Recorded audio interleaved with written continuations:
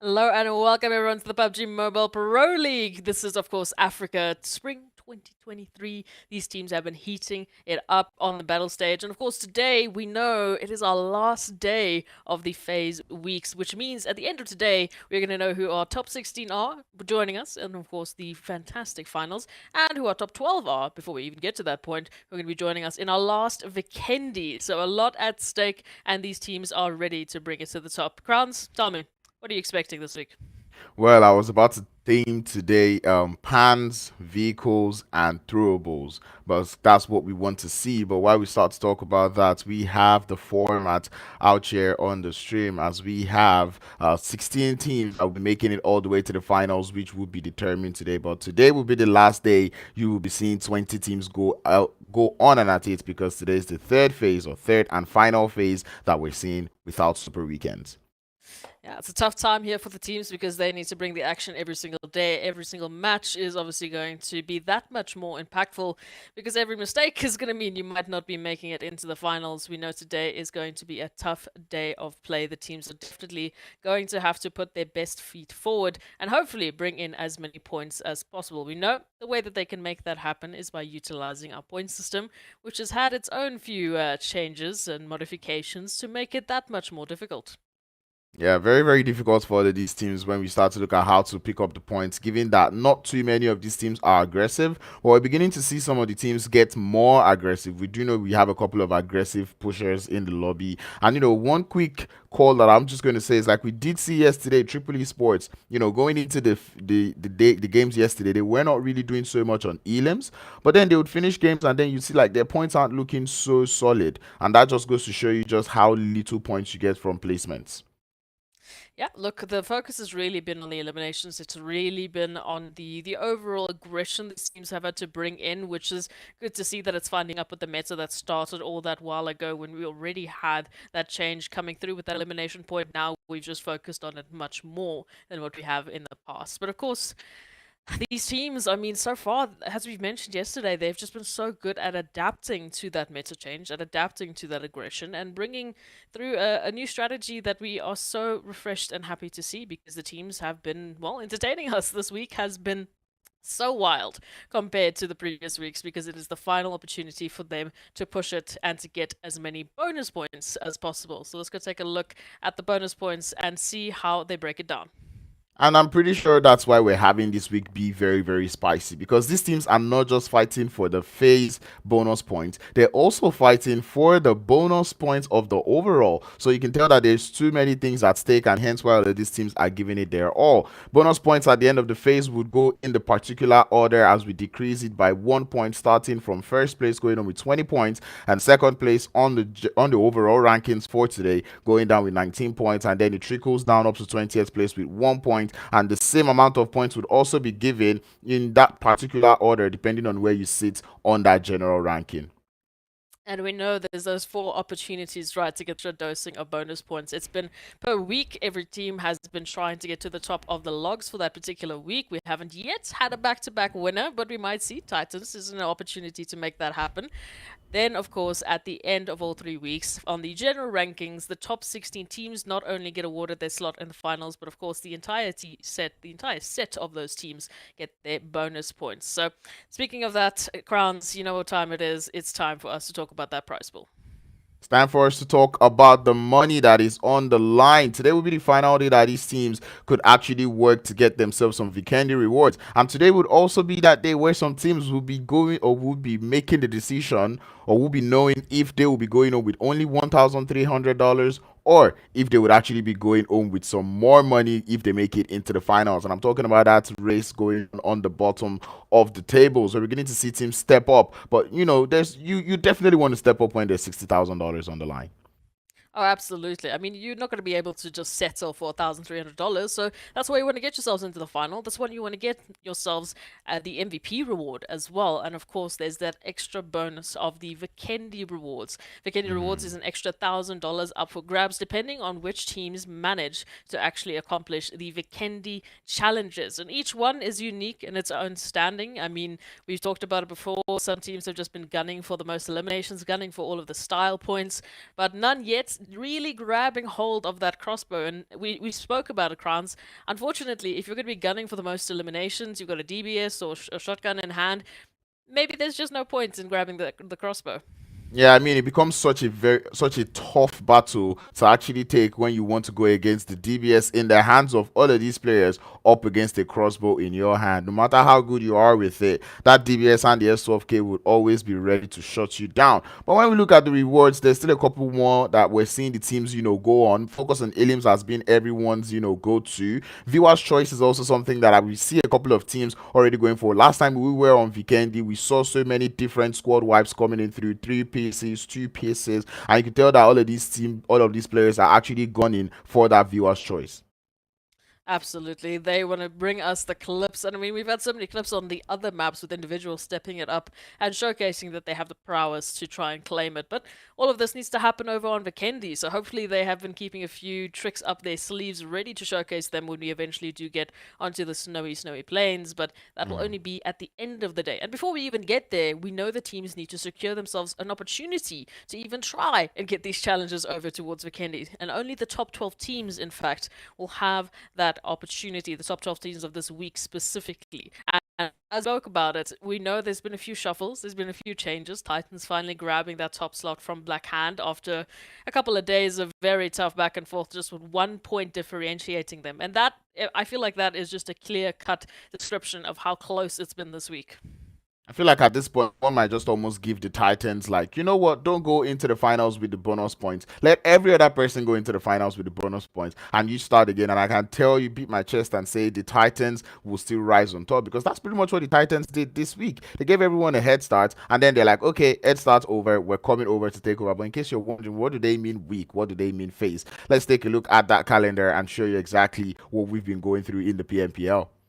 As we know, today is the only day left for these teams to try and secure themselves a top 16 placement into that next weekend of finals. So we are on the last Sunday of the phases before we get ready for that all-important break before the finals, which the teams are going to be bringing it to a whole different level. I expect a lot of teams are going to have a few opportunities, obviously, to do those VOD reviews, to change a couple things up, to bring it back even better than they have before. I'm telling you, and today is the day we say the hunt for top 16 begins. It has to be today or never. So all of these teams are going to have to start to work towards it. But then that's the thing. What I like about the calendar is the fact that, after today's hectic games that we're going to see, all of these teams would actually get that time to, rest. There's 4 days of rest where you get to relax before you head into those finals to come start again with hectic games. It's going to be wild, but we've spoken a lot about these teams. We've spoken a lot about the ups and downs and the opportunities they've been bringing for themselves. Go take a look at which groups these teams have found themselves this week. As we know, it's been shuffling every single week, and today is the last day that they need to try and get used to all of these changes, because come back next weekend, it will only be 16, and then they will be playing every single match.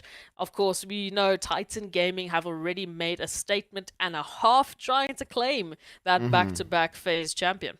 And I think today is probably the last day you want to use to get all your strategies together. And I'm saying it because we're beginning to see that with these groups, you kind of had some times where you get some matches you play without some teams who are direct opponents to your style of play. I'm saying this because of Titan Gaming and Blackjack Esports. We have that little rumble and tumble we see coming through from them on that map of Miramar, where both teams just don't seem to be able to play against each other on that map. And right now, this week or today is the last time that they get to be in, maybe you're in my Miramar, maybe you're not in my Miramar. If both teams make it to the finals, they're going to have to tough it out in all the Miramar games that are coming through in the finals. And it's going to be a very interesting set. We know in the finals there's actually going to be 6 matches per day, and that's going to follow in, I believe it's Miramar, Erangel, Sanhok, just repeated. So every single day you're going to have a double dose of every single map. You're going to have that double opportunity regardless of which map is your favorite, regardless of which map is the one that you really do shine, in the finals, you have equal opportunity, just like every single one of the teams finding themselves in that top 16 slots. So it's really about cap, it's really about locking it down to see what is your strengths, what works for you, and where some of the maps you might have to bring in a little bit of extra spice to make a difference, to make a change. But we know none of this would be possible without our amazing sponsor, Monster Energy, our official energy drink partner, who has been bringing the PMPL Africa's Spring, fall, whichever season you want to talk about, to your screens. It's all thanks to them. So massive shout out to Monster. And we've spoken enough about these overall rankings, well, the teams, but we haven't actually taken a look at what points they've managed to get so far.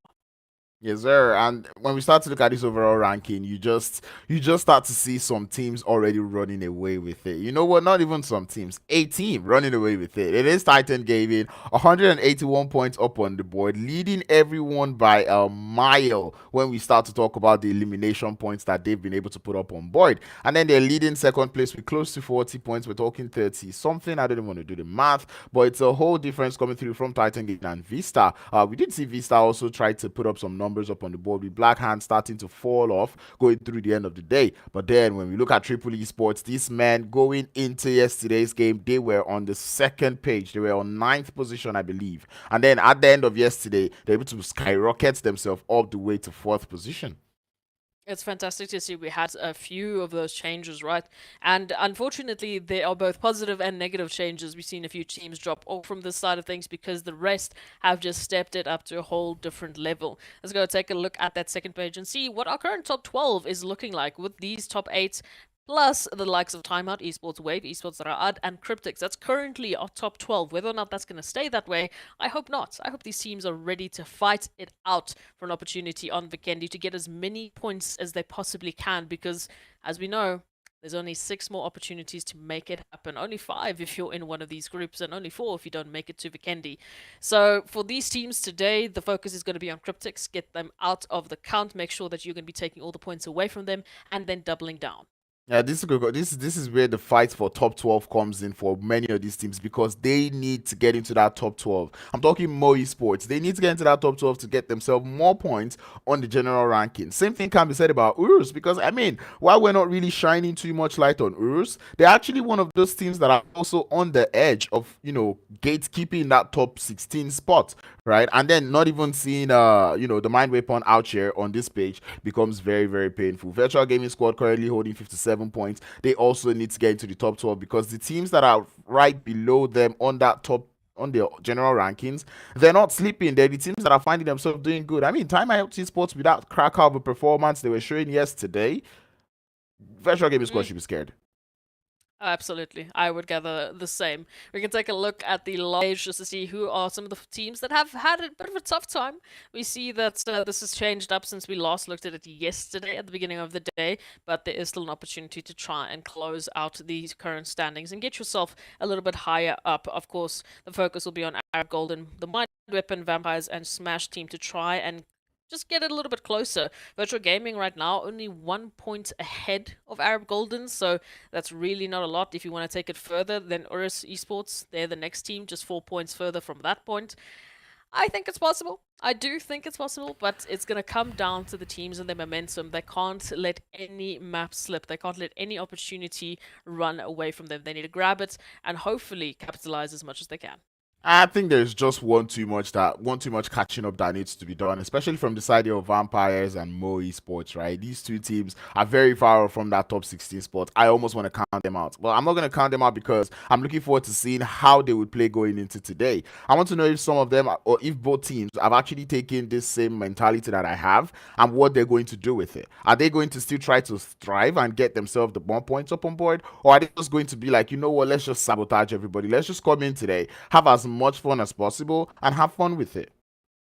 Well, speaking about today and speaking about having a little bit of fun, let's go take a look at that map schedule and see what these teams are going to be in store for. We know we've had a few Erangel heavy days, we've had a few Miramar heavy days, no Sanhok heavy days, sadness, but today we have a good balance, of course, with that addition of a Vikendi at the end of the day, that not everyone is going to have an opportunity to play. So definitely for the groups that are starting on the day, A, B, C, and D, they need to try and hit the ground running, get as many points as they possibly can. But overall, I think if there was ever a day that you would want as your last opportunity to get as many points as possible, you would want it to be a balanced set of maps. Yep, it has to be a balanced set of maps. Only one Sanhok, which means these teams will be happy about that, or some of the teams will be happy about that one. Group B will be sitting out that Sanhok game, so I'm not sure if they will be happy about that one that they've got. But anyway, Group A, B, C, and D will be heading into our first game of the day, which will be Miramar, which is nice to see. We never get tired of seeing Miramar because of how much action Miramar has tend to bring out here in the PMPL Africa. And I just have to mention, almost every single map, not even almost every single map, we always get to that last and final circle. No, it's been wild to witness these teams and how diligent they've been to make sure they don't go out early. But Miramar has also been throwing some of the wildest zones. I mean, we've been literally pushing these teams on off the coastline, sort of just kicking them off of the mountains and saying, well, let's see what you can do and if you can survive this. So I'm a bit worried that we're starting off with Miramar. Hopefully the zone guards will be a little bit more I guess playful and not as violent, bringing the teams those opportunities to get the points. But we've had a fantastic showing of teams, and I have to highlight, I mean, going into this first map, obviously we're going to be asking the question, who's going to be rising to the top? I'm still thinking the Titans are cooking up a little bit of something dangerous, because we know if they manage to stay at the top of the lobby at the end of today, they will be the first team to take back-to-back phase #1 slots. So yeah, that's a lot to play for. If things end up the way they are right now, Titans go into the finals with 79 points as a starter. That is scary. They're 1 point away from 80 points. And I tell you, if Titans do it, I will take it as Titans actually did finish in top 1 spot in all the phases and they got themselves 80 points. Because I'm going to do mathematics right here and I'm going to round it off to that round figure. Because if they get 79 points, it's just 1 point that prevents them from getting 80. So I will take it regardless. And I mean, the one team that managed to take that 1 bonus points away from them, if they do succeed today, would have been Triple Esports. We know currently on the standings, they are fighting to get themselves up into those top slots as well, but it's been a tough battle. Everyone has stepped up almost simultaneously, so it has been quite the interesting battle. Black Hand, also a team that we've seen, bring in some shining moments. RUKH Esports yesterday as well, they just showcased some of that Phase 1 energy. Yep, and that is one thing I love to see. And it feels like someone whispered to these teams, on Wednesday that, you know what, guys, there's something called PMGC points. Because I feel like that is what Titans are going in for right now. It's almost like they're looking for so much of a head start, so much of a bonus in terms of, gathering as many points as they can, that they're not even minding if this is actually the league stage or if it's not the league stage or not. And I love that attitude coming through from the Titans.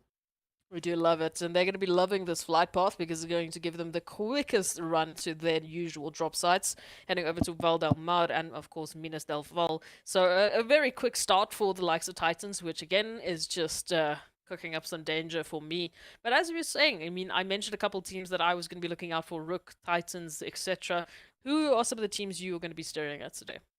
I already said I wanted to keep my eye out on the teams that are in the that are in the bottom 4, because I know they will be cracking up things, they will be switching things up today. But anyway, going into this first game of the day, I'm gonna keep my eye out on Blackjack Esports. I'm just gonna say that because this is a Miramar game. They're in here with Titans, and I'd really like to see what they can put up on board. Also, now with the zone, I go triple.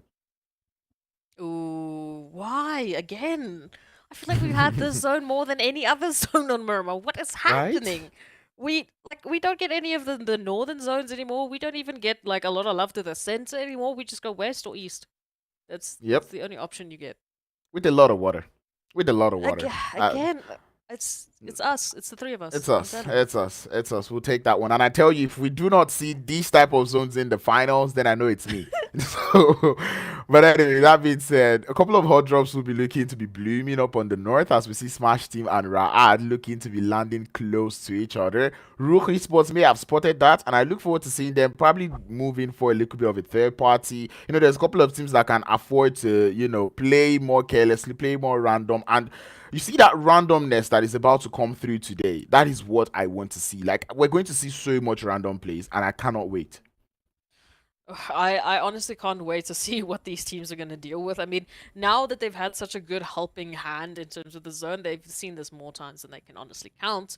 And with that comes a little bit of that experience. Now we're not talking about the teams that normally would use those drop sites as the teams that have the quote unquote most experience. But now everyone has had that equal opportunity. So it's going to be definitely interesting. We've seen Triple Esports, or at least IC, being an absolute menace to the teams in the final moments of that zone. So this is going to be an interesting one. We also have to take a look at what these hot drops are going to be looking like, because again, this is your last day of play. Do you really want to be taking these risks, or are you going for a little bit of sabotaging?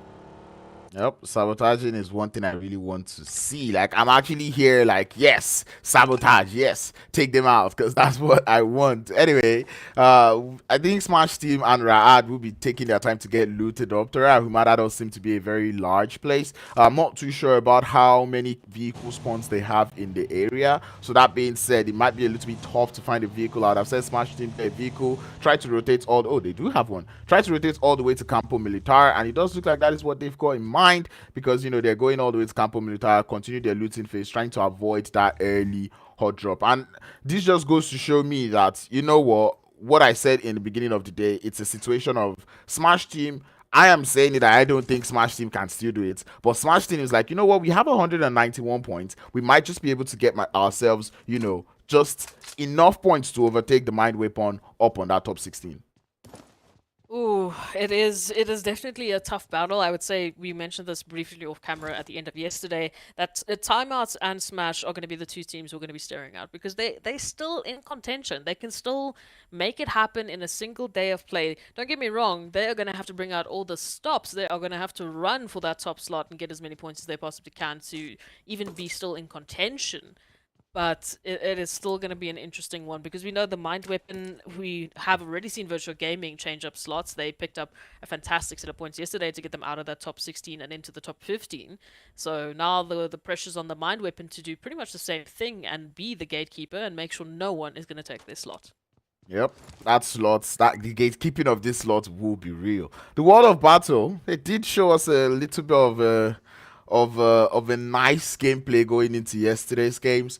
And this is a team that we've seen them show us glimpses of what they're capable of doing, right? And I really want to see them, show us that, we're the World of Battle, we can put our points on board. Yesterday, 34 points that they were able to accrue makes me feel proud.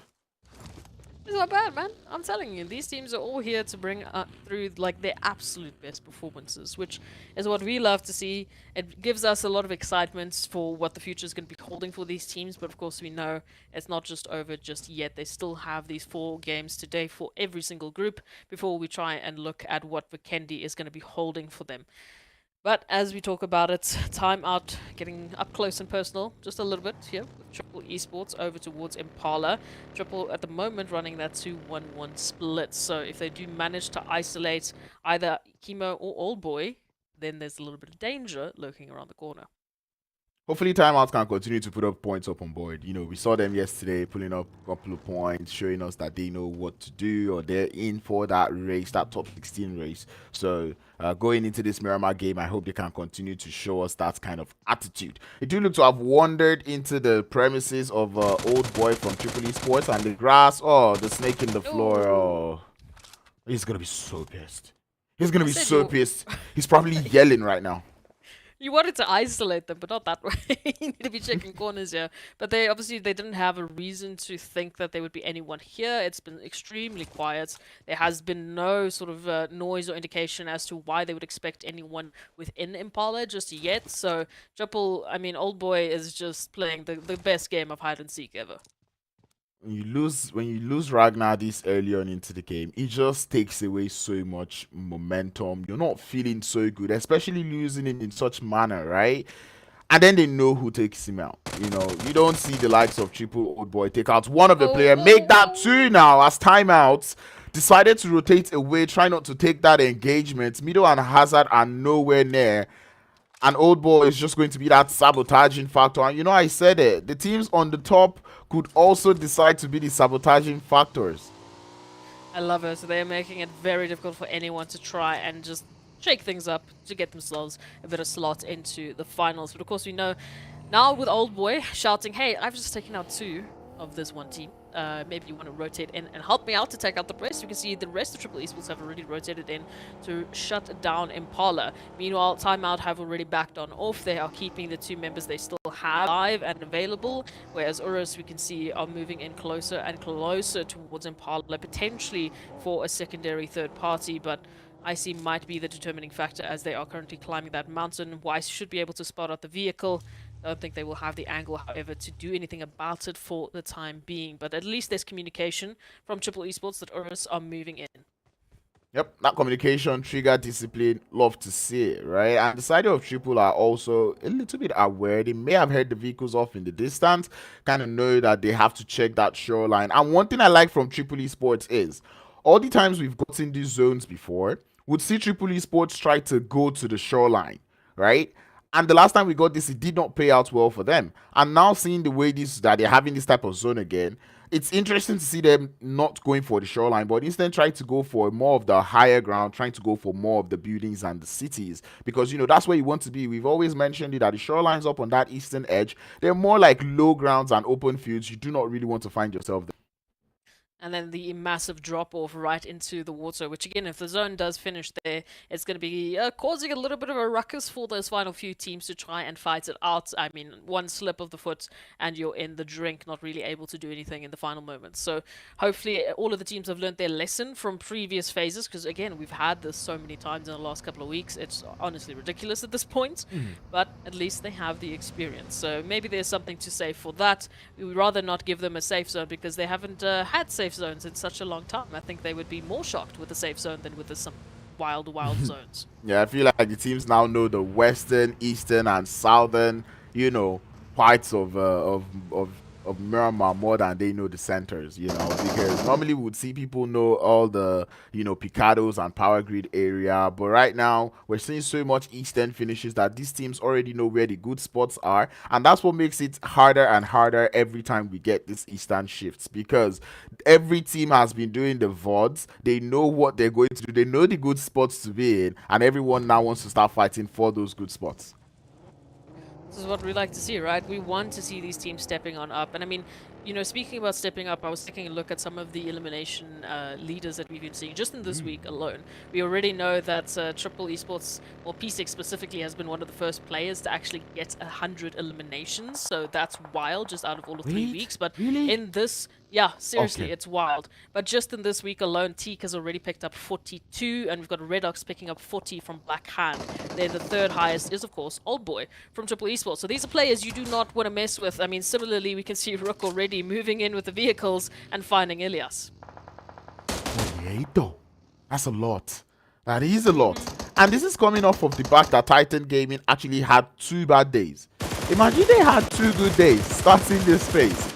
It would have been something different. I do have to point out that RUKH from the side of Blackhand has also been one very impressive player going into this phase. We've not really seen him do much, and this was something that we were, kind of skeptical about, because we started to talk about we're talking about the Rust apocalypse that we saw happen at the beginning of the, of the PMPL in general. So many transfers here and there, and we're wondering just how well the teams are going to adapt, how much synergy the players would have with themselves. And seeing a couple of these players already doing it, like RUKH, it's impressive to see. Absolutely. I mean, his 40 eliminations, only 2 behind Teak for this week alone. That is a wild number to be talking about at this level of PMPL. So definitely in terms of individual prowess, we've got a lot of fantastic individuals, but they need to make it count as a team. I have to agree with you there. So as we talk about these teams now rotating on in, with that zone centering up, it is going to start cutting away as much of that water as we possibly can, including those coastal line ridges. So Triple Esports will be one of the last teams to hold that for now. We should still see a few rotations, specifically Titans moving in from the south, but meanwhile Blackjack Esports finding Greedy for kills. Well, this is game 1, so if Greedy doesn't win this fight, I wouldn't be too surprised. They have lost one player, Fivo, but Zeke would go down in the trade, as Nosa would also follow to get yet another knock onto the side of Blackjack Esports. Phoenix trying to see if he can get a couple of damage done, but his HP would suffer for it as they have to fall to the top of the stairs, trying to hold down. MG with a jump will fall as he's going to get knocked. Phoenix now the last player left, and Blackjack Esports gets sent back into the lobby with the burn from Greedy for kills. I mean, when you talk about greedy for kills, Zuxi also one of those people who have managed to get themselves up into the top 10 slots in terms of eliminations, picking up 26 so far just this week alone. And we know in the previous weeks they have also just been absolutely wild. So greedy for kills, maybe starting to shake things up, bring in a new energy or new pattern into their play today. We'll have to wait and see how it turns out. Titans, though, looking for triple esports. Ooh, this is a bit of a declaration of war. It really is. Normally, we would see Titan Gaming on more of the southern side, but right now they're looking to go for more of an eastern rotation. And I think they're probably trying to look at the playing path to zone ratio that we had, expecting that they wouldn't have too many teams on this eastern edge. Kind of surprising, but one thing we do know, and we've said this multiple times, the teams in the lobby do not do too well with surprises. So you'll be very surprised when you see Titans on this eastern edge, starting to frag out. You would be very surprised indeed, but I mean, with the zones that we've been having, with the information these teams have been working with, we'll have to wait and see how they're going to be bringing their own spin into these next few rotations. It's definitely going to be heating up. As you can see, the World of Battle already finding Timeout. And we know for Timeout, this is more an important battle. This has more impact on their overall standings than it does for the World of Battle. It's a 2-on-2 trade, but the side there of Timeout not quite starting this one with as many players as possible. One player will go down for the side there of the World of Battle as Strong goes down to the third party. Timeout with the jump shot from Hazard. He's able to get the wipe and keep at least one of his players. Actually, there was only one player is able to keep Mido still alive. But the thing is, there's a couple of teams that were doing a little bit of third party, and we're talking about Arab Golden. The side of URUS also heard all of that shots. Do they want a piece of the action? It doesn't quite look like it yet. I have to wonder what's going on that western side. We can see Vista, Vampires, GREEDYFORKILLS. They're all finding one another. A little bit of a back and forth, as well as Vampires still need to rotate on in the rest of their team to help out Ninja, hopefully to be able to survive that onslaught. So we'll wait and see. It looks like that third party is going to come to fruition here. GREEDYFORKILLS finding themselves out in the open and a little bit afraid. We still see that Vampires are out in the blue just behind them, rotating in now. Oh. We look forward to seeing how that one closes up. We just see VISTA Gaming up towards the side here of Greedy. Greedy already up by 6 elims. You know they've got adrenaline pumping in their veins. They're so glad and happy to take this one. This is not Greedy that we would normally see on the first game, but it's nice to see them implementing change into their gameplay. Yes, we love to see it. Adapt, get better. That is one thing that we can never stop counting out. Oh, sorry, we can never count out. But anyway, grenades would be coming through. Nosa trying to find that opening, but VISTA Gaming, they've got Aboud on that off angle. He does look to be getting to the buggy, probably to get yet another one, another angle. Fevo still sending the grenades. Greedy, they want all of these compounds. I mean, it's not even in the zone, but then they realize they have to take out VISTA Gaming in order to make a smooth rotation into the circle. It's going to be a spicy one. Vista now having to deal with the rest of GREEDYFORKILLS as they've decided this is it for them. They want these eliminations. Vampires, in the meanwhile, of course, have backed off because they've only been relegated down to 1. So they're not going to get involved. Now, Vista, they have to hold off. They really do. The shots coming through from the side. Instead, will find one knock.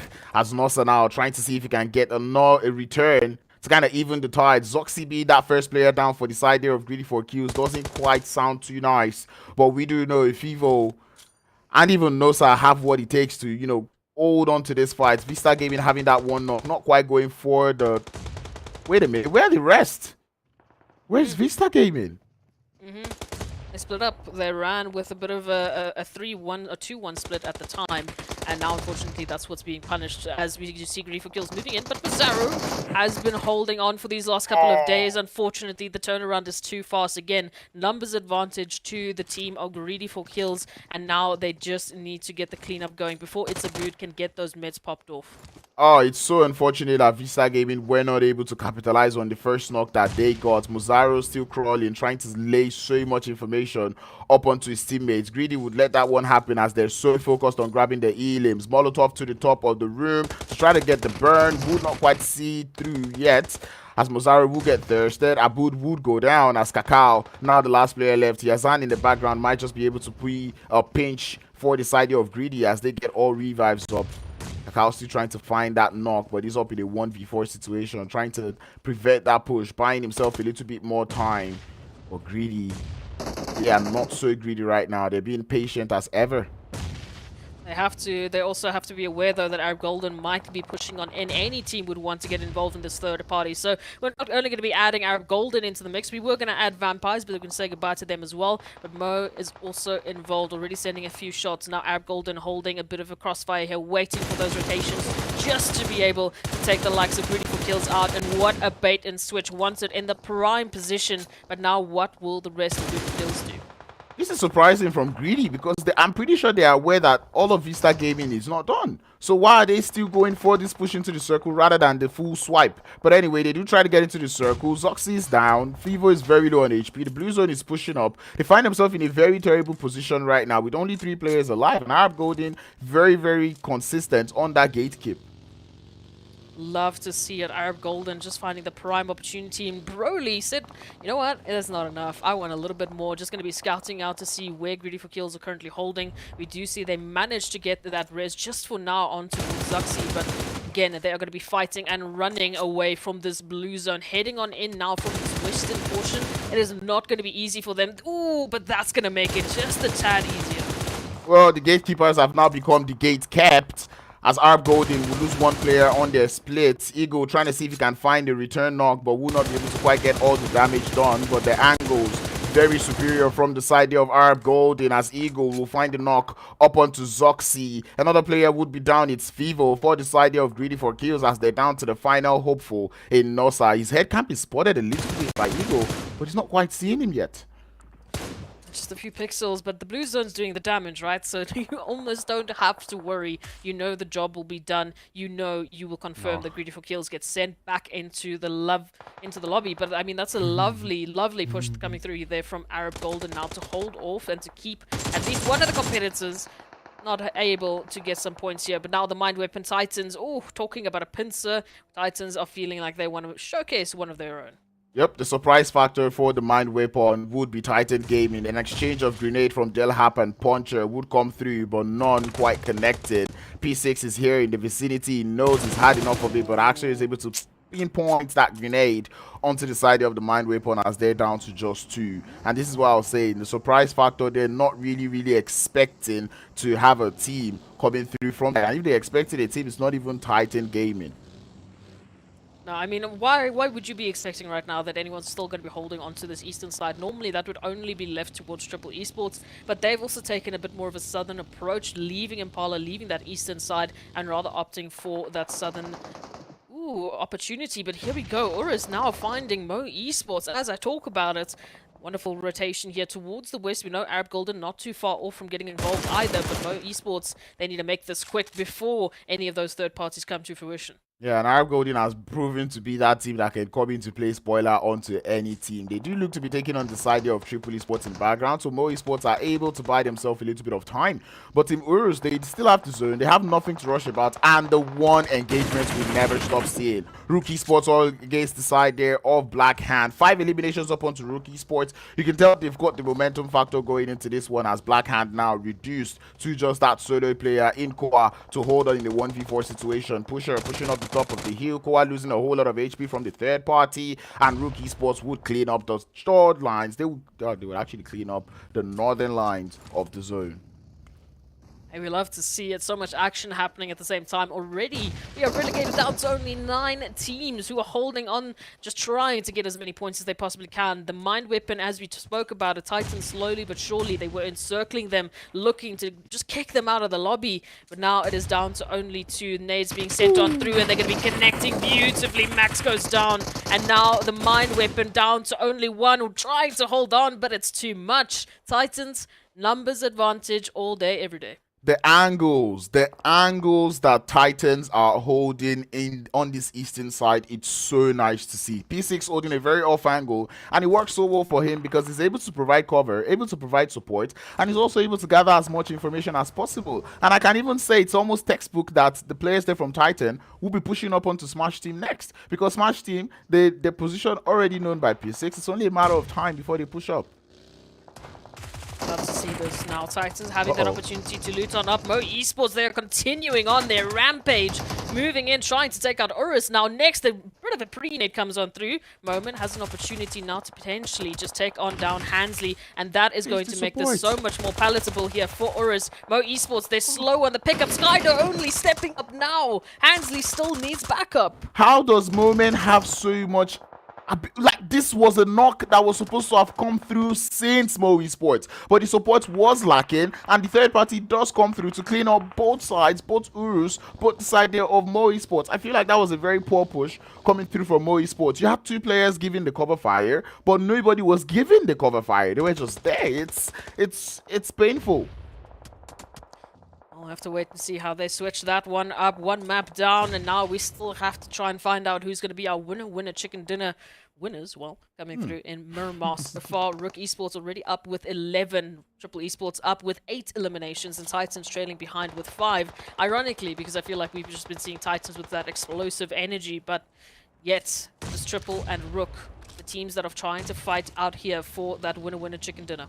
Unless you take out the Titan here, if Titan currently are on 6 eliminations, and you know our theory states, if Titans get 7 eliminations in a game, they're almost unstoppable. They're getting that top 2, if not even the chicken dinner. Triple Esports find themselves out here in the vicinity, trying to see if they can stop an end to that run before they each hit that 7-point mark. But Icy is going to be the first man in line, looking to apply a little bit of pressure onto the side there of Tick. But RUKH Esports coming in for the third party of the century, and they're getting the knock. But man, you've got to admire the advantage, the third party, the domination coming through from the side here of RUKH Esports. Already up to 11 elims. These guys are onto something. We said at phase 1, RUKH Esports is definitely back in action here, trying to make sure they pick up every single possible point. That nade, pinpoint accurate over towards Old Boy. And now RUKH Esports, they have that opportunity here to completely wipe out Triple Esports and give themselves all the space necessary on towards that southern portion of the zone. Cool first aid kit coming through from Icy, not something we see really implemented as RUKH Esports looking to clean up the solo. Smash Team has got Rolex, but that man does not have time. As they're pushing up onto his location, they pinpoint him, send him back, and that is going to be a 12th elim, 12 points for the side there of RUKH Esports. Arab Golden, the last solo left, and it's only a matter of time. Haman is not in the zone, he has to get in, but the Titans, they're not going to relax. They're taking out the side there of Triple Esports, looking for that 7th elim, and they get it. And I feel like this is the point. You most likely cannot stop them anymore. They're down to a 2-piece, not so much of a numbers advantage, but these guys are going to start to work. They're gonna have to work a lot here, Crowns, because they're up against the full piece here of RUKH Esports. They're 4 players up. They've got 12 eliminations. In terms of statistics, I think I'm going to be leaning towards RUKH Esports, regardless of what I said at the beginning of this Miramar. I don't know how Titans are going to turn it around. There's definitely still an opportunity. We have seen solos do a lot more with a lot less. So now as you take a look at it, we've got a solo from Triple, a solo from Arab Golden, and then the duo coming through from that western side. Now, if they can find IC, they do. Then it's just one more from Arab and the rest of RUKH. Done. The work is done, really, because that just makes things easier for the side of RUKH Esports. RUKH Esports already sitting on 12 elims, and there's only, 3 players left for them to take out. Unless RUKH Esports gets so greedy, I don't see them losing this game. They are aware of the position coming through from Arab Golden. And the same thing can be said about Titans, but Titans are looking for that off angle, trying to capitalize more on the amount of space they have in the zone. But it's almost too late because RUKH Esports, they've got their wings spread all across the zone. They're sitting in the center of the circle, very confident. A 2-1-1 split coming through from their side. And you can tell that they know exactly what is going on. They're just waiting.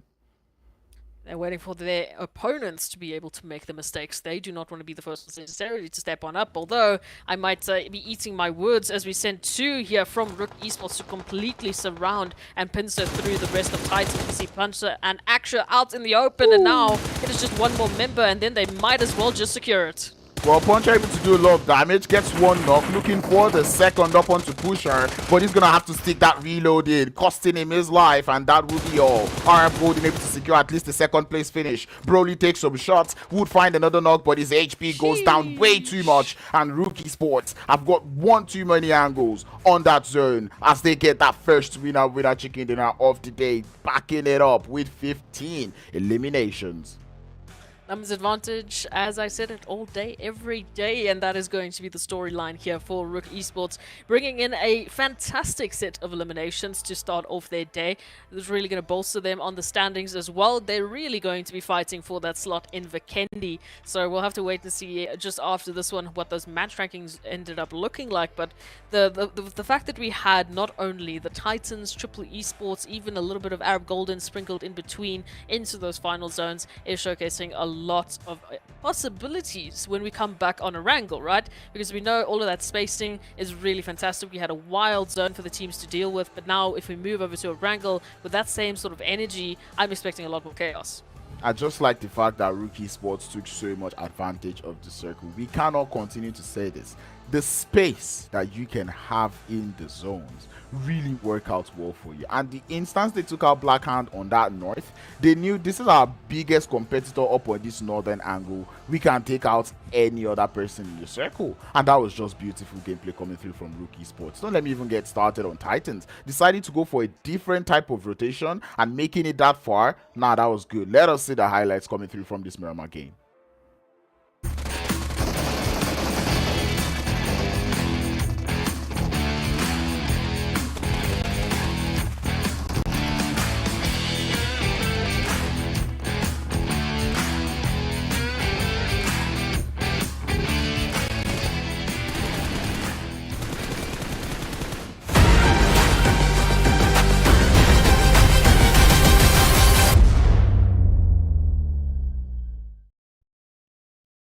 Game 1 already setting the tone for the rest of the day. Whether or not we'll see if that's going to come to fruition here for the rest of the teams, if they'll be able to follow suit in terms of what RUKH Esports have just managed to do, or maybe they will even be seeing some records broken once again today. But let's take a look at the match rankings and see. We know RUKH Esports, of course, top of the lobby, surely, 25 points. I mean, who else is going to get close to that? Oh, definitely not Triple Esports. They were able to put up 14 points up on board. And I'm liking this now. I like the fact that yesterday we called out Triple Esports for not getting elims. And today they're going into the game, first game of the day. And now they're getting more elims than they're getting placement points. Love to see it. Now, Titan Gaming, able to get 8 elims before they got stopped in their tracks. 13 points up on board. Arab Golden, having that one player survive till the end was very nice for them because they needed those placement points to back up the amount of eliminations they were able to get in the early phases of the game. We love to see it. These teams have been cracking a little bit of monster before these matches, bringing all this kind of energy. As we take a look at that second page, though, we know Mo Esports is going to be ending up in 8th place with 3 points. We take a look at the rest of the teams, and it's no surprise that we have such a top-heavy scoreline. I mean, having all of these teams individually stepping up, grabbing eliminations the way that they have, it makes sense. And unfortunately, the Mind Weapon, Vista Gaming, the World Battle, Blackjack Esports will be going to the donut shop, as we like to say here.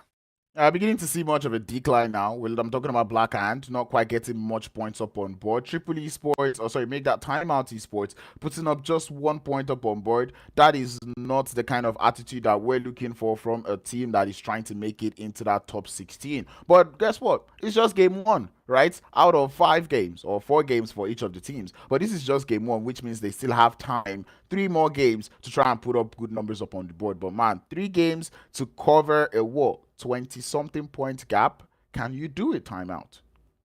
That's going to be the question. We know, of course, they're also fighting for that opportunity over towards Vikendi. And right now, I would say every single team wants to get as many points as they possibly can. So any opportunity you can grab, please do take it. But while we talk about that, while we ponder all of those fantastic ideas, we're going to be taking a short break and we'll be right back with Erangel.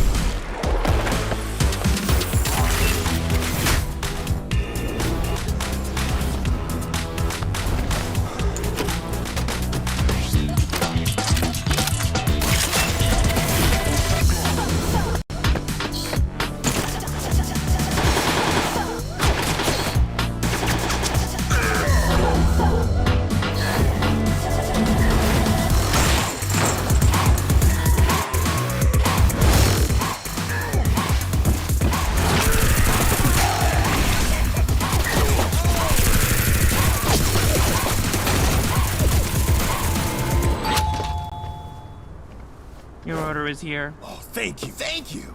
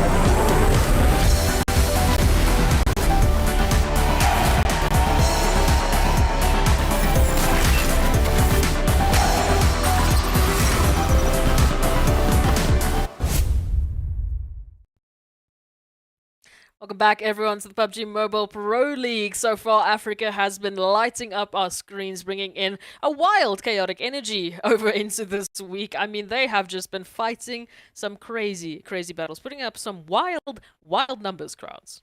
Well, permit me there. I was just having a gulp of my Monster Energy because they are our official partner here in the PUBG Mobile Pro League Spring Split 2023.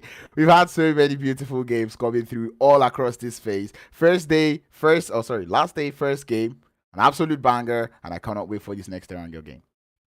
You said it, yeah. It is the last day of play, so we have just played one of our last first games of the day, and now we're going to be heading on into the second one, that being Erangel. And as we start whittling down these numbers, as we start getting closer and closer to the end of the day, the pressure is just going to continue building, because we know we're getting that point where we need to say goodbye. Unfortunately for teams, I think that's why we're both dressed in black, because we are very sad that we have to do that today, but it has to be done as we prepare for the finals. Yes, sir, because that finals, we want to scrutinize, we want to clear out and know who those top 16 teams that will be battling it out would be. But anyway, we're about to get into Sanhok. We'll be seeing a couple of groups, into Erangel. We'll be a couple of groups sit this one out. It will be Group D sitting out. It will be Black Hand, RUKH Esports, Smash Team, and the Mind Weapon. And I tell you, RUKH Esports probably not happy about that one, because, you know, they just got a very good game, a good chicken dinner, and then having to sit down and relax. I don't think they want to relax going into the next game. It's a bit tough, but if RUKH Esports are going to be sitting out, we know the likes of Titans were very close to grabbing that winner chicken dinner. I'm still thinking they are cooking up a little bit of something else. And for me, it would be wild, because then, again, since we have changed the format, since we have brought in this format, we would then potentially, at the end of the day, have our first back-to-back week champion, which would, of course, be Titans, setting the tone, potentially, for what those finals are going to hold. So it's a very interesting set that we have right up ahead of us. The rest of the team, it's up to them to make that not happen. If they can take out the Titans, if they can make sure that this Erangel is not going to be their game, then I think we might still have a chance. Well, like I said, someone may have told the Titans about PMGC points, and some of them might have also told them about making it into PMWI, because I can tell you, the Titans don't look like they're going to stop anytime soon, right? And that's the thing about, we said this about the Titans earlier in the phase. When they start, they do not know when to stop. So you have to make sure you do not let them start. And this is what I say, when they start, and in the game, it's defined as when they get 7 points from elims, they have started. Then they don't know how to stop. So that being said, if you take out the Titans like we saw yesterday, you will have a good game in your hand.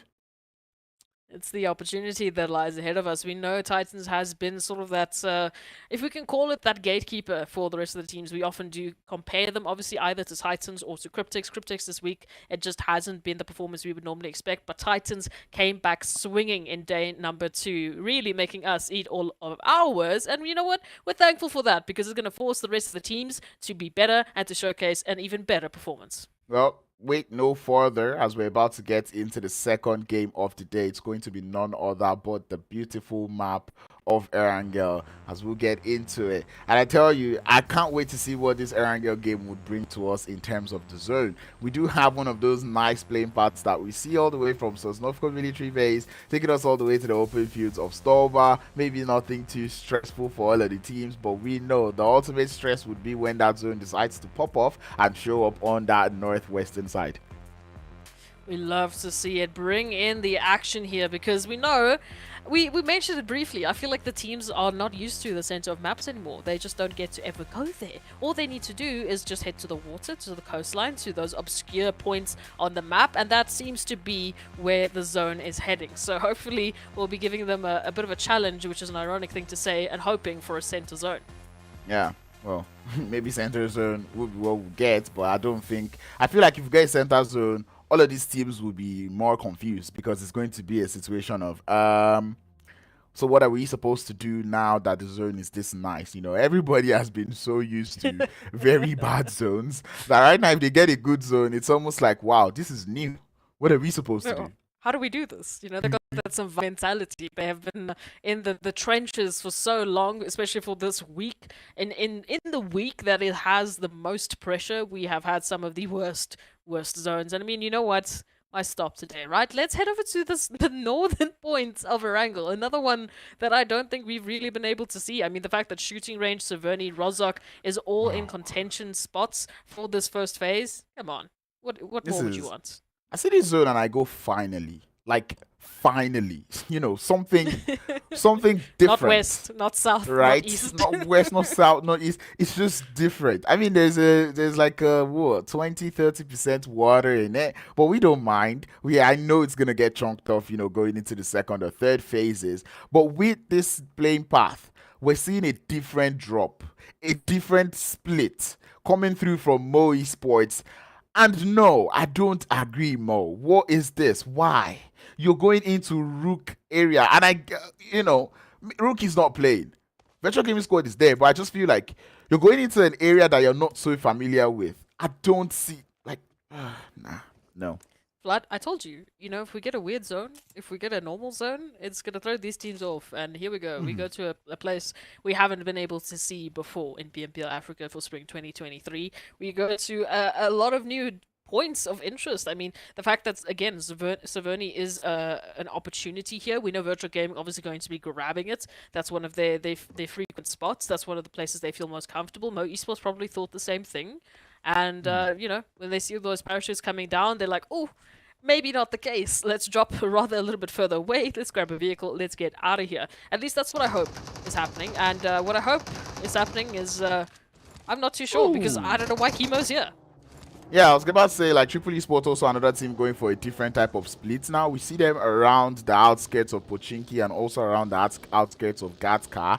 Not something or not a place we'd normally see them. It does look like today they decided to go for their split land that they used to get a vehicle. And they decided that, you know what, we're not going to get vehicles. We're not going to drive to Primos. We're just going to start our rotation. How much loot we'll be able to get from this part. See how confident would be to head into the rest of the game. Skeptical about it. Now that you've lost one player in Kimo, you might as well start that rotation. But it does look like we have a car chase. Hansley on the 3-wheelers. We spoke about them yesterday. Yeah, no, those just please. The 3-wheelers is a bad sign. It's a bad omen. Please, just don't. But hey, we have to wait and see what these teams are going to make use of it. What's interesting though is, unlike everyone else that's pretty much just tried to change things up a little bit more if they haven't been favored into this next zone, Wave Esports have stuck to their guns. They've gone for that drop over towards Nova on the military base island. Now having to make a rotation, of course, we know. I'm not sure if they're going to be opting for that Western Bridge approach because either Vista is to the west or Titans are to the east. So I guess pick the lesser evil. Would that be the Vista? I don't know. I feel like for Wave, it's going to be down to how much research they've done, and at this point, it would mean they would have to find so much stems and so much things to work with. GGs, Hates, and Paradox now getting pushed by the side of Virtual Gaming Squad in the car chase. And at this point, Virtual Gaming Squad is just like, yep, we know they're around here somewhere, so let's just chase them. And well, it does seem to be working out well for them. Not gonna lie, I do not expect to see Mo Esports in this area once again. These guys are at the shorelines, right? They've been taking all 3 eliminations have come through from that shorelines who were split apart. And Skydo, the last player left, is in the shooting range, you know? If you're going to land in a new area, you want to be as close to each other as possible. I'm not even going to... I feel like at this point, I'm not going to talk about it anymore, especially how they go for those long splits. But the more bad games, this is 2 bad games already out of 4 that you get for today to make it into the... to make it not just into Vikendi, also into the finals. And I feel like you're running out of games. It's already a GG's from here on out. I mean, hey, there's always point to say that you can still focus on that Vikendi opportunity, right? I mean, we said it. Maybe even fighting for those challenges, they might be one of the first teams that actually go for it and get the crossbows, because so far no one else has done that. It's an open challenge, and it's been fairly easy to say that if you can just get crossbow kills so far, then you are more than likely going to be guaranteed that reward. So I would say, even if you this week or the last few weeks haven't been going the way that you would want, set yourself up for success later on. Don't let it stop here. Don't let your story end here. Let's see a little bit more of those glimpses of hope towards the end of the day. But speaking of one of these beautiful, beautiful glimpses of hope, Erangel has shown to be a very northern approach now for these teams, all trying to make their rotations in.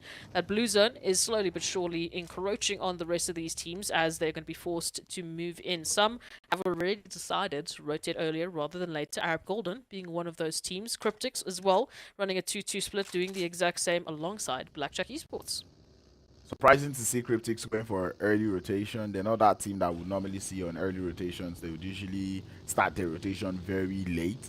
But seeing the type of zone that we've got out here, it's quite understandable. A lot of these teams looking to stay close to the bridge, because obviously we know that zone has not really decided where it wants to stay. There's still that chance that it could go down towards the south, so everyone not quite capitalizing or not quite focusing on that northern edge of the circle. A couple of people staying close to the bridge. We're looking at RUKH, we're looking at Vampires also somewhere close to the bridge. These players there from Timeout also close to the bridge. The World of Battle also close to the bridge, so you can just tell like everyone is trying to breach camp right now in case anything happens. I like it. I do. I mean, you never know. There might still be that one team on military base island. Obviously, we know it was Wave Esports with that flight path. It makes sense. But now it is, it's into the danger zone here. What sort of decision they're going to be making going to the west or the eastern bridge? They might be finding a team on either side. We'll have to wait and see how the timing works out. We know the blue zone has officially crossed both of those bridges, so the teams necessarily holding those points might want to move on out. Blackjack Esports just doubling back a little bit, potentially to wrap around CRYPTICS or take a bit more of a northern approach. We know the side of Stolba is pretty much open for the taking if they do want to go that far. And at this point in time, obviously these compounds completely open. So it's a nice open area for them to be holding for the time being while we wait for that next zone shift. The Vampires, Crowns, what's happening? Oh, they are taking a fight with the side of Timeout, and they have lost 1 player so far. But here comes the players there from Timeout. They're still up as a 3-man squad as the push up the stairs would stop, able to prevent that one. But another grenade would take down Ragnar for the side here of Timeout, and Abdullah would also be a casualty to that grenade as Vampire is able to turn the tides now. Hazard, the last player left, definitely not in a good position, and he does get taken out. Now, Vampires having fun with it, they have nothing to lose. Timeout, on the other hand, this is not the type of game that they need if they're looking to catch up to Virtual Gaming Squad or even the Mind Weapon. Ooh, it's going to be a tough one. Again, we know all of the teams finding themselves in that bottom 4 are gunning for as many points as they possibly can. Obviously, Vampires being one of them. It's going to be an interesting one. CRYPTICS, again, in terms of the rotations, now heading over towards Severny, because we know the zone very close to centering up on Severny. So there's going to be a lot of focus of teams trying to get these compounds as soon as possible, because it's either way going to be giving them an opportunity to hold on and better compounds that they can utilize. But now Virtual Gaming, they need to defend their real estate. Hey, I always wondered where this building was. So it is outside of Severny. You know, when you play the arena modes, there's this part, there's this one of the arena modes that has this area. I never knew this was where it was. Well, that is good knowledge. Side of CRYPTICS coming into Severny to get a clean wipe onto the side there. Or not, maybe not a clean wipe, but to get a couple of players out of their way. As that zone did go all the way to the north, so there's Severny being that center. I thought the waters would be out of the circle by now, but I guess I dare not tell the zone or dictate to the zone what it should do. never know. Maybe sometimes we can use a little bit of that reverse psychology to get what we want. For now, Virtual Gaming might not be getting what they want because they thought that they were only dealing with CRYPTICS. However, you've got Arab Golden now rolling on in as well. As we said, a lot of focus on these compounds as they are the center currently of the zone, and everyone is looking for a piece of the pie as these phases will be moving on in. Titan still yet to get themselves into zone, will be one of the few later teams, as well as Wave, who are currently all the way by Mansion. So that is a very wide rotation they're going to be taking into this next phase. Yeah, and that was something I was going to say about Wave Esports, that it's going to be down to how much research they've done. They know Titan Gaming is not that team that makes early rotations quickly into the circle. So that being said, they would have to wait for when they feel like Titan Gaming would have started their rotation before they start to commence their own rotation, so they do not get breach camped, you know, on their way into the circle. I'm not going to get that word right, and I don't know why. But anyway, they do go for a long rotation. In the meanwhile, we did lose MEA Esports out there, as the World of Battle will be spotting out the rest of the player, which is Skydo. Take him out. The entire South does look to be free, as many of the teams looking to send it into Severny. A couple of teams holding it up in the bunkers outside the shooting range. Looking forward to see how it's going to play out. A very interesting few points of interest here. A few setting up. You can see still rotations to be made. Wave at least are a little bit closer than Mansion. They have slowly but surely made their approach on in. Just going to be worried about how they enter, as well as URUS coming through from the northern side. That zone's still going to be centering up now on towards shooting range, which makes it a very interesting idea here for those final few phases. Because if we end up in shooting range, I mean, comedies there. These jokes write themselves, right? An eastern, sorry, make that a western shift on that zone. Not too hard, but it's going to cut out a bit of Severny, which means all the teams in the city may have to come out of the city. And the World of Battle, I would say they're in a nice spot to take out the players there from Severny.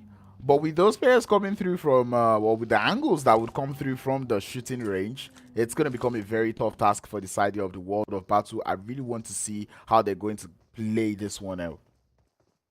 Lag, obviously, right in the head sights here of Titans coming through from that high rise. A little bit of a peek into Severny. We see Arab Golden still holding on strong, making the rotation in now, potentially. As we just wait for the timing here. Vampires, in the meanwhile, they've made a great rotation to get themselves into shooting range, being one of the first teams to do so. But now, look at this. Again, just line of sight coming through from Titans because of that later rotation. They found themselves in the southern portion of the zone. They have the high rise. They have the angles into shooting range. They have some potential opportunities here. They just need to be careful that it doesn't get turned back on them.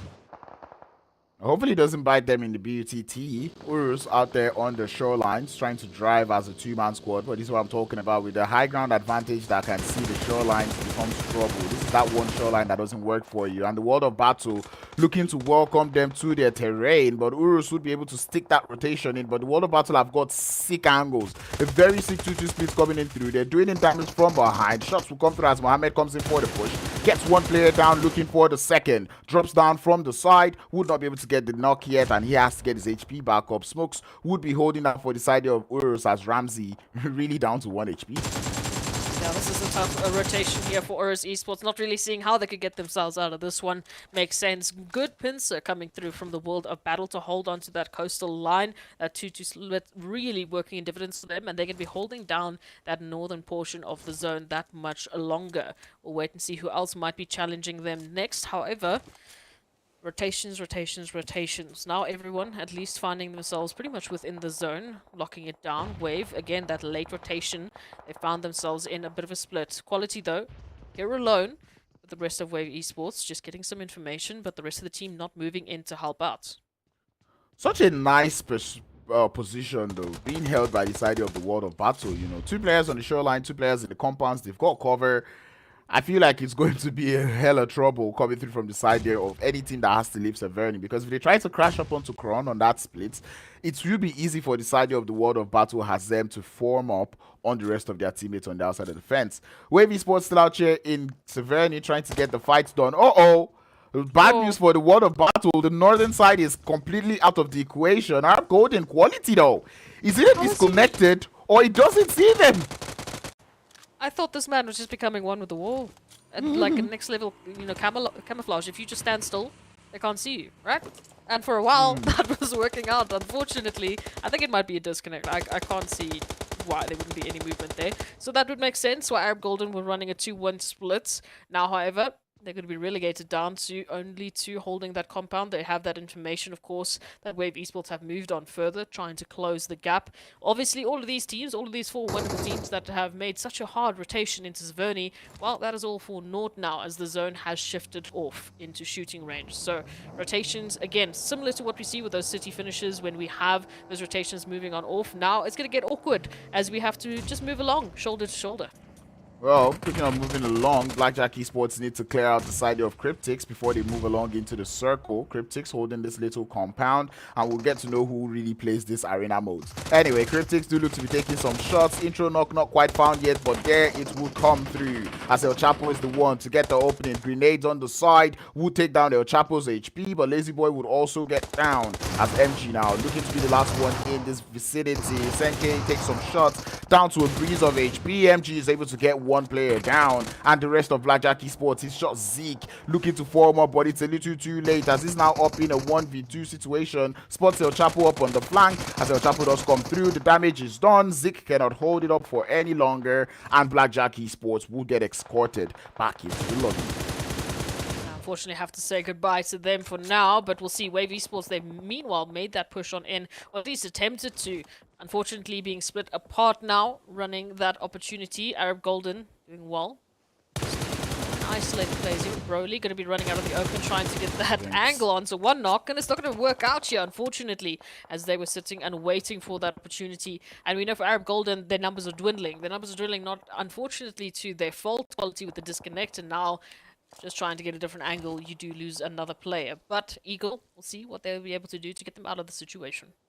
I mean, Eagle was able to survive for the team in the Miramar game, so let's see if he's able to clutch up the second place finish for his team, although it doesn't quite look too possible. The side of the World of Battle have allowed Triple Esports find footing on that northern side. This is where it starts to become a little bit of a trouble for them. I thought the World of Battle would capitalize more up on that ridge line that they have, but unfortunately they were not quite able to do it because that ridge line is so strong, but for reasons personal to them, they're not there. And Triple Esports now looking to cause a lot of trouble out there on that northern side. The World of Battle need to be on all 4 foot in order to take this engagement. It's going to be a tough one, knock. Now, actually exposing their position here just in front of the smokes, trying to find an angle onto CRYPTICS, but still, they need to be aware that Eagle is still on that building, holding that compound, that perfect line of sight right into this little shack. And the blue zone slowly but surely chunking away at the HP bars of both of these individuals. So time is of the essence. The World of Battle, they have been fighting back to back, and now they have to deal with not only CRYPTICS, but Triple Esports are rotating into this position as well. But El Chapo's got a good angle. He's going to get a knock to it as a reward. As CRYPTICS now, they kind of understand what is going on here. Triple Esports comes in for the information as Icy would get that one run over. The World of Battle now in danger as Kron now has to stay in that vehicle, trying to hold on an angle, trying to be as stealthy as possible as things have just come crumbling for them. Triple Esports now up with 3. They did lose one early on as shots will be going in through the smoke. Kron would not quite fall yet. The Molotov would come through as they're looking for that vehicle explosion. But Kron is probably the luckiest man on earth because that vehicle is looking to be stronger than ever. Somehow, some way, that vehicle is keeping them in, but oh, Icy with the perfect nade, and immediately spots out Kron's positioning. Oh, the timing just couldn't be perfect. But now, CRYPTICS up against Triple. They at least have one less team to worry about, but still, there's a lot more action just around the corner. The amount of cover that the side of Vampires have in the center of the center of the zone is actually so nice. They're already sitting on 6 elims, and right now they're just waiting for that zone to continue to center up on their position. Greedy is still alive in this one, holding it up on that southeastern edge, putting in a couple of work onto the side of CRYPTICS as they've got eyes on the location. Still holding it up as well. A 3-man squad, I believe. Make that a 2-man squad. Still looking quite confident. Side of VISTA Gaming also forced to play this one passive. They've got 4 players still alive, holding it up close to the center, but towards that western edge as Virtual Gaming Squad spot the rotation coming through from Titans on the south. Titans up with 6 eliminations, but down to only 3 players. Now that rotation into shooting range, they've got the ridges to work with, a few nades being sent on out, trying to find out and spot out Alpha Luigi so that they can have an easier entryway. We know that's not the only worry that they have here. Vampires, of course, just on the other side of shooting range, currently sending through a couple of shots. Back and forth here. And there's going to be a slow war of attrition between these two teams, Oh. trying not to make the mistake. But Savage reaches across, is going to be finding P6. Again, an opportunity should be there for them to get the res on back up, but then they know there is that extra layer of danger, and this approach for them is not going to be easy. Not at all, especially given the fact that Vampires, or sorry, Virtual Gaming Squad are out there in the vicinity. Puncher, not quite sleeping yet, 7 elims. And here's that Titan point. That is the point of the Titans. Let's see, are they going to prove my theory right once more? I tell you, if they prove it right this time, I'm sticking with it. It is a thing. Take it into the finals, you know it's a thing. But anyway, that's Zone. Still looking nice. CRYPTICS very isolated up on the north. Vampires just watching all these rotations come through as Triple Esports have decided to allow CRYPTICS stay up on that northern side. And CRYPTICS will not be allowing Wave Esports to continue their story over onto Erangel. Mazzaro now going to be caught out here by Old Boy as Triple Esports reach on into that center position, slowly but surely getting closer. But GREEDYFORKILLS, of course, also trying to enter into the east. Again, zone shift is going to be the key here. As we know, everyone in a little bit of an awkward position now, trying to make this approach into shooting range because of the earlier setups from Vampires and, of course, Virtual Gaming. If that zone is going to be shifting to the outskirts, however, then we could be seeing a different storyline and a different winner-winner, chicken dinner winner. So let's wait in for that one. And, ooh, to the north. I think CRYPTICS and Vampire pretty much have this in the bag. Titan, on the other hand, looking to push up onto the side there of Greedy with that excellent grenade coming in through. I tell you, once they hit 7, they're almost unstoppable. But the side there of Vampires looking to put a stop to that rotation as they're getting a couple of elims. 8 eliminations up onto the side there of Titans. And right now, it's just a matter of where do you want to rotate for. One way or the other, VISTA Gaming have one player who just got taken out. I do not know how that happened, but it happened.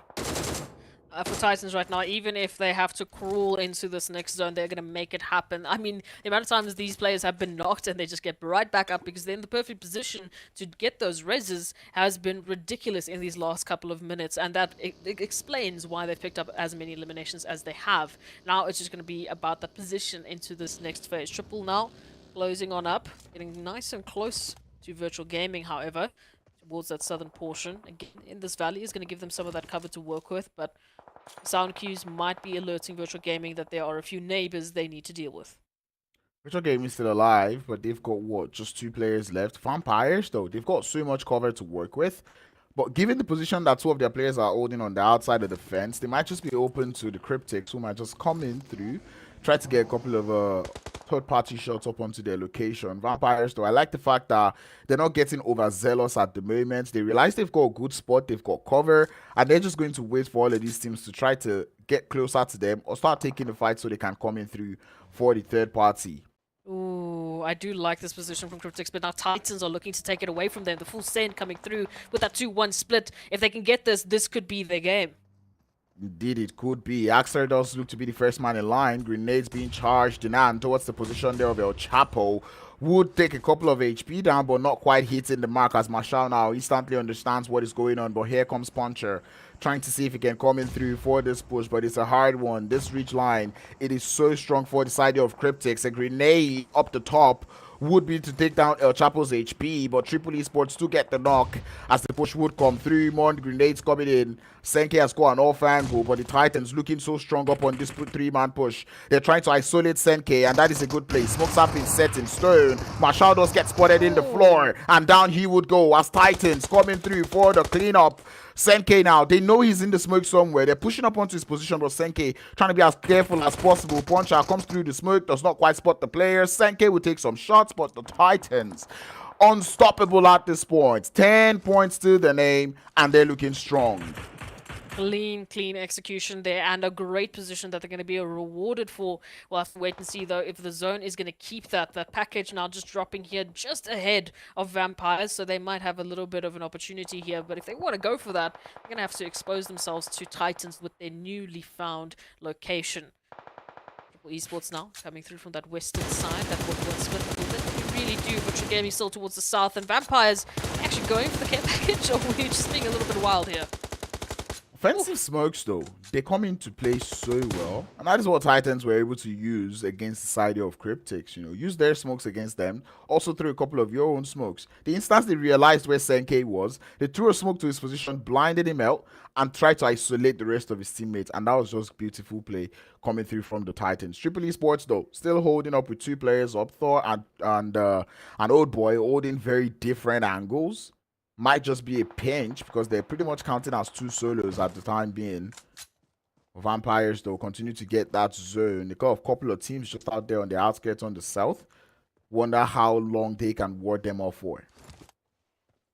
Be an interesting set of occurrences that are going to happen here because of the rotations. You've got Vampires now slowly but surely being encircled here with all of the surrounding teams. Virtual Gaming behind them, got Triple just towards the northwestern side, and then of course Titans just on the opposite end holding strong. So Vampires, for the time being, they are keeping it quiet, hunkering down in the bunkers and looking for those opportunities to potentially get an isolation, get an individual out, and find an opportunity into the zone. P6 still sticking up here with that 2-1 split, keeping a keen eye on both Virtual Gaming and Vampires. So this is going to be massive information now for Titans to be able to gather. They know where the teams are going to be moving in. They're obviously taking shots against Triple Esports, so they've got every single team's position locked down.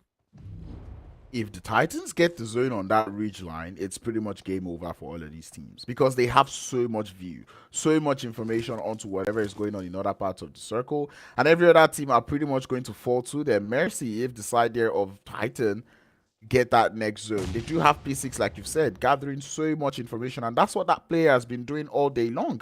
You know, whenever we see the players there from Titans holding a split, there's always P6 in that off angle, trying to gather as much information as possible, trying to lay a lot of support coming through from the team. And you cannot just, you know, count out the amount of work that player is able to do for the Titan gaming squad. It's definitely going to be a close fought battle here, especially between Vampires and I would say Triple Esports. Virtual Gaming, I'm not yet convinced if they'll be able to survive this onslaught. As we can see, smoke's already being popped because they can't just keep snaking in the grasses. They're going to be isolating themselves. They're going to be exposing themselves to the likes of Vampires. So now all of their best battles and all of their best efforts now going to be placed to try and get themselves into the zone. But it might be all for naught. Story now down to only a slip of HP, and one shot could be sending Virtual Gaming back into the lobby.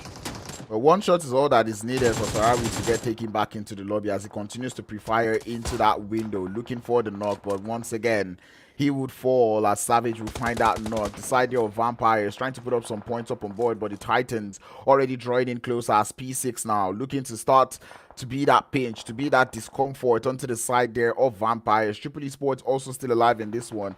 And right now, with that zone just centering up quite nicely, it's a 3-way battle and a battle of who can shoot the most coming through from the lobby.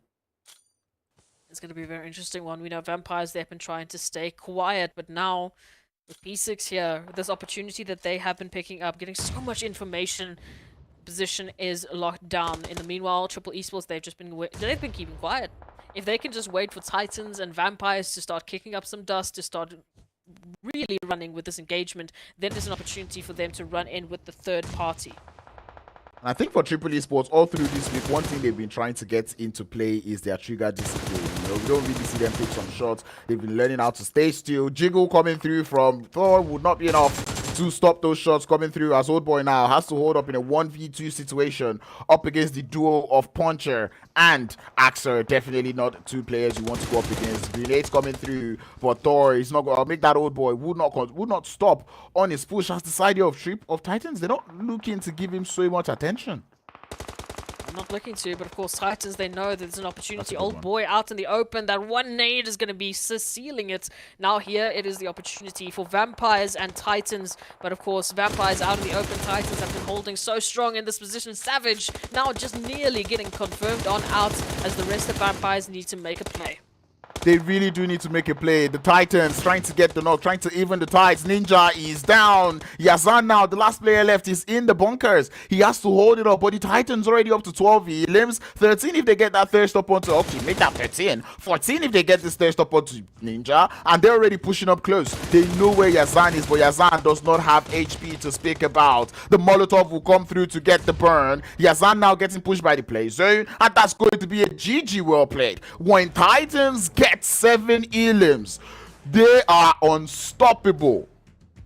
We said it at the beginning of the match. I said it at the beginning of Miramar, even thinking it would happen then. But Titans have been cooking up a delicious meal that they've just shared now with the rest of the lobby. And you know what? They might even say that it's good enough for that winner-winner chicken dinner. So now, with that being the case, I think we are getting closer and closer to potentially saying that Titans have built up such a massive gap in this phase that they might be our back-to-back phase winners, which would be absolutely wild, and the first for PMPL Africa. But speaking of that, of course, 14 eliminations with that winner-winner chicken dinner. It was a very close and contentious opportunity there for Triple Esports and Vampires. I think they might have even grabbed, I think, roughly about the same number of eliminations. We'll have to wait and see for the match rankings to see if I did my math right. I don't know if I did, so don't count me on that, please. But it was a good Erangel, man. Miramar, Erangel, they have not been sleeping on us. Yeah, not at all. And I feel like Titans are just up onto something else. And the fact that they don't get to get that break. They only get their break at the final game, right? As the 5th game, actually, not even the final game, which means Titan Gaming, this momentum, they're going to keep taking it into the rest of the games. And I just have to point out that hill that they were holding was so paramount to their win. There were 3 teams that could have held that position but did not see the importance of that position. But let's take a look at the highlights and you'd see what I'm talking about.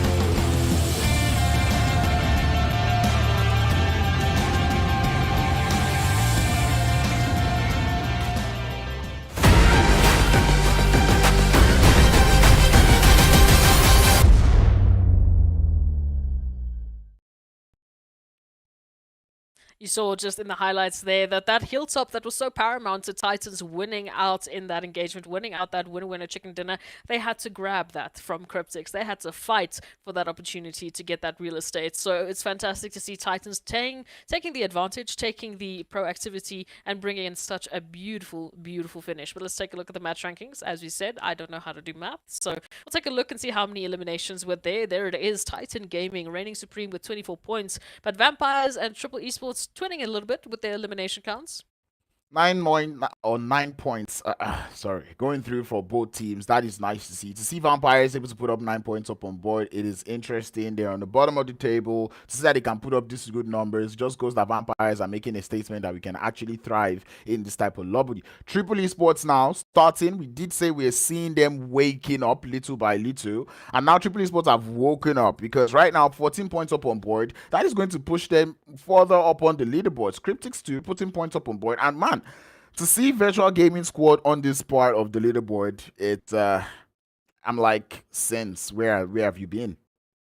Well, I mean, they picked up that winner-winner chicken dinner yesterday, and that's why they've managed to actually get themselves out of the 16 to the 15th placement, so they're no longer the gatekeepers of that finals position, which is good to see, right? Because that gives them that opportunity to even bolster their standings. Maybe they're getting ready for the finals, you never know. However, the World of Battle also making a consistent effort to be on this side of things, as well as Vista Gaming, who we know has been in our top 3 placement as of the beginning of the day.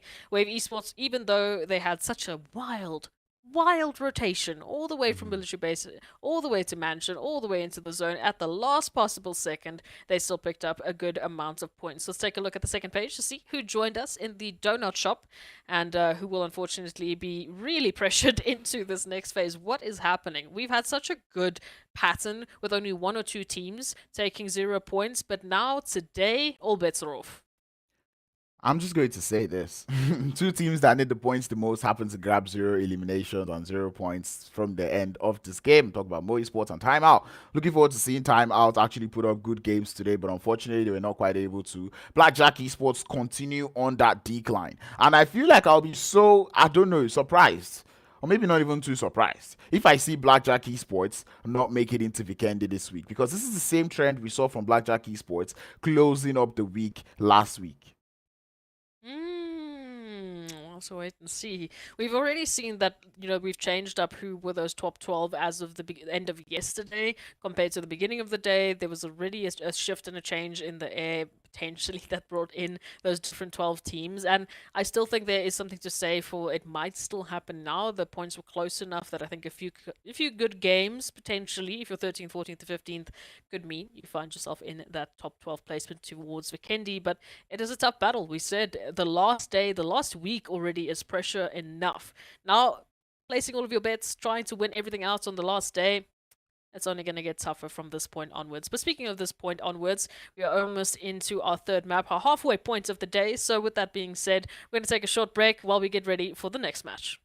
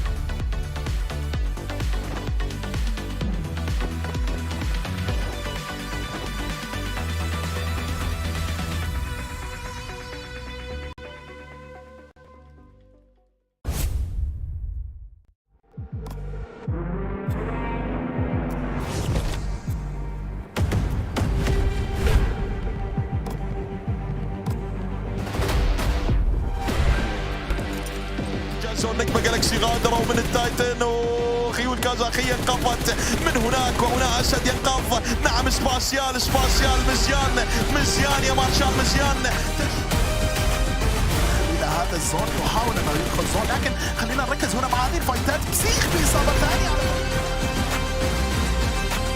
مؤذيتين بإصابات مؤذية بصفوف الشاذوين المكشوف. يا الله يغادر على يد الأيت بيبدأوه. لا لا لا لا لا لا لا لا لا لا.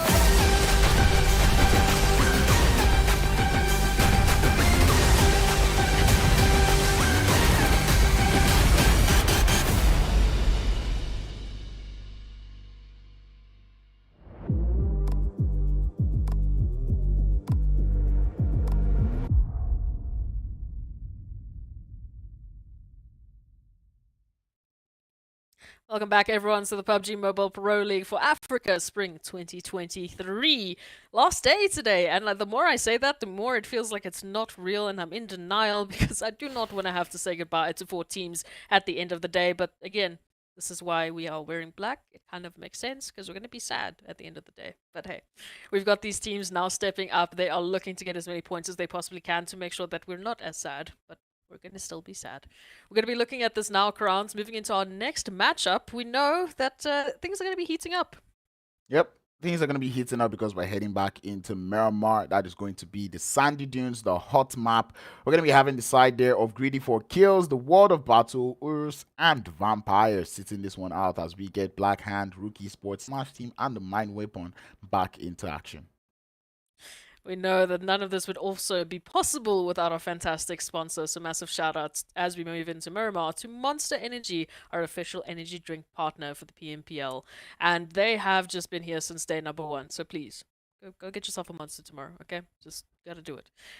Speaking about this Miramar match, speaking about the first Miramar match that we had of the day, we had that wild eastern zone. We had Impala once again being the focus line, and we at least moved in towards, you know, a little bit of that middle terrain towards that eastern side. But then we go to Erangel, we get a northern zone. So is there a possibility? It's just, is there gonna be a chance today that we get a normal zone? No. Oh. I say no.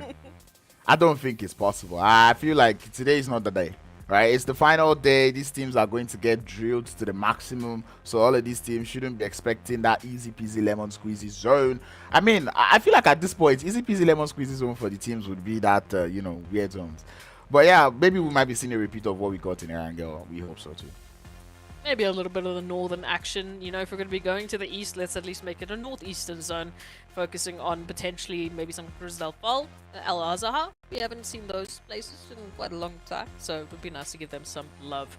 But of course, that's going to be up to the zone gods, and we don't yet know who's hacked the zone gods and decided just to give these teams the toughest and challenging zones, but at least the flight path is covering a good portion of Miramar, so there should be a plenty good opportunity to get to their usual drop sites. It's just going to be about that rotation with the zone.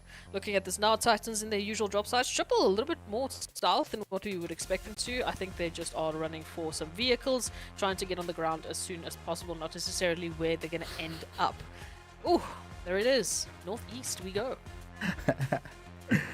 Rah, a potential El Azahar finish if I'm deciding to go by straight up center of the circle. But yep, nothing that is surprising us again at this point, because we know when we see that playing path on one side, we expect that zone to be on the other. But that being said, all of these teams would not be having too much troubles, because I feel like this is pretty much a regular day in business for them on this map of Miramar. So yeah, they should be fine. Right out there in El Pozo, looking nice. La Cabrera being held by the side of Smash Team up towards that Crater Fields area. Water treatment on the outskirts being held by the side of Black Hand.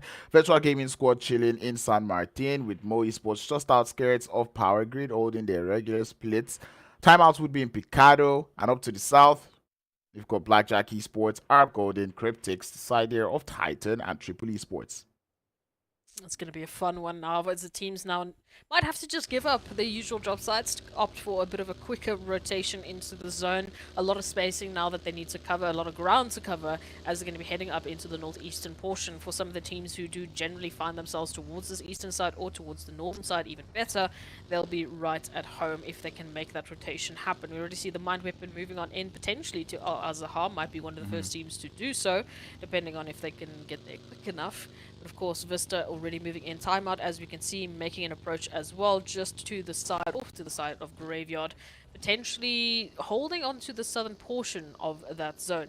For Triple Esports, Impala is still technically within the zone. They will still be able to hold on to their usual drop sites, at least for the beginning phase, but I would imagine they want a more central location.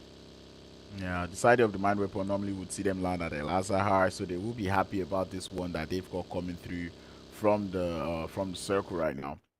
But anyway, more rotations will be coming in through early on, and that's something I really want to see. Many of these teams do not like to go for the early rotations, but given the way this zone has centered up now, it forces this team to start their rotations out here on Miramar early. And Titan, every single time we look at their statistics on Miramar, it just seems to continue to increase. Last time it was 8.75.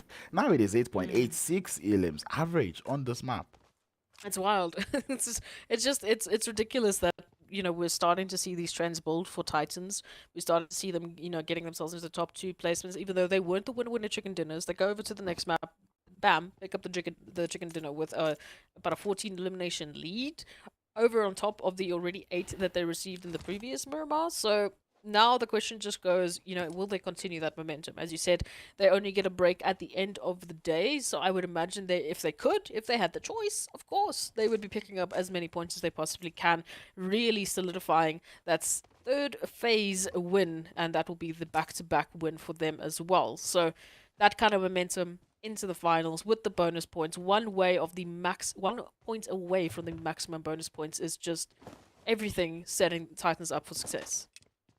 And I was taking a quick peek at those overall rankings showing on the top of the screen, and wow, Triple Esports, one way or the other, have found themselves in 2nd position overall. But Titans, though, setting over a 50-point gap between themselves and 2nd place.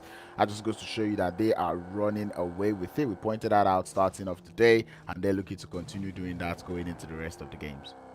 And of course, then we have to still think about the general ranking, right? I mean, on the general ranking, they haven't been in danger for weeks. For weeks on end, no one has been even close to trying and closing out the gap between themselves and the Titans. So I wouldn't be surprised if today they are just going to be bringing everything into this match. They're just going to be capitalizing and maybe having a little bit of fun, as it is the last day. And they, you know, they need to shake off some of all of this stress. Interesting to see Blackjack. I hope they're just searching for Vico and not just making their entry into Los Leones, because that would be so much time wasted already trying to get into Los Leones for the side there of Blackjack Esports. We already pointed out that this is a game where you need to get your rotation started as quickly as possible. So going into this, starting this rotation this late, that is painful. I hope it plays out well for Blackjack. On the bright side, Los Leones is not too far away from that entry point into the zone, but we know that they are not the only team in this Los Leones section. I mean, we already see off in the distance CRYPTICS taking the rotation, Wave, and of course Arab Golden. They've already been here, as they always are. So not sure, maybe Blackjack looted up in a different area. Again, the whole strategy of boots on the ground as soon as possible. But we'll wait and see. It might work out, it might not. It's going to be up to them at the end of the day. Triple Esports still just south of Impala. They're over towards Puerto Pareso, currently getting themselves looted up. They could move into that northern position. Still got a few more teams trying to make their approach. I mean, the whole of Los Leones is just clustered right now with players left, right, and center. Yeah, we do know they're keen to share in most of the time. They do have that little peace treaty going on out there in Los Leones, so I wouldn't be too surprised, or I wouldn't be expecting to see them actually going for an engagement on this one. But that being said, Triple Esports finding their way into the circle, nothing too surprising. Same thing can be said about CRYPTICS. This time they do look to be more condensed than we would normally see them. But Wave Esports looking to take a couple of shots towards their direction. We'll be drawing their attention. CRYPTICS, they're one of those teams that can afford to take those early engagements. They don't really have too much to lose, as they're sitting quite comfortable. Same thing can be said about Wave Esports. Matter of fact, both teams are actually, you know, close to each other where we look at like the overall rankings. It's very interesting in terms of just how close it has been for CRYPTICS. I mean, we know they just managed to get themselves into the top 12 placements at the end of yesterday. Already today, they started to climb those rankings, and they're currently about in 8th. So we'll have to wait and see. Maybe they make it even further up. And if that is the case, I don't know how anyone will deny them that Vikendi opportunity. Yeah, that Vikendi opportunity seems to be where everyone's mind is at the moment. You know, we've always been calling out what we feel that that point mark, the cutoff point would be for, you know, making it into that Vikendi game. But right now, we called it at 90 on week 1. But going into week 3 right now, your 90 points, you're not even safe, because 90 exactly is what Raad are sitting down on, and it's going to be troublesome. If they're not racking up points up on board, they most likely wouldn't be able to maintain this top 12 position that they have. Ooh, what a northern shift just to add right on top of all the pressure of today. I mean, okay, the zone guards are out for Rookie blood, Sports. and they are out for a little bit of these team bloods, but we'll have to take a look at that rotation. Yes, RUKH Esports, fantastic position. We know first Miramar of the day, they were the ones to take the win, so looking to potentially double down on that action, but they're right alongside Smash, and of course Lag going to be joining them as well. I feel like RUKH Esports have paid the Miramar gods of the zone, because what is this? This is this is just too good to be true for the side of RUKH Esports. I almost want to call RUKH Esports to win the game right now, but as we know, it's PUBG Mobile. Surprises could come here, left, right, and center. But like I said, RUKH Esports, they've played only one game so far, and that one game they won it with a couple of eliminations to go alongside. Now going into their second game of the day, and now they're getting heavily zone blessed right now. I don't know, man. RUKH Esports, who did you pay? You've got to give us the contact. That's gonna, yeah, no, look, that might be the reason we've had such crazy zones. Although I don't think they would have paid anyone for the last couple of zones we've had this week. I don't think anyone wants any of that wild action, but we'll wait and see. Maybe this is exactly what RUKH Esports specifically need to bring in that win. As I was talking about RUKH, they have moved in towards that northern portion, just behind Lag. It's got a few more teams now moving on in towards both the west and the south is where the action is unfolding. You see Blackjack Esports, as they were making that later rotation, they're actually going to be picking up an elimination for their troubles. No, that works. Same thing I'm saying about CRYPTICS. They do have a couple of players outside the zone. Virtual Gaming Squad, though, looking to put a pin into the work, put a spanner into the work of the side of RUKH Esports as they get one knock. But RUKH Esports quick to get that return up onto Alphalugi in the Golden Mirado. Eugene's going to try to push up, loses a lot of HP, but Pusher is going to be there to reciprocate as Virtual Gaming Squad now. Not quite looking so confident. They need to go grab one revive up as Pusher will continue to send shots towards one shot. This is a battle. Whoever wins this fight definitely gets themselves so much space to work with.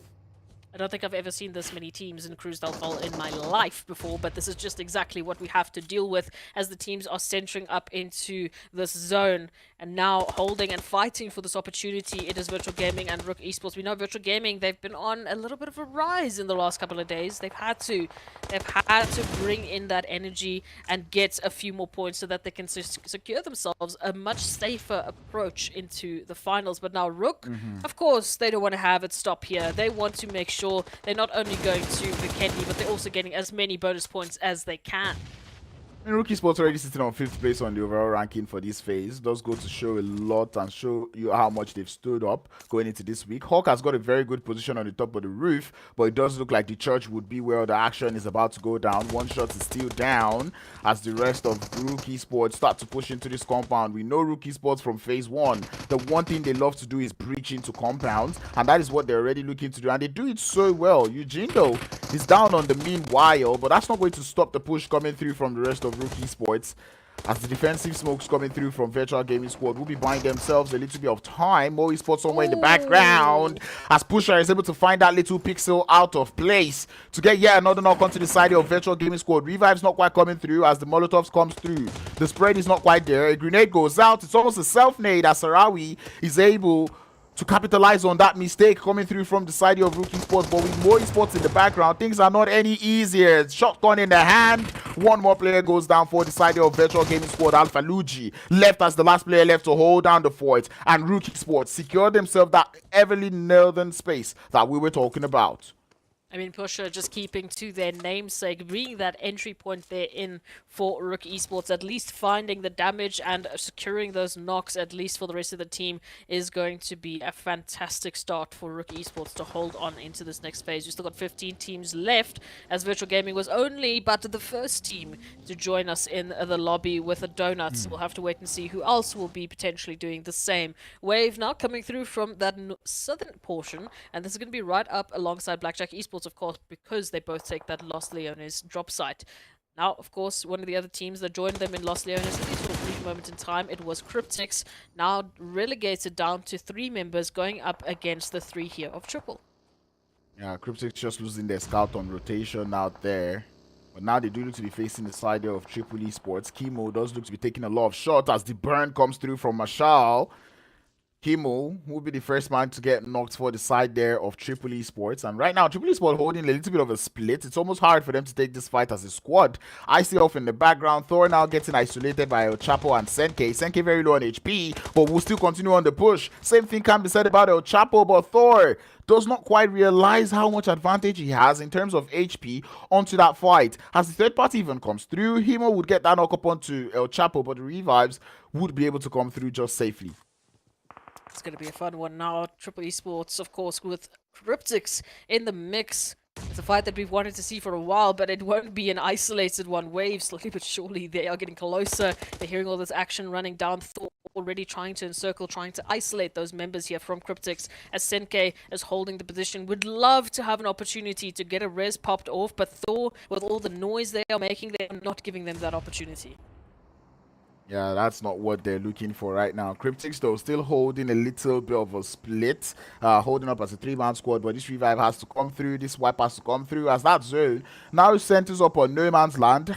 Interesting to see. Mo Esports do have a very nice position in that circle, but we do know RUKH Esports like it to play from that north. They're pretty much in their home turf. Same thing can be said about Black Hand, because Black Hand is holding it up on that northwestern edge where we would normally see them, but Triple Esports going through a world of hurt. They are pinched in between two teams, and both teams are actually fighting for the knock and the thirst. Ooh, it's going to be a tough one. RUKH Esports finding RUKH, potentially Titans finding Black Hand. So there are a few isolated battles happening all around the zone before the teams even get an opportunity to try and find a spacing within the zone. It is going to be a tough fought battle. We'll keep an eye out on Black Hand and Titans, as Black Hand have already dropped one member. We'll wait and see if there's any more that come to fruition. But here it is. Hey, we don't even have to keep an eye on the elimination feed. We get to watch it ourselves. Titans currently encircling. This 2-1-1 split from Black Hand needs to work out for them if they want to try and put a stop to the momentum from Titans. And this is just a situation of flanker flanking the flanked. You know, the flanker flanking the flanky becoming the flanker, that type of thing. Play around with the words as much as you like. Because both teams are such strong teams, they understand the advantages of having angles. Normally, Titans would see them when they get these angles. We've seen them do this in the last 2 games. They will get those knocks up onto the teams they're going up against. But with Black Hand also countering this with their own off angles, it makes things a little bit harder for the side there of Titans. With Black Hand do want to make it into the compound. Koa is going to go down as the first casualty from the side there of Titans, and that being a compound, we do know the Titans would want to full send it. Black Hand really just trying to keep their numbers up, and I like what I'm seeing because we do want to see a little bit of that success coming through from the Black Hand camp. They have had some good games, but they need to close out on that overall gap. And yeah, we will be saying goodbye not only to Timeout, but of course Lag Esports as well. At least they do manage not to pick up a donut. You know, they picked up a point or two. It's not too bad overall, but Titans now, as if they don't have enough to deal with, Smash Esports move on in.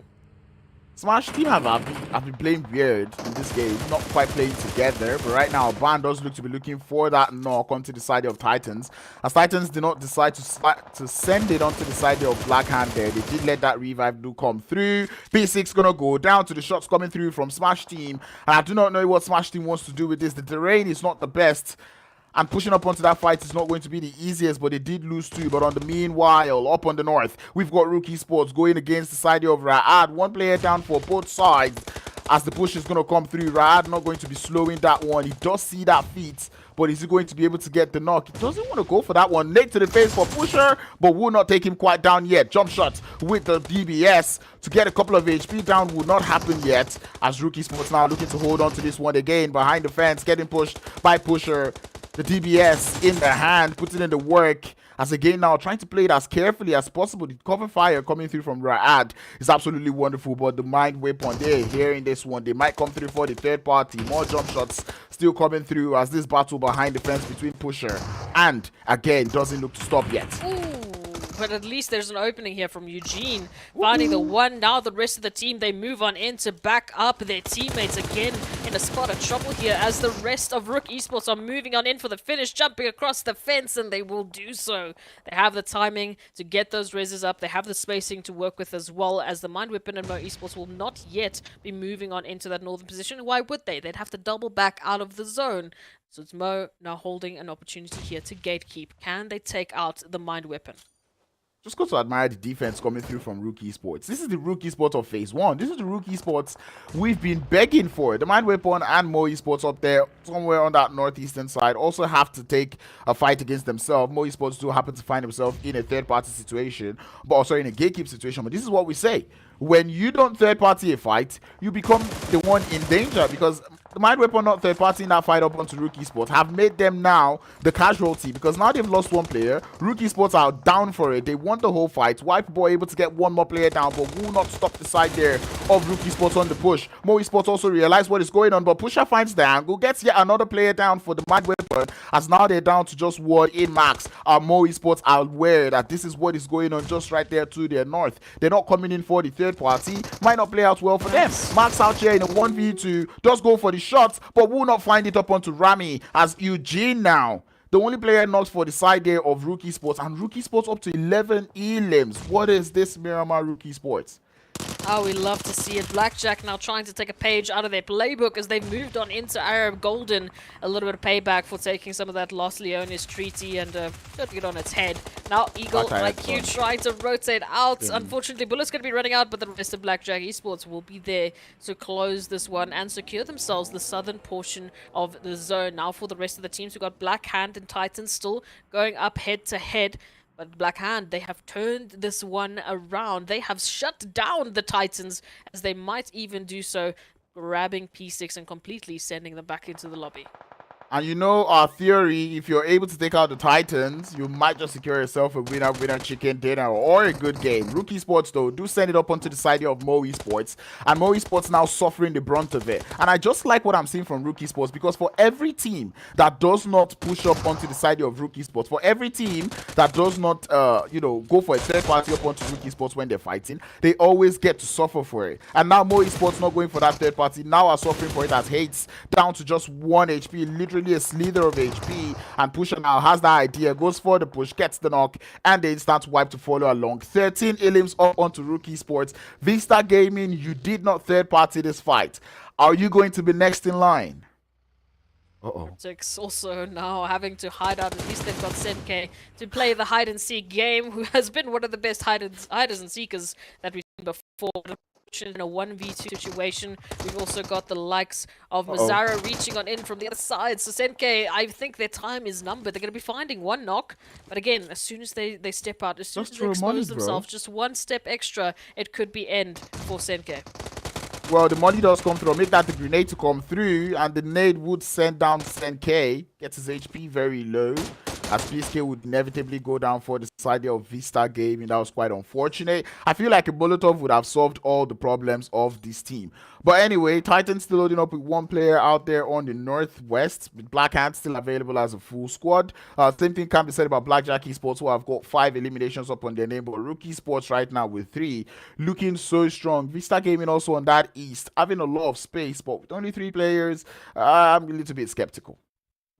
Black Hand, though, they have just been rising to the top. I mean, they just got off of the back of a fantastic engagement against Titans. They picked up those 4 eliminations. Moving on in from that western side, it's going to be about positioning for them. They need a better foothold into this next zone, and they need a lot more information to deal with. Right now, they have nothing to work with because they were so stuck with the engagement of Titans. Got RUKH Esports moving in from that northern side, of course. They have just been rolling through eliminations, rolling through team by team by team. Vista towards the east, and Lonely Marshall from CRYPTICS, only member in the center, and they're alone. Wonder how many placement points he'd be able to get for his team just from that position that he holds. Titan, like I said, they still have that one solo, and having solos from CRYPTICS and Titan is very scary. All the teams that are available right now, except for Blackjack, are all top contenders on the top of the leaderboard. So whoever wins this game gets to climb on top of another person who does not get to win this game. But anyway, RUKH Esports receiving visitors up on the north. They've spotted some of the players there from Black Hand on that west, but Vista Gaming are the immediate visitors who are pushing up closely to their position. Nagato going to be the first in line, looking to get closer. Brunsberg, he's head those vehicles, is anticipating the push, as it's Aboud will get the first knock up onto the players there from RUKH Esports. This might just be them crumbling, as Vista Gaming, they've got 3 elims. We know how well they work on momentum, but the third party coming through from the side of Blackjack Esports, not making things any easy for Vista Gaming. It's going to be a tough one. The initial nade going to be sent on out, trying to get that connection on towards Pusher, but there is no work. RUKH Esports now, they have been reduced down to 2. That's a good opener once again by Pusher, who just seems to be sticking to the namesake. We've got Zeke now reaching in from Blackjack Esports. This might be it for Vista Gaming. They've got only Mazzaro up and Adam, but we know if there's anyone you want up, it is Mazzaro. Yeah, but not when Blackjack Esports is third party. Not when you have Pusher looking towards your location. Titan do go out in the meanwhile, and Blackhand did get that elim. So we're going to be keeping an eye out on Blackout to see if they would have a relatively good game. I mean, there isn't too many people left to eliminate, but still, we'll see how well they're going to hold it up. 5 teams left in this one, with 2 solos being part of the 5. Push it. Once again, doing the same thing, trying to find that opening towards Blackhand this time, but it's going to be RUKH who sends in the better nade. And now a few more to be able to cook on out. We can see another one sent through. Thankfully, it does not tag down Pusher, so he has that opportunity to get the meds up. But Blackhand, I mean, they have looked so ferocious. They've got such a good position in that zone, already secured the compounds within the center. RUKH is alone here, picking this fight, I might add. It's a 1v2 potentially if RUKH can just peek together and work off each other. I would assume he's trying to get scouting information rather than take that fight, because you do not want to go against this RUKH Esports. Not like this, not as a solo. These guys are onto something. But anyway, Blackhand holding a very long split, and I don't know, man. I don't think they're aware as to the amount of solos that are left in this game. If not, they wouldn't be holding this long split up on that western side. A 3-1 split looking so. Same thing can be said about Blackjack Esports up on the south, as they're looking so strong, Blackjack. They've definitely made an approach, and they've tried to get themselves as many points as they possibly can, but it's only an uphill battle from this point onwards. I mean, the work that they have to do to get themselves into a better position, they have to take on the likes of Blackhand, who's holding in, and really showcasing a lot of aggressive potential. And of course, we know Marshall still holding into that center compound, so if anyone does dare enter, they will be getting a bit of a surprise. The side there of Blackhand kind of spots in the players there from RUKH Esports as VISTA looking for a way into that circle, but they have to go into that push. It's Mozaro, the last person up, as Phoenix now might just figure out that Marshall is here in a very bad way. He's pushing up, not quite aware of what is going on here, trying to get looted up as Marshall's just waiting by the stairs, being as careful as possible. The trigger discipline coming through from this man. He knows it's just one player, and Phoenix now very, very clueless. Trying to go up the stairs, but the trigger discipline is lost now. Marshall exposes his position, knows he has to continue up on the prowess, catches the grenade in hand of Phoenix, and would be able to get that knock. The instant flush to come through. Things might just come crumbling for the side of Blackjack, but in the meanwhile, we have RUKH Esports looking for a way into that circle. And Blackjack now realizing there is one player in that shack, or in this little building. I'm pretty sure Blackhand heard the shots. And this is the unfortunate thing, right? This is now where it starts to become questionable for Blackjack Esports. They are still going to be moving on in from the south. They have some good numbers to work with, the second highest team in terms of players, but it is still Blackhand that is going to be the question mark for everyone in this team. Now securing themselves the central position, finding that extra elimination on towards CRYPTICS. Now this is where they can start working, but the reach from Zeke. That man is not just so good in the close range encounter. When he gets that long range weapon in hand, that dude is able to put up so much damage. But speaking of so much damage and so much work, 16 elims for RUKH Esports. This is absolute monstrosity coming through from them in this map of Miramar. They're down to a 2-man squad, and if they wait it out, if they wait for Blackhand and Blackjack Esports to get that fight started, RUKH Esports might just be able to sweep away that chicken dinner. Definitely an opportunity to make this happen, but it is going to come down to the zone shift once again. Blackhand holding such a good opportunity here, good compounds, good cover that they have, and a good line of sight and information on towards RUKH and Blackjack Esports. This is what they were missing after that fight with Titans. Now that they've managed to get that, how are they going to utilize it? How are they going to capitalize off of this next phase shift? We've got our top 3 teams. Everyone's so hesitant to jump in. They know Blackhand holding those compounds is going to be a bit of a problem. We can see Blackjack Esports now sending it a little bit risky, but at least they do get closer. However, I don't know if they're going to get the res. Well, RUKH Esports, though, looking to capitalize on the shots that they've heard as they make it into the circle. Pusher in the burning monster truck will lose a lot of HP as MG would find that knock up onto his side. Koa taking out the rest of RUKH Esports, and down they would go as it is now a 4v2 coming through from the side of Blackhand. 7 eliminations already up. They have quite an idea of where some of the players there from Blackjack Esports are, but Zeke's position in the zone is going to be playing so much of an importance for Blackjack Esports. Absolutely, and again, they need to get these hits. I mean, one opportunity, one player that manages just to scrape on by, just to get into that close range engagement here with Blackjack Esports could be sending it all for naught, because then Zeke is cut off. Zeke doesn't have an opportunity to help out. And here it is, the send comes through. The full send from Black Hand to look for Hamodi, but Hamodi is able to get one player to get the trade. Grenades up to the back of the fence would be causing a lot of trouble, but the off angle from RUKH would take MG down. As one player will be left for the side of Blackjack, it is Zeke up the top of the hill, picks up a liquid team, and Black Hand get themselves a winner chicken dinner.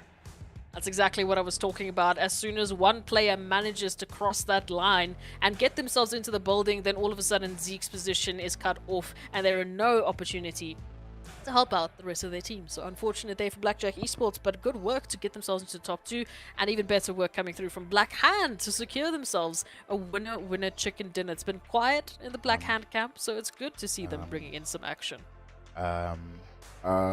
The Titan theory is correct. Take out the Titans, win a game. That is it. I've validated it now, and it is down. If you find a way to take out Titan Gaming before they get 7 eliminations, you should have a good game or win that game, and that is what has just happened here. Black Hand were able to take out the side of Titan early on in the game, and then they go on to win the winner chicken dinner. I love to see that one. I feel so bad for RUKH Esports because they did so much work, but unfortunately not quite having that numbers advantage to hold up at the end of the day.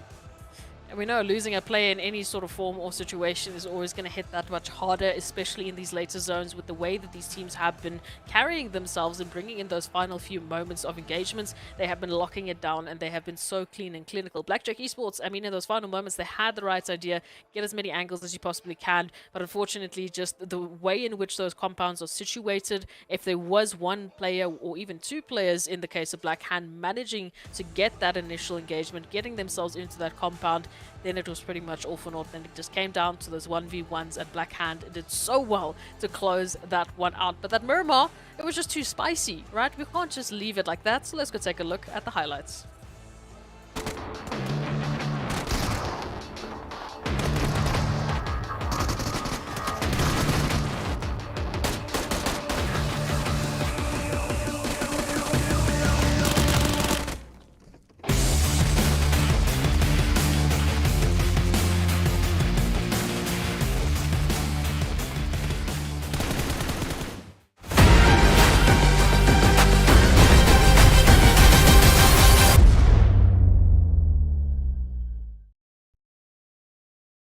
Fantastic closure there from Black Hands. Actually pick up that winner chicken.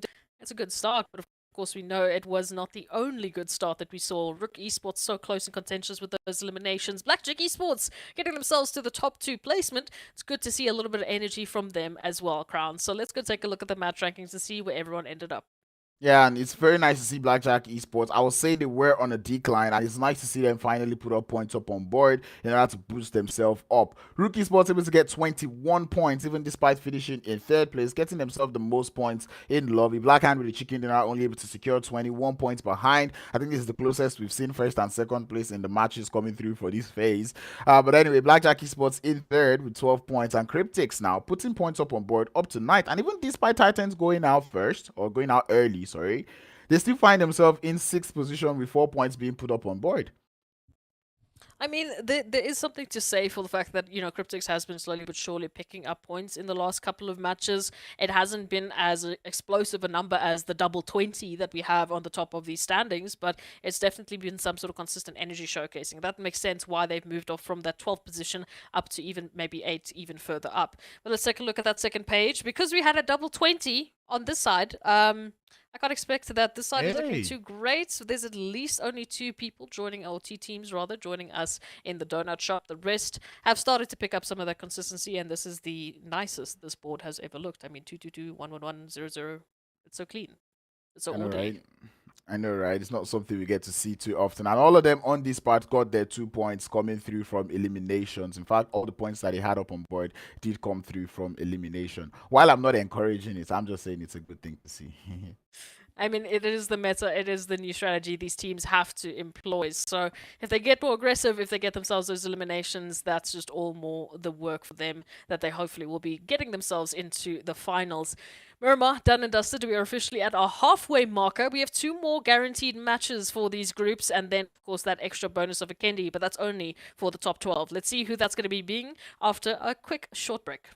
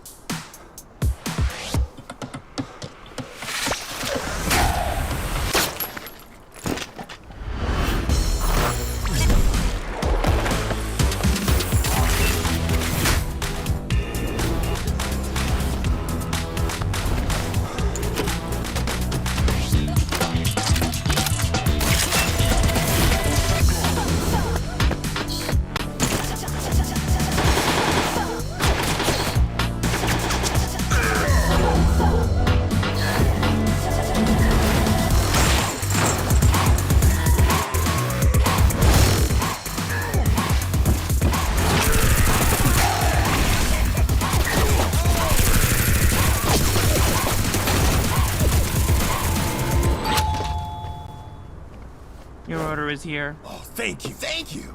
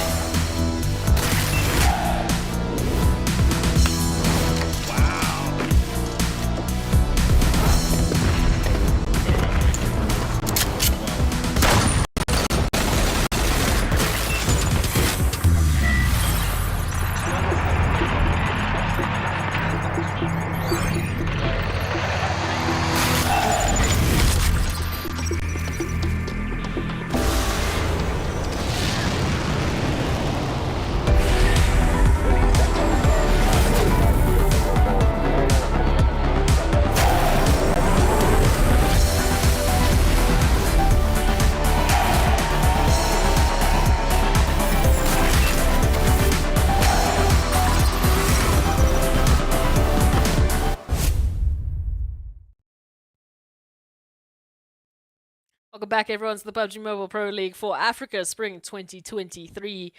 So far, my goodness, Miramar zones are just at a whole different level. I mean, you really just can't compare them to the rest of these maps. They have been on something else. But let me tell you, Erangel has no comparison as well. We have seen some really tough water zones, a lot of contention for these teams to try and get themselves a good standing. And it's just been wild, wild energy all around Crowns. Yep, and we're about to get into a little bit of greenery, but while we talk about greenery, let's talk about Monster Energy, our official energy drink partner here in the PUBG Mobile Pro League. And that being said, we're about to head into Sanhok. Is it Sanhok? Yes, it is Yes. Sanhok. Oh, I cannot wait, because yesterday we closed things up in Sanhok. We saw how well these teams were able to play, and now we're about to head into yet another Sanhok game, and I really want to see what these teams have got in store for us. We will not be seeing the teams there from Group B, and who will those teams be as? You know, we have to unfortunately say that our Golden, TIMEOUT, Triple Esports, and Blackjack Esports, they don't get an opportunity to try and get some Sanhok Rumble in the jungle action. And what I like to say, what is my favorite sentence of the day, is that this is going to be the last day where we only have one Sanhok. Come the finals, we get at least 2. So I am very excited for that.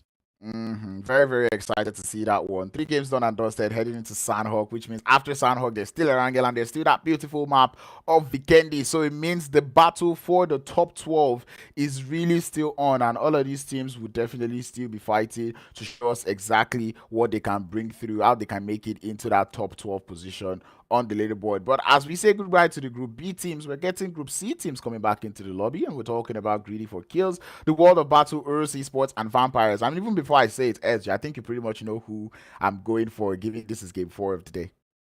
You know, we gotta give a little bit of love to GREEDYFORKILLS. We know that they just had that little break. They just had that opportunity to refresh their minds and to hopefully get them set up. I think that's it. Especially for this week, they get that little break. That's where they're getting their monster, and that's when then they're bringing in that energy. It has to make sense, right?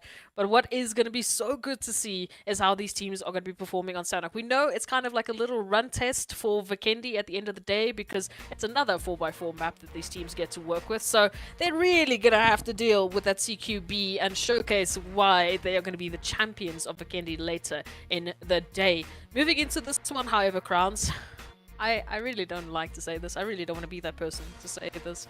But we know we are getting closer and closer to the end of the final day of the phases. So in terms of our bottom four, trying to break it into the top 16, I mean, they honestly just need to have the craziest games of their lives. I feel like from here on out, there's only 2 games left. If we're excluding this game, so for teams that are not even in the top 12, and I'm even talking about Mo Esports because they've been removed from that top 12 position, but they're still close.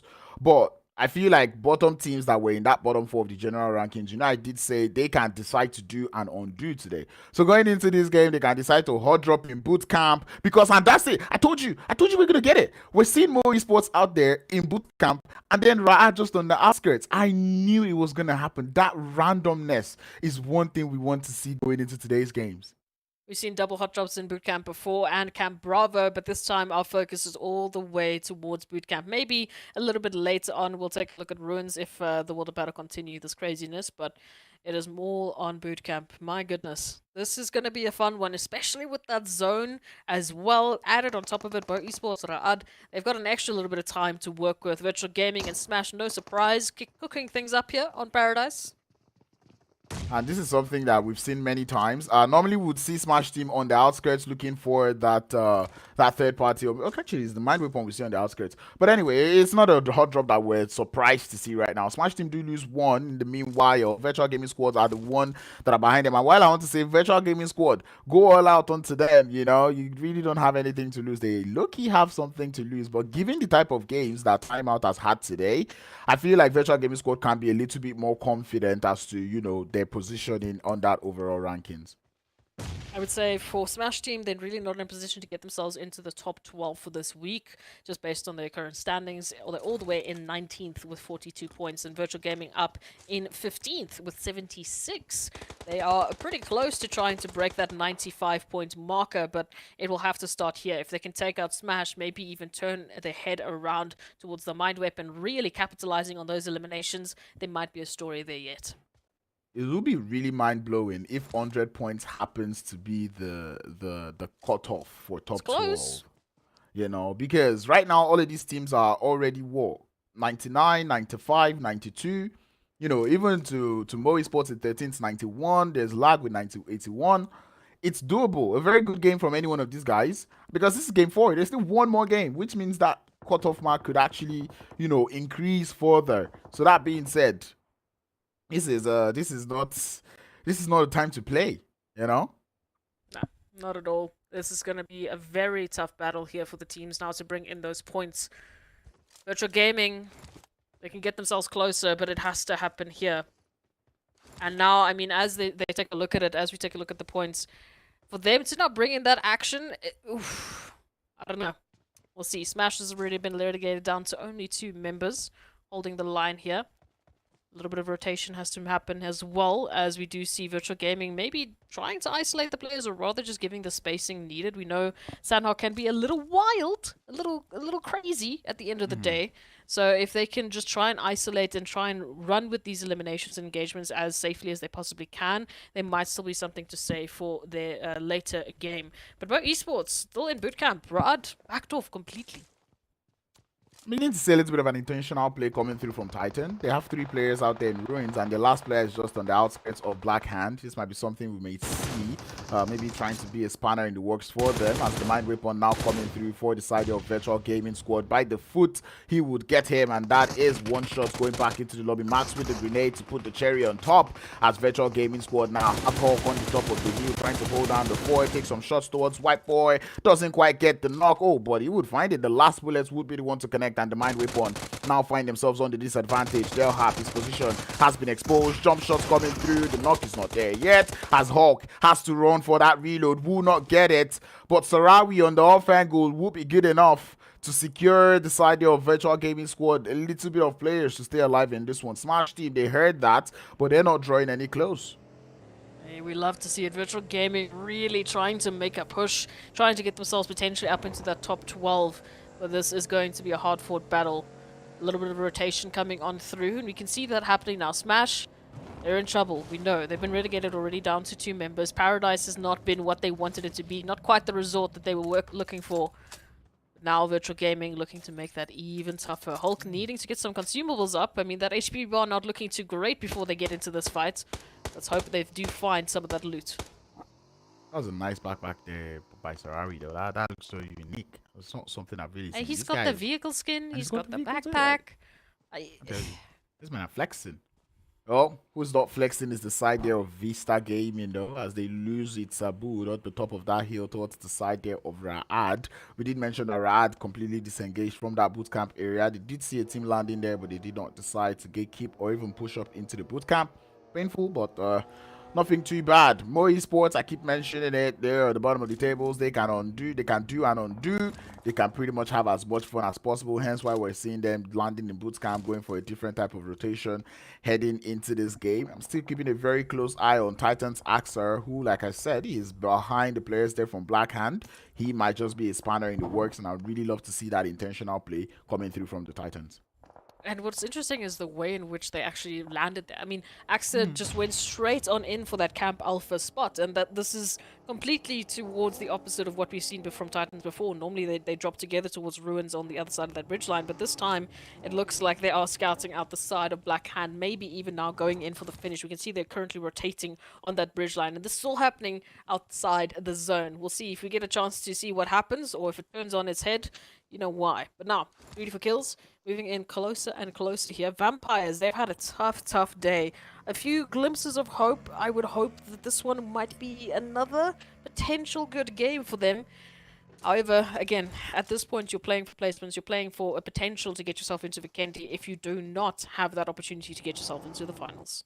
I think for Vampires right now, they're just playing for fun, you know? Regardless of if they have a good game here, they currently have 53 points on overall rankings, and they have to make it close to 100 to actually make it into Vikendi, you know? So it's almost like, you know what, play for fun, try to enjoy this game as much as possible, because there's only one more left after this one. That zone centers up quite nicely on that Paradise area of the map. Smash team and Virtual Gaming Squad still out there in Paradise Resorts. We didn't see CRYPTICS come through, and I feel like CRYPTICS have probably learned a lesson, right? All the times they've decided to crash into Paradise Resorts to try to look for some of those third-party elims, they always end up going out. So they're like, today we're gonna avoid Paradise. You know what's it's wild to think about as well, as we were taking a look at those over rankings, we have at least 4 players, of course, 4 teams at least sitting out, and most of them are within that top 12. So an opportunity now for the teams who are not in the top 12 to close up that ranking. And I agree with you. I think we might even almost see that the cutoff for top 12 is going to be close to 100, or at least potentially a 95er, 99er. So there is a massive opportunity here for these teams to lock down Vikendi at the very least. But it is going to be a tough challenge to make that happen, especially now Sanhok centering up towards Paradise. A Paradise finish would be wild. Very, very wild, you know. But the side of Virtual Gaming Squad and Smash team may or may not be happy about that one. I do not know how they take Paradise, but for me, I would not like to land in Paradise and have the zone end in Paradise, because there'll be so many teams that are trying to get into Paradise. Paradise is, is relatively easy to infiltrate. There's so many entry ports, there's so many buildings you can get on the top of. It's a tricky place to be in. So if that zone is ending up in that position and you do not know that terrain, it's going to be a whole lot of trouble. Wave Esports though getting approached by the side of Titans up on Bootcamp Hill. Mo Esports somewhere in the background, hearing a little bit of shots and also taking a little bit of shots. Wave Esports finding themselves in a very tricky and bad position. Ooh, it's going to be a bit of an interesting one. Now the switch up here, of course, Wave Esports, they've had a few potentials. Hey, it's actually reaching in from Mo Esports over towards Wave, finding that one. Not sure if they'll be able to get the confirmation and the thirst as well, but that would definitely add on to a little bit of an interesting point here. Titans, though, they spotted out what they needed to. They're moving on into Wave territory. One not going to be the first member up. Is going to find the first one, but now the rest of the Titans, they move on in for the finish. Ooh. However, what is happening? Wave is holding on. It's turned into an ambush from the side of Wave Esports as Petrox is able to get yet another knock onto the side of Titan. A grenade being sent out towards that revive position. Chunks down Puncher's HP would be enough to secure that thirst up onto the side there of P6. As one player make that two, it's going to be Teak and Puncher. The last two players to hold up for the side of Titans. One revive still needs to be processed as Wave Esports now backed off a little bit. The Titans buy themselves a little bit more time. We love to see this. All of the back and forth energy now from these teams. I mean, teams Wave, you know, you had a second there thinking, okay, this is going to be the one for them. This is going to be the turnaround. But unfortunately, there is so many more teams and so much more danger in the vicinity. URUS now reduced down to 2. Still hoping to get those raises on up. Coming through from the southern portion here, just on the outskirts of Quarry. It is a tough rotation. Got VISTA, or at least one member, the last member from VISTA, still up and Adam holding that line. Right behind them, it's RUKH. And the world of battle still yet to enter. I don't know if they will necessarily be heading towards Quarry, so I think URUS might be safe from that end. But it's still one to be said. What that zone shift is going to cause them, and it's going to cause them a lot more rotation. Like we said, centering up on Paradise, a Paradise potential end zone is still in play. Yep, definitely in play. Paradise teams would be happy about this one. Talking about Virtual Gaming Squad. Smash team, maybe not. They've got only one player left, even to an extent, Mo Esports, because this is where they normally would land. So they should have an idea of what is going on in all of this terrain. Black Hand being very isolated on that western edge, as we see Titans also still looking to gain a little bit of ground on the side there of Wave Esports. URUS though choosing to rotate through the quarry area, the forced to. Like we always say, that is not a rotation that we would really advise. VISTA Gaming taking a couple of shots. BSK, last player left. Maybe you shouldn't be taking this much shots, given the fact that the World of Battle and RUKH are somewhere in the vicinity just waiting for his exit. You know, at the beginning of the week, we started to say that Mo Esports, they do their best work on Sanhok. So, can you now imagine if they move on in and grab their first winner on the last day on the map of Sanhok? To just take away all the points from every single other team. I mean, what more of a sabotage would you have wanted? So, I don't know. I'm going to secretly hold a candle for that. I don't know. It would be the last possible thing that could make me lose my mind.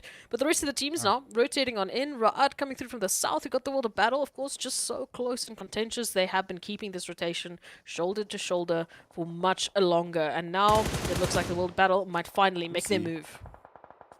Does make the move. Trigger discipline has been lost. Hazem in the floor. It's only a matter of time. We did say it. Snaking in the jungle is what we see out here in this map of Sanhok, as Hazem now has to buy himself a little bit of time, but the smoke does not give you cover as the World of Battle will take down one player there from RUKH. Outside the zone, there's no point waiting. You have to get into that circle. But that being said, that zone continues to move up to the north, and out there on that eastern side, we do see Vampires going up against the side of CRYPTICS and also Lag.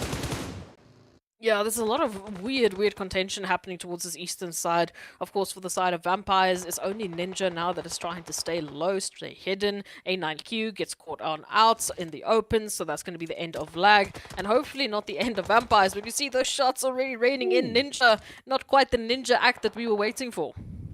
You know who was showing is Greedy, because this is game 4, and that's where we start to see Greedy show us that aggressive prowess. Anyway, we do see shots coming through. The side of VISTA Gaming will lose that last player as he's down. It's going to be BSK.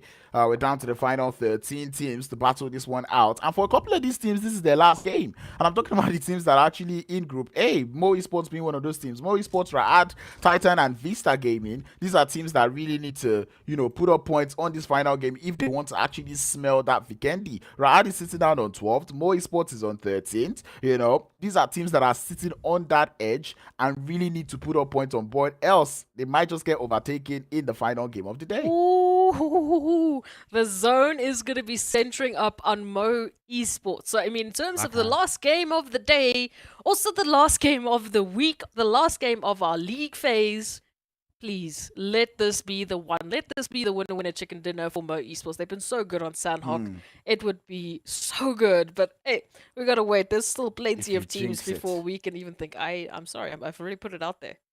I have to.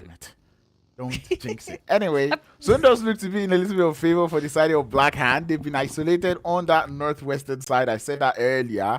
We most likely wouldn't be seeing that Paradise Resorts finish, as might just get chunked out of the next circle. But wherever this zone has pushed up to, I don't know if you know this area, but this is pretty much open fields, right? There's a lot of high grounds, and then there's a lot of open fields, right? So not too much cover to be placed. And this is Sanhok, where we don't really see too many vehicles, which means is either smoke grenades or rocks or those slim trees. This has also been some of the best places for Titan to pick up their wildest points in previous games. I'm talking about previous season. I'm talking about in PMGC. This is where they picked up some of their best plays. So in terms of this position, Titans already finding themselves within that compound, within those little sections of the rocks, and the gap, that range that they have to work with there might be what they need into this matchup, but we'll wait and see. We've got RUKH also rotating on in just behind the World of Battle, and now the World of Battle, they're getting a little bit aggressive, right? They're exposing themselves to all of the teams in the vicinity, so need to be very, very careful, otherwise RUKH will be capitalizing on that.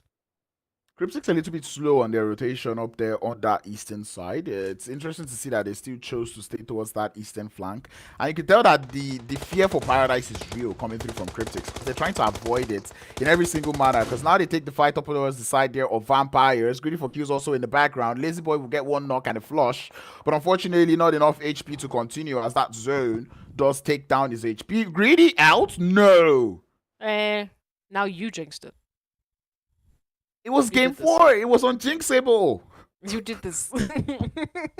Well, game 4, game 5, that's normally where we see them step up. Unfortunately, it will not be on the map of Sanhok. Too much chaos to deal with. The World of Battle, as we said at RUKH, have been slowly but surely taking this rotation on in. They have been looking for this opportunity, and now they're going to be looking to capitalize, finding the first one. Kron now having to back on off, because all of a sudden, they have intruders in the back line. They have been absolutely decimated so far, but there is a back and forth here. RUKH, so close. That was so close. And the third party would come through. It would allow that third party to come through. It's RUKH Esports putting the third party. Titans already heard a little bit of this action, so they want a little bit of it. We can already see grenades going out towards that location, as Arthur now realizes that that push is coming through. Has to fall down, has to hit the deck as he waits for his teammates to grab that revive up, get themselves back to the numbers advantage, and one player is back up on his feet, but that revive still has to continue. You've got to admire the amount of work that the Knight Arthur is putting in front. He's trying to buy his team so much time as the Titans continue to push, and you know, if they're able to take out the Titans here, it might just win the game. They might indeed. We'll have to wait and see which team is going to be able to take out the Titans first, or if it will be turning everything on its head. Got this now. We've got the World of Battle coming through from that southern side. We've got RUKH Esports just up ahead of them. RUKH have also been on a different level of energy today, picking up such a good amount of points. But now the World of Battle, unfortunately, finding themselves in their crosshairs as they are with their zone right behind them. They have no choice but to keep pushing forward, but to keep on fighting against RUKH. I like the fact that RUKH Esports heard the shots and instantly left Paradise Resorts. They came outside, they're like, you know what, we want these elims, we want it, and that is the progress we're seeing from them. Run over, coming through from Arthur, as he's able to buy himself a little bit of an advantage. HP very, very low, as Bronsberg now still in the floor, hearing the shots coming through from Mohammed, but not quite standing up just yet. But here comes the push and the backstab from RUKH Esports, but Arthur has got a good angle, gets that knock and the flush to follow alongside it, but they still have to run into that circle. Pusher, the last player left for the side of RUKH Esports, would be able to uproot Arthur from that vehicle, telling him that is the end of the run for you. Blue zone, forcing the world of battle out to move. Those revives cannot come through, and I wonder why Kron is still trying to process one. Oh, this is so tough. Mohammed in no position to get res there. Kron out in the blue. And Kron not really wanting to step on up into that zone, giving RUKH Esports that opportunity to get another elimination. I mean, that would just be the final salt in the wound. We've already got RUKH Esports up with 5, but they've been relegated down to only 1. Mo Esports, hello, reaching in, finding Wave, and saying goodbye to Wave. Alongside Titans, we say goodbye. I am liking this energy. I am loving this energy. Did Mo Esports take out Titans? Yes. Oh, Yes, they did. okay. We know. We'll keep our fingers crossed. Maybe because it wasn't a full wipe. But anyway, Pusher looking to be that gatekeeping factor for the side of the world of battle. Definitely heard Kron in his footsteps. And it's a 1v1 between both players. Trying to hold it up. Grenades in the hand of both as they're looking to find each other. It's a question of whose nade would land. Kron sends his out. And it's good to get that man down to a slither of HP. If I scream out Pusher too long, he might get knocked. And the shots coming through from Virtual Gaming Squad will seal the damage. RUKH Esports go out. Last 4 teams. Black Hand still alive. Virtual Gaming Squad still alive. And Mo Esports still alive, but they're on the bottom of the hill. That is not really a very nice position. They've got nice splits going on through, but the side of Virtual Gaming Squad still looking to face the side of Black Hand. Oh, Black Hand just off the back of that fantastic previous match, picking up a winner-winner chicken dinner. They don't want it to end here. They don't need it to end here. But of course, Virtual Gaming will need to be that team to make it stop. They really have to make it stop. They've got to stop on the squad if I'm not making that wrong or making that mistake. But anyway, RUKH still looking for a knock onto the side of Virtual Gaming Squad. Revives are coming in through, so it most likely would deny the point. As we see Mo Esports, they've still not gotten out of that compound because it is a strong position on the southern side of the circle. But Black Hand still looking for that knock. Revive not quite coming through yet. I wonder why. I think they're so bent on getting this thirst, but the world of battle, they've got Kron in the background, putting in the work. Oh my god, he gets 1. Make that 2. As Virtual Gaming Squad now, they have to play against that solo. The solos, they spoil the game so much. 3 elims coming through from the side here of Kron, and that man, he's absolutely been a pain. He's the spanner in the works, Kron. 9 eliminations now up here for the World of Battle, and what I love to say is Mo Esports has the highest player count into the final zone in terms of positioning. They're running that 3-1 split already. Paradox out in the open. Hopefully, we'll be getting that information onto Kron. We've got Black Hand moving in from the north now. Storm out in the open, and once again, who it is Kron to shut them down. Kron does get the knock up through as he's pushing up into the circle. Plaza would spot him, take a couple of shots towards his location. But the side of Mo Esports, they've begun to spread out of the compound because it's such low ground. Hansley would find the knock on the side, and it's now a 4v3. The players there from Blackhand, they're down by 1 player. It's Blackhand up against Mo Esports. We've seen Mo Esports in these type of positions before, and the last time we saw them yesterday, they did not quite capitalize on it. Today, would they be able to seal the dot? Would they be able to seal the work? Would they be able to put the final pen in the book? And yes, they will, as RUKH does go down to the nade from Hansley, down to 2 players left. Storm spots that player there. Hansley takes some shots, but will not find it just yet as Hates looking to have that angle for Black Hand. They have to force it into the circle. Plaza finds his way in, but will not be able to quite find very good cover. We did say there is not too much cover as he's trying to process that revive. Mo Esports, are they going to let that one happen? 3 players up the top of the hill, 1 on the flank. The shots through the smoke would find Storm. His HP is very low. And the side of Mo Esports, they are looking strong. Grenades in the hands of Bum Bum. He's loading it up, sending it down the hill. The damage is being done. Plaza would fall. Mo Esports are doing it, but Storm able to get 1 in return. On the side, he spots Hansley, but not quite able to get the knock as Bum Bum now behind the tree, up in a 1v1 up against Storm, and he gets it. Mo Esports, they did it. They absolutely did it. Winner chicken dinner to Mo Esports.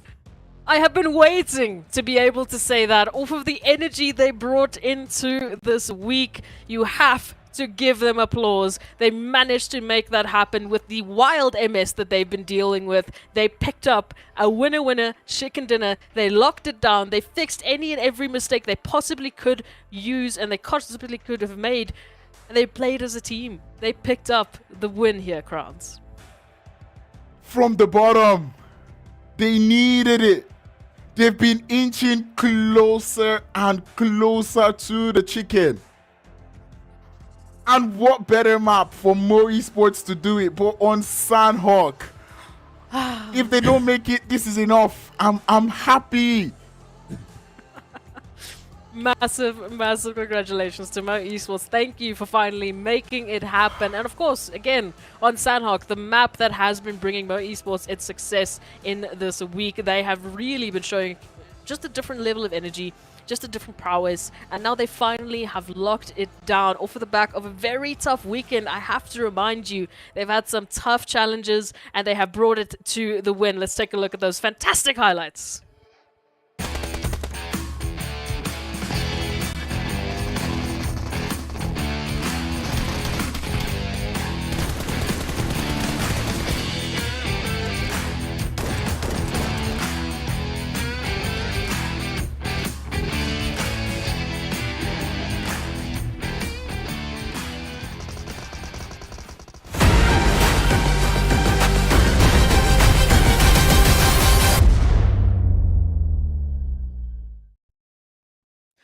The chat is going wild. We are going wild in our seats. We get to say that Mo Esports picked up the winner chicken dinner.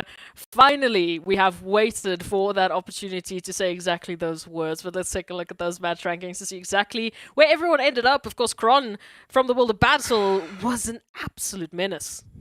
18 points for Mo Esports because of a chicken dinner. Woo! Oh, it's too much. I cannot handle it.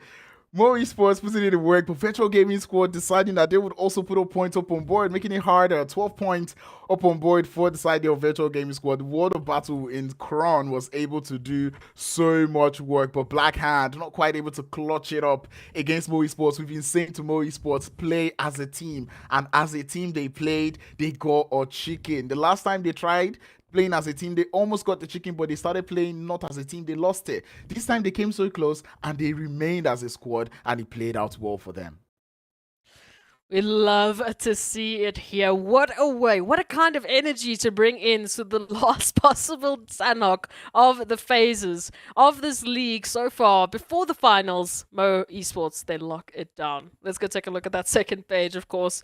Honestly, I don't think anything is going to compare to the first page. Nothing is really going to get me too excited. At least no one goes to the donut shop, which is pretty cool. Still not as cool as the first page, though. Mo Esports, that's just it. Like, I just feel like I can't see any other thing. Like, it feels so victorious because we've been waiting. We had to wait 3 weeks till the final game for them. But I think with this game, you should push them into that top 12. They might just be able to play in that Vikendi. Show us a little bit of enjoy that map of Vikendi at least for once. But anyway, a couple of points, not quite being there. This was their last game, and they put up only 2 points up on board. That gives so many of the teams that are sitting down below the chance to actually overtake them on that overall ranking. I'm telling you, that top 12 is going to look so wild at the end of this week, and I wouldn't have it any other way. Honestly, this is the kind of energy we need in the last day. I'm just preparing for the finals. When we do come back, I think nothing else is obviously going to compare, but at least now we get to say absolutely well, congratulations there to Mo Esports for finally picking up that chicken dinner. And with that being said, I think I've lost enough marbles on stream, so I'm going to go off stream now to just take a break and refresh myself. Because it has been wild over on the PMPL Africa Spring 2023. We'll be right back.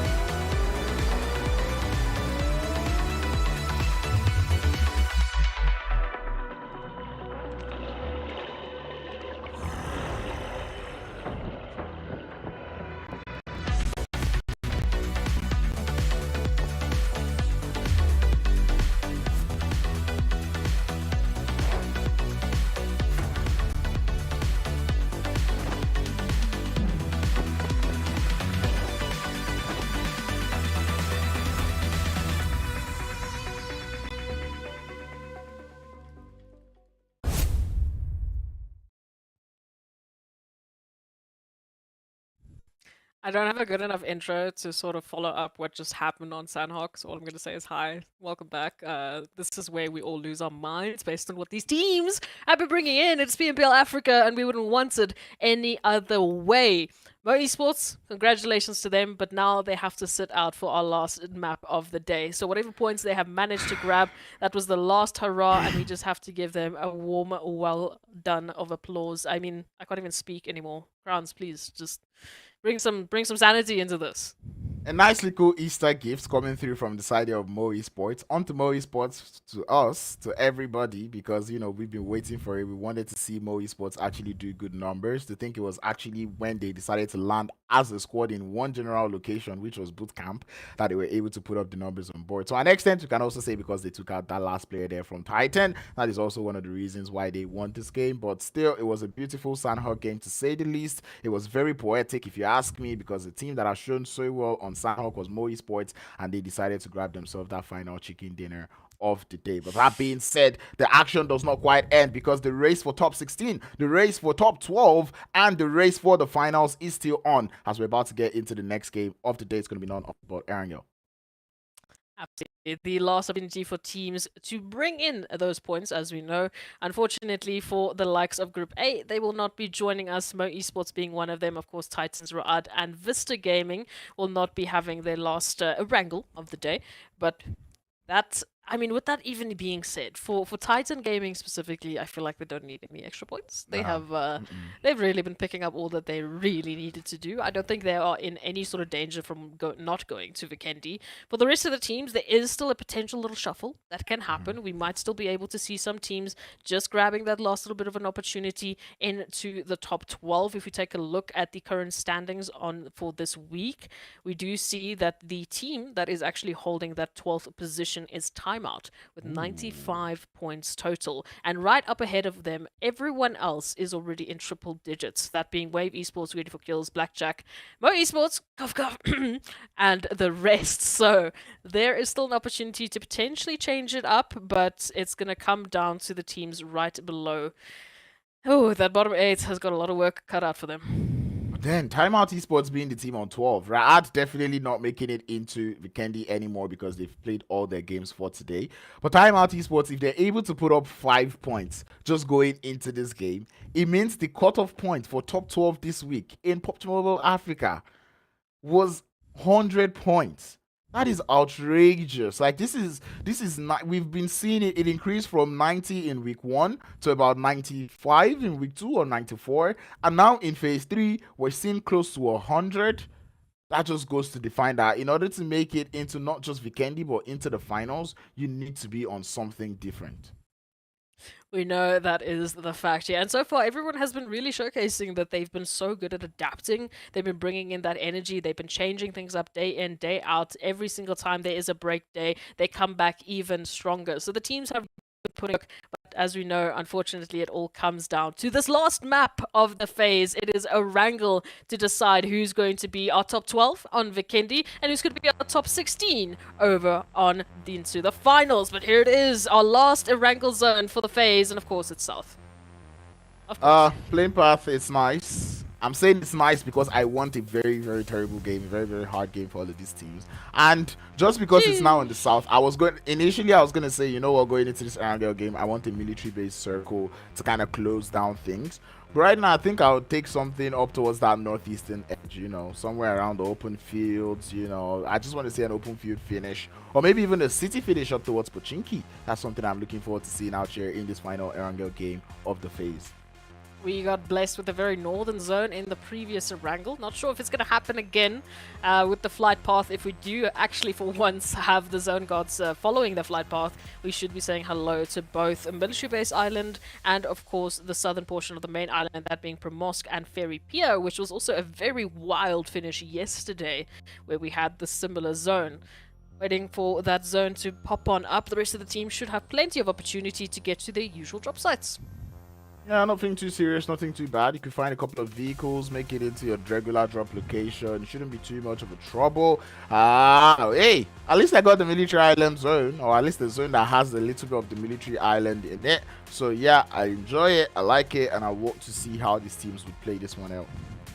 Just check what is happening over towards Ferry Pier. We've got CRYPTICS and URUS who have dropped on one another, obviously trying to get boots onto the ground as quickly as possible to get those vehicles and running to, or driving rather, to their favorite locations. But now with that little bit of a cluster, we'll have to wait to see if anything will come from it. However, I think URUS will hopefully be able to rotate on out of it. We have a few other clusters that are looking a little wild with the rotations as everyone is trying to get to their usual drop sites. Smash Vampires pretty close to one another. El Chapo just sussing out at least one member here of Triple Esports, but the rest not looking too wild just yet.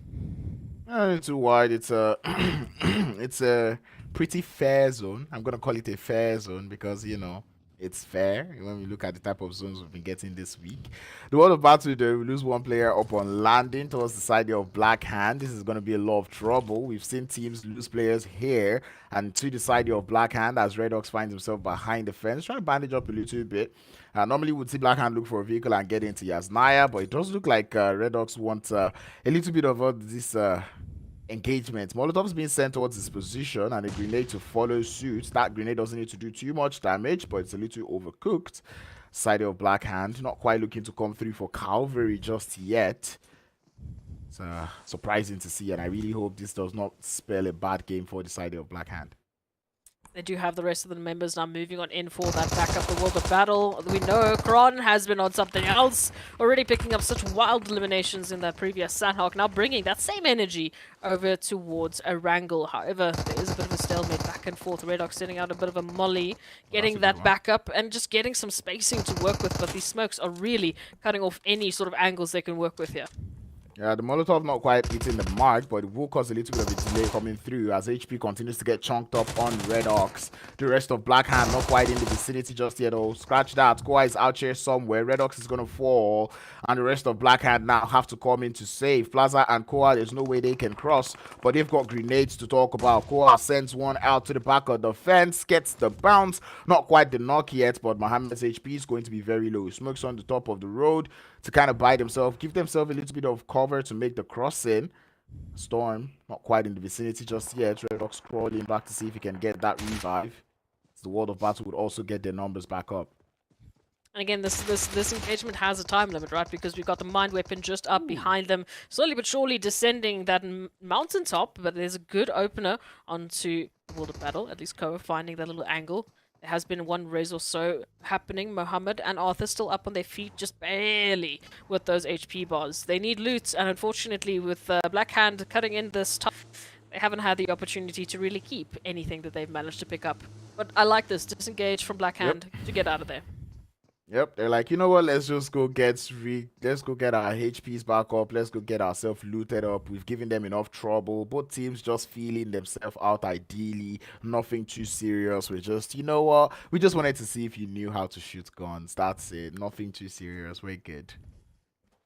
Nothing too serious for now. We'll have to wait and see how it's going to happen later on with zone rotations moving in. The World of Battle now need to circle on out. They need to get out of these compounds. They have lost all of the loot they just managed to get. All of the ammo, all of the meds have just been used to survive Black Hand. They thought they were going to get a free elimination, but no. Didn't happen this time around. So the only team that has unfortunately lost a member has been Arab Golden. The rest still looking healthy, at least for now. Still alive. Yeah, really still holding it up. We've not really lost too many. Only one so far, so we'll take it. Nothing that we'll be complaining about. But that being said, Vampires still looking to be holding very nicely in the hospital. We smashed him out there in South and North Jojopol.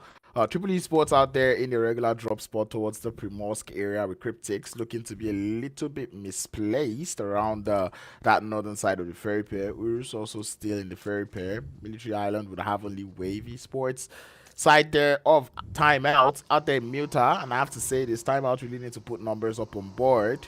I mean, maybe not really, because I mean they're on 12th position. Regardless, they'll make it into Miramar, or they make it into Vikendi.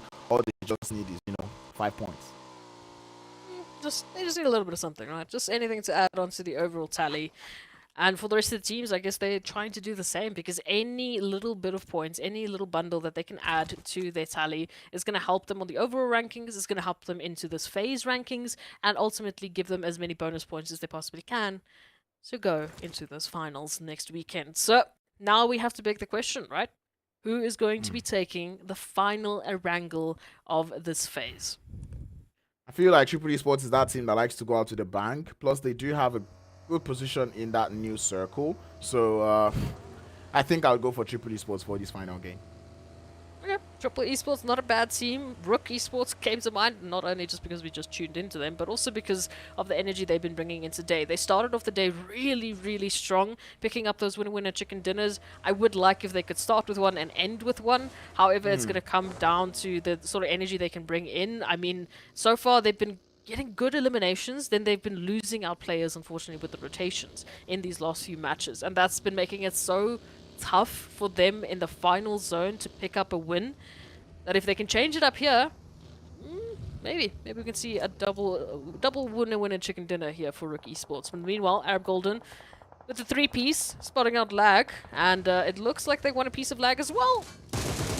Everybody wants a piece of the action. It's the final game of today. Go all out, turn it into those frames. I want to see that one drum through. It's gonna come through from the side of lag, as they get it pushed by Arab Golden with help from GREEDY4KILLS. A9Q would get all the thirst, but Greedy, they've done a little bit of damage. They might just be sending it to Zoxy out there in the vicinity, going into the vehicle, making that form up as they continue to rain the bullets onto the side of Lag Esports. Run over, taking A9Q back to the lobby, and here comes the full force of Greedy. They're sending it. Nobody minds. It's the final game. Mexico would try to jiggle and wiggle, but he would fall as Greedy would be able to grab themselves 5 VLMs in the final game.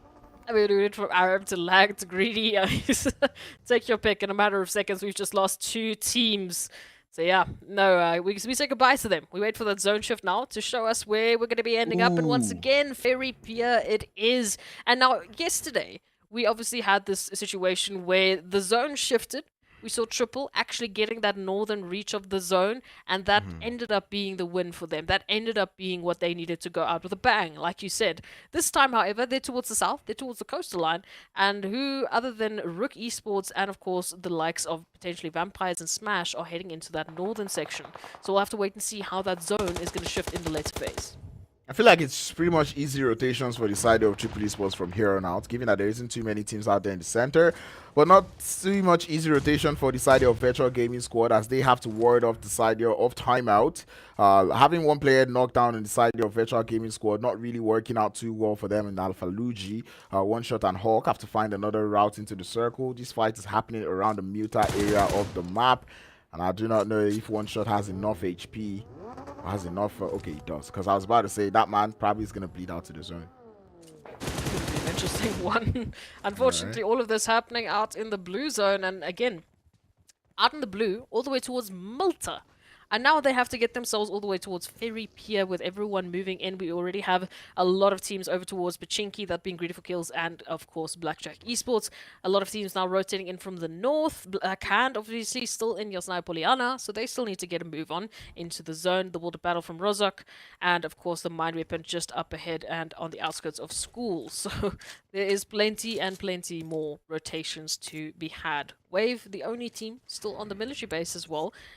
The Western Bridge rotation for them, I'm not sure. It's going to come down to timing for me.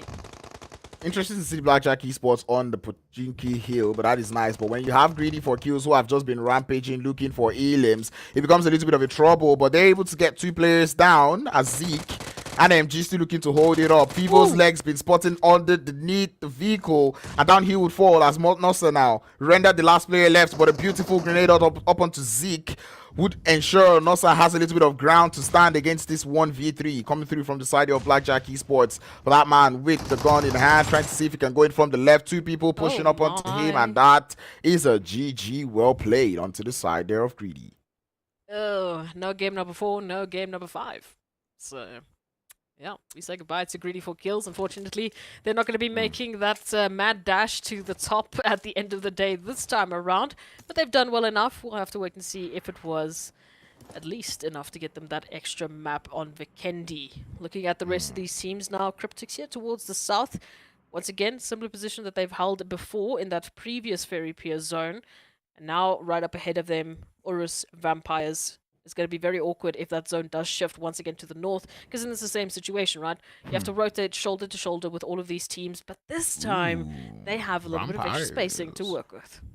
Vampires do have a good position in that circle. Same thing can be said about Triple Esports. I have been mentioning Triple Esports because they have such a nice position going into that circle. I do not really see them losing out on this game. They have high grounds to work with, so they should be fine. RUKH Esports also have a very good position. Wave Esports finally making their rotation out of the military island, as I would begin to see a lot of these teams that start the late rotation up on that northeastern edge start to struggle, find their way in. I'm talking Black Hand, Virtual Gaming Squad, the World of Battle, the Mind Weapon. These are teams that have to find their way into that circle. It's going to be a tough one indeed. So many teams now running towards that center position, trying to get at least some real estate to work with here. Vampire is going to be making the dash, just narrowly escaping Smash Esports. I mean, up for Smash at this point, I mean, Grounds, you're playing for an opportunity maybe to sabotage. You're playing for an opportunity to get as many points as you can, you know, just into your final standings. But I don't see, unfortunately, an opportunity for them to get into the finals. Yeah, I don't see it. I'm not gonna lie. I'm actually expecting what I saw from GREEDYFORKILLS from the side of you know, of Smash team. You know, Vampires. These are teams that I expect to be driving around, looking for shots, crashing into anything. Because ideally, this is probably their last game. They're not even in the top 16 or top 12 in order to make it into Vikendi. So right now, just go all out. The Mind Weapon, though, finding themselves in the blue zone, having to ward off the gates keep coming through from the side of Blackjack Esports. Maybe not the rest of places to be, as Hamodi would not continue to put up the shots on there. Blackjack also have to start their own rotation into the zone. And this is pretty much looking like a very, very scary zone because there isn't too much playable area. There's a lot of open fields here to work with, so very few compounds in and far in between. To really try and keep your team safe, to keep them into the long run here for the end of Erangel. We've had Black Hand finally make their approach through from Yasnai Poliana. They do find themselves in between not only Smash, but of course Vampires to the other side. URUS right up ahead of them. Still running a split wave. Rolled on in and shut down the likes of Virtual Gaming. They knew there was likely going to be another team just trying to be a bit of a bridge camper, knowing that Wave does normally take that military base approach. So some homework done, but Wave did better homework. And that is actually nice to see them understanding that they can actually take a fight out there on the north of the bridge, and they were ready for it. RUKH Esports out in the background, looking to take a couple of shots towards the side here of Blackjack, but same thing can be said about Black Hand, who are looking to welcome rotating vehicles into the circle. It's going to be the side there of the Mind Weapon taking the brunt for this fight. Smash team also in the background, and they would start to take the shots. Black Hand finding themselves in a very tough situation. The run over comes through up onto Max. Zara taking the fall damage. This is not too nice for the side there of the Mind Weapon. That's not too nice for the side of Black Hand either, because we still have Smash involved. You can see Ban already sending it. Not going to let Black Hand get that res. At least he's trying, but he can't spot them out in the zone. He can't spot them out in the smoke. And now just like that, as Ban thought the coast was clear, he goes down. Oh no. One way or the other, he wasn't able to spot that revive coming through. Black Hand would be able to capitalize on that one. The Mind Weapon sadly would go out. Eventually, that's not playing any manner. It's not playing well for them, looking at the points that they're able to put up on board, with flank angles coming through from the side of Black Hand. Smash team looking to be ready for it as the shot starts to go out. Redox in the vicinity, looking for that knock, would not get it as Koa would fall first. Redox trying to hold it up. Storm and Plaza off on the off angle as they form up into the fight later on. The DBS in hand would get down one more player, and Ilias is onto something. He's up for 2 players now, and he's down to just Storm, who is very low on HP, but Storm would get him down just before he's able to get up. I'll pull up that squad wipe, but IHP too low. Rolex going up for the push. The pre-fires are in. Storm does some damage, but Rolex would get the wipe up to the Black Hand, and that's going to be a GG. Well played. I just wish we had this Smash earlier rather than later. I mean, it's such a good engagement now for them to take out Black Hand, and they were constantly hunting them, right? You would have thought that after that initial drop of Ban going down, they would back off, they would disengage, but no, they continued. They hunted down the likes of Black Hand and paid off. I wish we could have seen the Smash last week. I wish we could have seen them sooner, but now they still have a bit more opportunity to potentially get a few more eliminations. I can't believe that we're having these teams take out each other. What is happening? It is all or nothing. There is nothing to lose. Everyone is just sending it on because right now it's only people that are relatively on top of the board or maybe even in the middle part of the board trying to see if they can overtake whoever is on top of them, try to get a couple more points in. But for now, bottom teams are just going all out. Timeouts now would be receiving visitors from the side there of Wave Esports. Grenades now being chunked as Desha in the background will be the first man down. Molotovs up the stairs would be forcing Mido to go downstairs as Wave Esports now looking to take this engagement. Mido from the side would come through as the grenade from Hazard is enough to hold him, but the burn comes through. Mido would fall. Abdullah able to get yet another knock onto the side of Wave Esports. Petrox the last one left but cannot hold it down, and Wave Esports get eliminated. Timeout also showing so much defensive prowess. Oh, this is what we love to see. They're fighting for that opportunity over towards Vikendi. I would love to see a new set of teams joining us and just showcasing their potential and maybe going for those crossbow challenges. We'll have to wait and see who's going to be joining us next. Has Timeout have them time to at least get those reses popped off? Smash still from the center, reaching out towards RUKH Esports. RUKH riding on high now with 3 eliminations. Currently, it is Timeout and Blackjack Esports that are our elimination leaders, following suit with Smash Team. I mean, those are 3 teams that you wouldn't say normally are our elimination leaders. I tell you, and it's sad that we had to wait for the final day before these teams actually got the confidence to actually do this, because this is something that, you know, we don't really see too often. Sometimes we get caught up in trying to play so tactical that we forget about the importance of confidence and momentum, right? And seeing that it's this final game, that these teams are now putting up this type of performance is very painful. That being said, Triple Esports playing very passive again as we see them hold it up on that western edge. We do get that zone shifting all the way to Smash Team. Such a good position they're holding, but they've only got 2 players. Makes me wonder just how well they can hold it. CRYPTICS, hopefully they've learned from that chicken dinner from Titan yesterday and they would leave this position they find themselves as soon as possible. Potentially. Also, we got RUKH Esports into that new zone as well from the northern side, potentially heading towards that eastern portion where Timeout are currently holding. So very curious to see what they're going to be making of it as well. URUS, they've made a plenty and a plethora of noise here towards the Ferry Pier. So CRYPTICS, of course, very aware that there is a little bit of a worry when they do want to take that rotation in. Ramsey, of course, URUS have the exact same idea. They can see a little bit of movement in this compound. And so this is going to be coming down once again to that timing here. Who's going to be making the first move and if the other team will be ready to capitalize. All the battle on the outskirts. No man's land. And rotations now are not going to be fun. If they do not have smokes, if they don't have vehicles to try and help them out to make that dash into the zone, we might be saying goodbye to the likes of not only the World of Battle, but of course Blackjack Esports as well. Really hoping to see Vampires pop off in this final game, you know, because why not? I think Vampires have that chance to make it into Vikendi, if I'm not mistaken-ish. Oh, actually they don't. Yeah, I remember saying they had 55 points before. Yeah, so they can't, so which means they can actually decide to play spoiler, go all out in this game. So yeah, Vampires, I would also like to see you guys be that spanner in the works for all of these teams. I mean, if we take a look at it, right, Lag already out, they were in 14th place. Virtual Gaming also already out, they were in 15th place. Arab Golden also out in 16th place. So Vampires, in terms of the challenge that's up ahead of them, it's only URUS that are up ahead of them on the overall rankings for this week. And Vampires had 58 points. If they had a better point, if they had a better week, then I could have said yes, they could have still stolen a Vikendi slot. But now, I don't see that happening, especially not with the likes of Timeout picking up such wonderful points. And Kron, oh Kron, what have you done? Well, Kron has run into the open and down he would fall. Vampires looking for the shot through the smoke would find a little bit of them, and Kron eventually getting sent back into the lobby. Blackjack Esports also finding themselves in that open field, taking a whole lot of trouble, which is very surprising for Blackjack, because I wouldn't really expect Blackjack Esports to be that team that would be lurking around in the outskirts of the open fields. They will eventually get spotted by RUKH Esports, and that's going to be Blackjack out and done in this game. But anyway, Triple Esports received the visitors from the side of Vampires as they come in crashing, come in sending it. There is a smoke in play, but that might not be enough to stop the side of Triple as they begin to launch grenades down to their position. Thor sends his own. Drycy also sends his own. Yazan feeling the heat, feeling the explosion as they continue to launch those nades. It's a grenade barrage coming through from the side of Triple Esports, and you could tell that they've been quiet all day, but does not mean they're not ready to take a fight.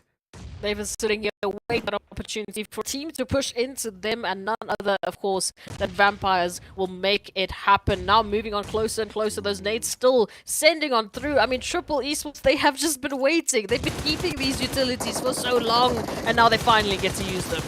Offensive smokes being used by the side of Triple so they can get a little bit of ground, put that blinding angle onto the side of Vampires as Ninja is looking to hold his way. Don't worry, Ninja, I'm not a ninja today. Grenades coming out and Ryazan would fall as the side of Vampires now down to just 2 players only. Triple Esports still have a 4-man team, oh sorry, make that a 3-man team still alive in this one.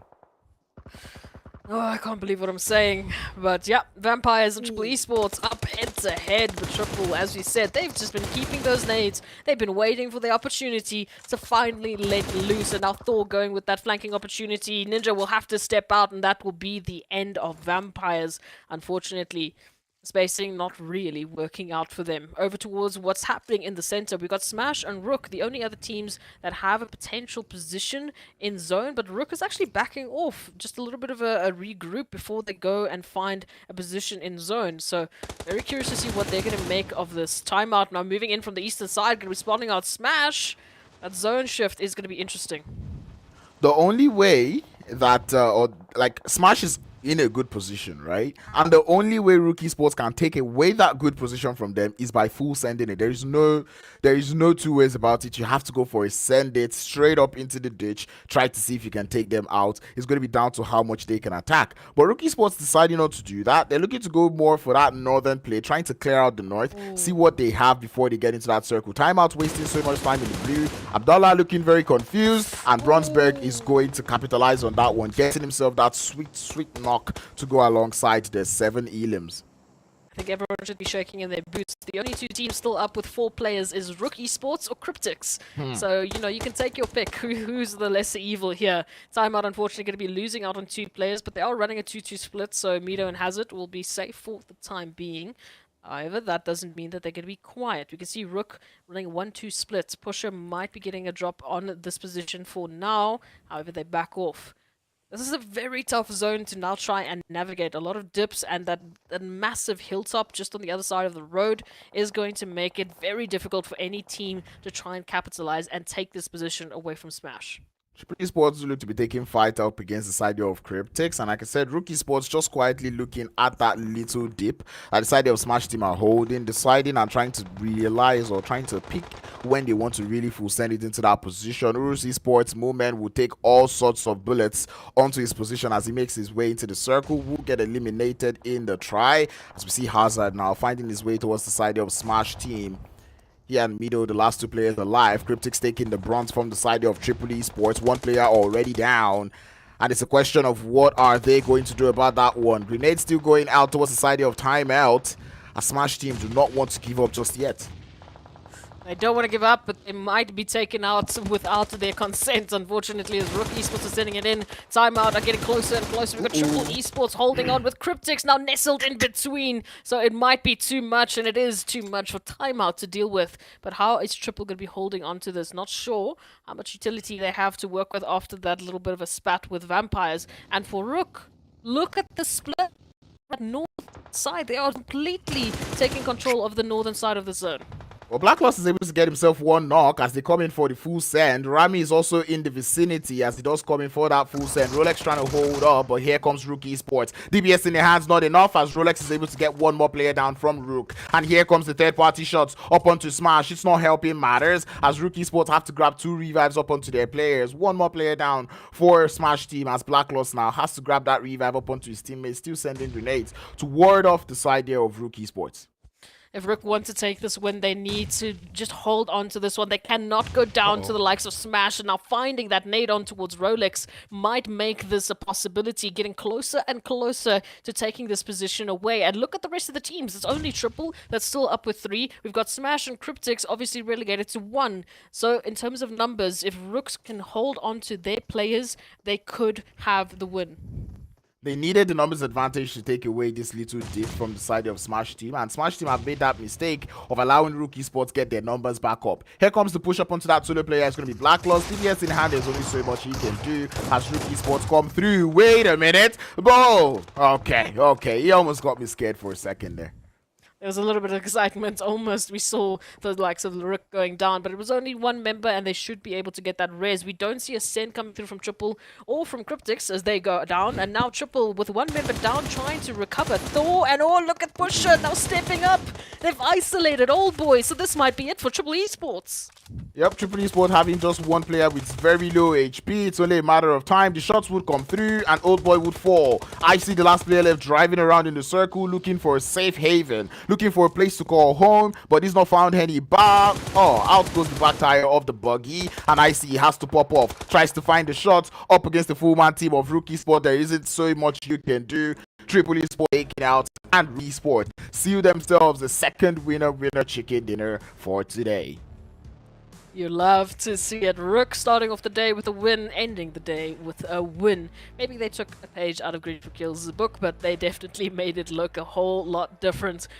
Fantastic work from RUKH Esports. We can see in terms of the damage dealt, there's not a lot that they had to do towards that end bit, even though there was a lot of back and forth. They just chose the right timing. That step up with Triple Esports, that was so perfect. You couldn't have gotten better timing to try and just take a look at what everything else was happening in the vicinity. I mean, I think with that, we pretty much know who's going to be our top 12. It's going to be the last match of the day, done and dusted. Only Vikendi still left. I'm trying to see that post coming through from RUKH Esports, because I mean, 2 chicken dinners in a day. It's a sandwich of chicken dinner. They did the bread and butter today. They did not let Erangel do that one for them. Love to see that one. We'll be seeing the 12 teams that made it into the Vikendi game. I don't know why I always want to say Miramar. I mean, I've been so pumped up for Vikendi, and now I can't even say the name of the map. Damn, that's how much craziness we've seen today. It's been a wild ride, and again, Erangel did not disappoint. I mean, with that zone again going towards Ferry Pier, it's been so tough for these teams to deal with all of these outskirts zones. I mean, they basically have had more water, I would say, in this last week than we have had in every single PMPL season so far. So hopefully they are ready with those eastern and coastal ridges and zones, because I believe there's a little bit more around the corner. Let's go take a look at the highlights.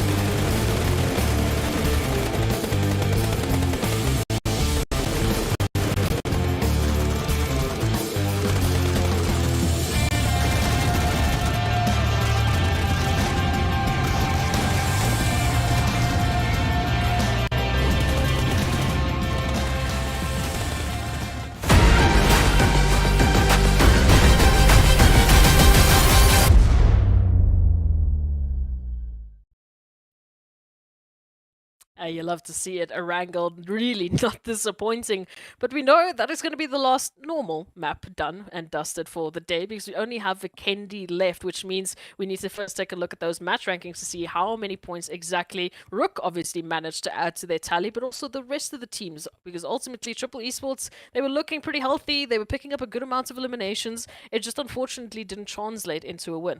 Yep, 23 points with 13 eliminations coming through for the side there of RUKH Esports. I mean, we've seen 22. What are the odds we wouldn't see 23? Anyway, Triple Esports in second place with 13 points. Timeouts in third with 11 points gathered in total. Smash Team also being able to put up numbers up on board. We've been begging them for ages, and they finally listened to our plea in the final game of the day. CRYPTICS also putting up good numbers on the board, and the same thing can be said about Blackjack. Oh, it is looking spicy. Let's take a look at that last page. Black Hand, of course, making a bit of an approach. We've got 3 teams also joining us in the donut shop, unfortunately. So the Mind Weapon Butcher Gaming. Arab Golden, not the last game they would have wanted it to be. But, hey, at least for some of the rest of the teams, we've got a few more eliminations on this side of things.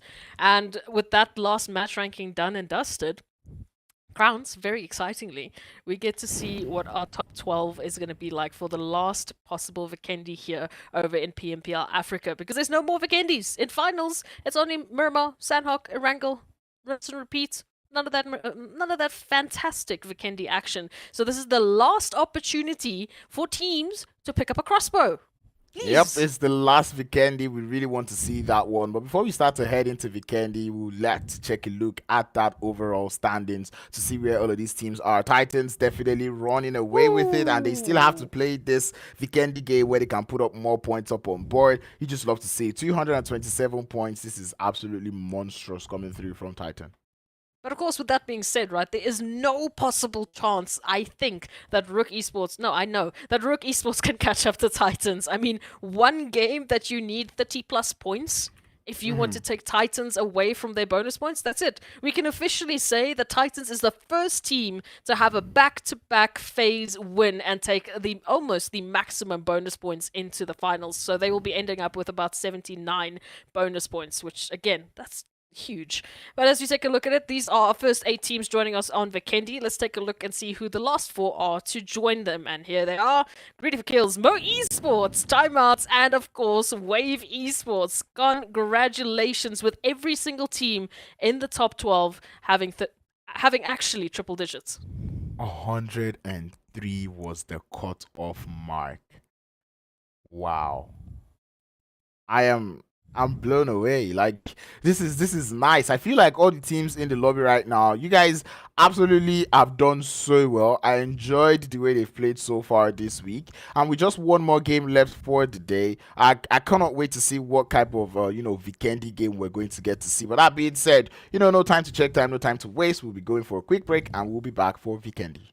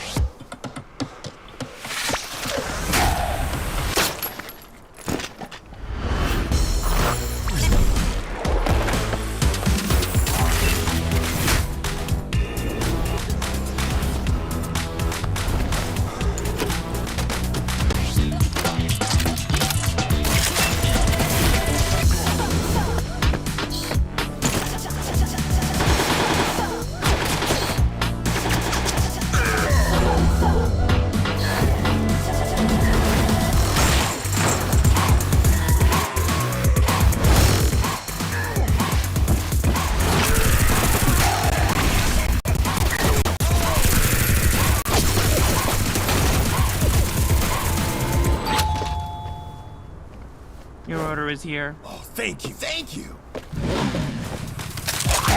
Go, go, go!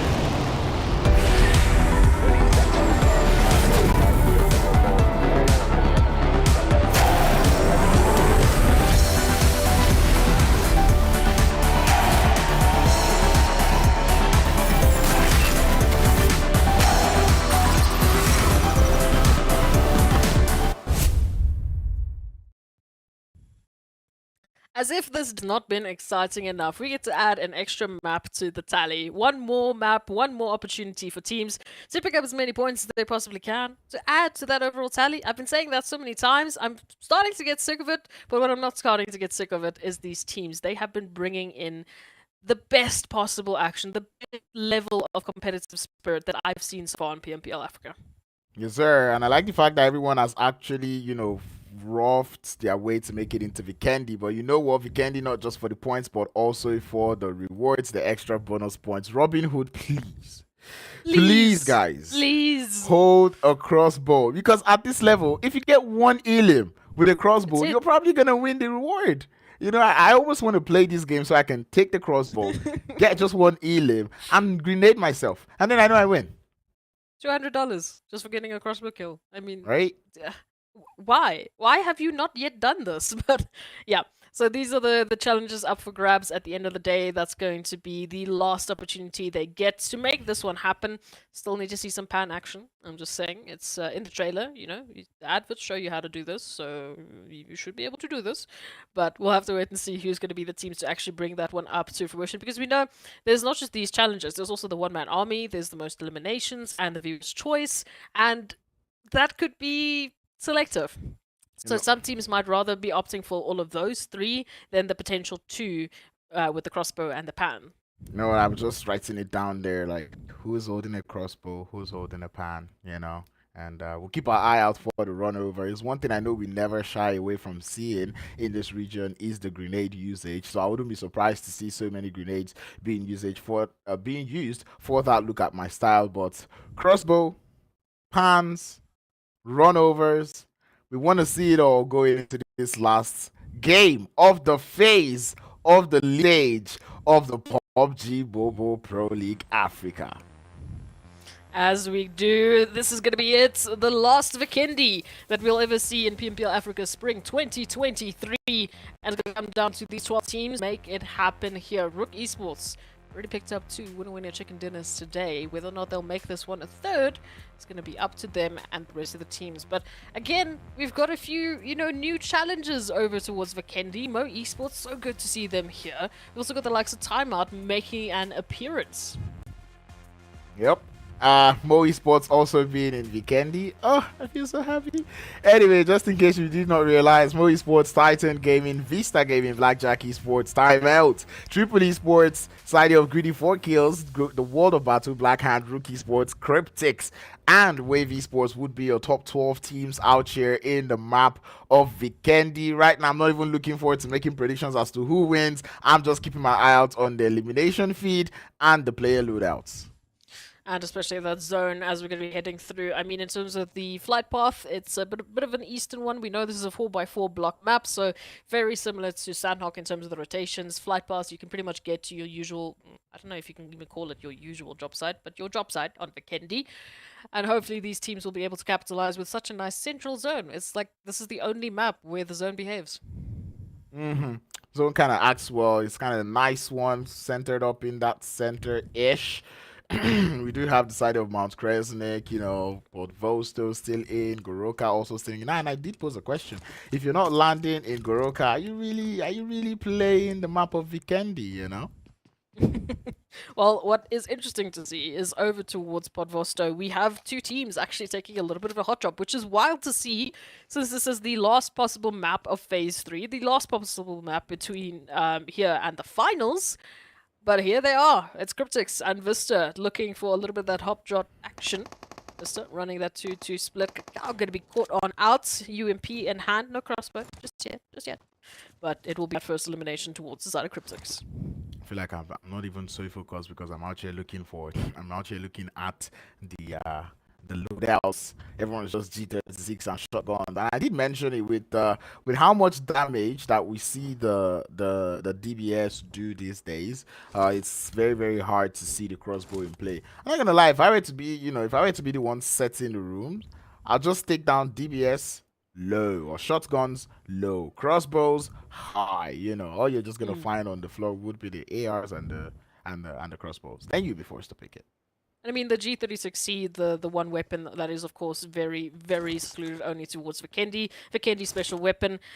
you're going to see a lot of that. It makes sense, right? But like, why can't we just use crossbow and pans and you know, let's go for these challenges. It's your last opportunity. I was expecting that we see a few more teams making that happen, but we'll have to wait and see. Maybe they just haven't spotted one out yet. Still very early on into this Vikendi. That first phase is going to take quite a bit of time to close up, so the teams have a plethora of opportunities to get their rotation in. The only team still needing to rotate is at least the portion there of Mo Esports, Blackjack, Titans, The World of Battle, and of course RUKH Esports.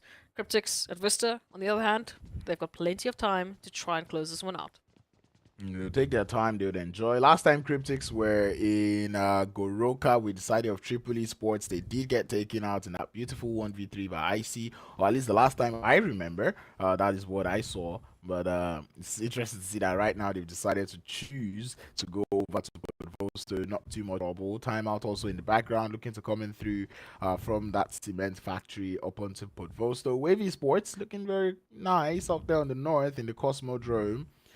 Creatures empty. Movatra being held by the side there of Bronsberg and RUKH Esports. The World of Battle in Winery. They will be having so much loot to themselves. Titan Gaming in Full Nova. Plenty of opportunity and spacing, but we know Zone not really working with some of those places, so Titans will definitely need to make a rotation on in. However, what's interesting to see is we do see Blackjack Esports stepping on closer and closer to Podvosto. We also have Timeout making an approach, so this might spell some doom and disaster for these two teams, but especially now CRYPTICS. Finally, a little bit of back and forth. VISTA have found some revenge, but there's an immediate trade back as Mazzaro, who none other than Mazzaro is going to be reaching on in, just doing a little bit of damage. A lot of damage onto the side there of CRYPTICS, but CRYPTICS will be able to even the tides, get themselves a little bit of a trade going on, getting one more knock onto the side there of Vista Gaming. Kakao did get eliminated earlier on. The revive should be able to come up onto Biscay, but this is a very, very stretched out and elongated fight coming through from the side of Vista and CRYPTICS. To an extent, I just want them to get it done and dusted, especially given the fact that none of them are holding crossbows. Like, we're tired of you guys. How dare you? How dare you not pick up a crossbow? But maybe they just need some time. That Nade has practically just followed Vista Gaming. However, thankfully, it won't be capitalizing into a knock just yet. But now CRYPTICS going to be using that timing, that spacing to get up close and personal. It's a boot. Seems to be better at the jump shots. But the secondary step up is going to take them down to the floor.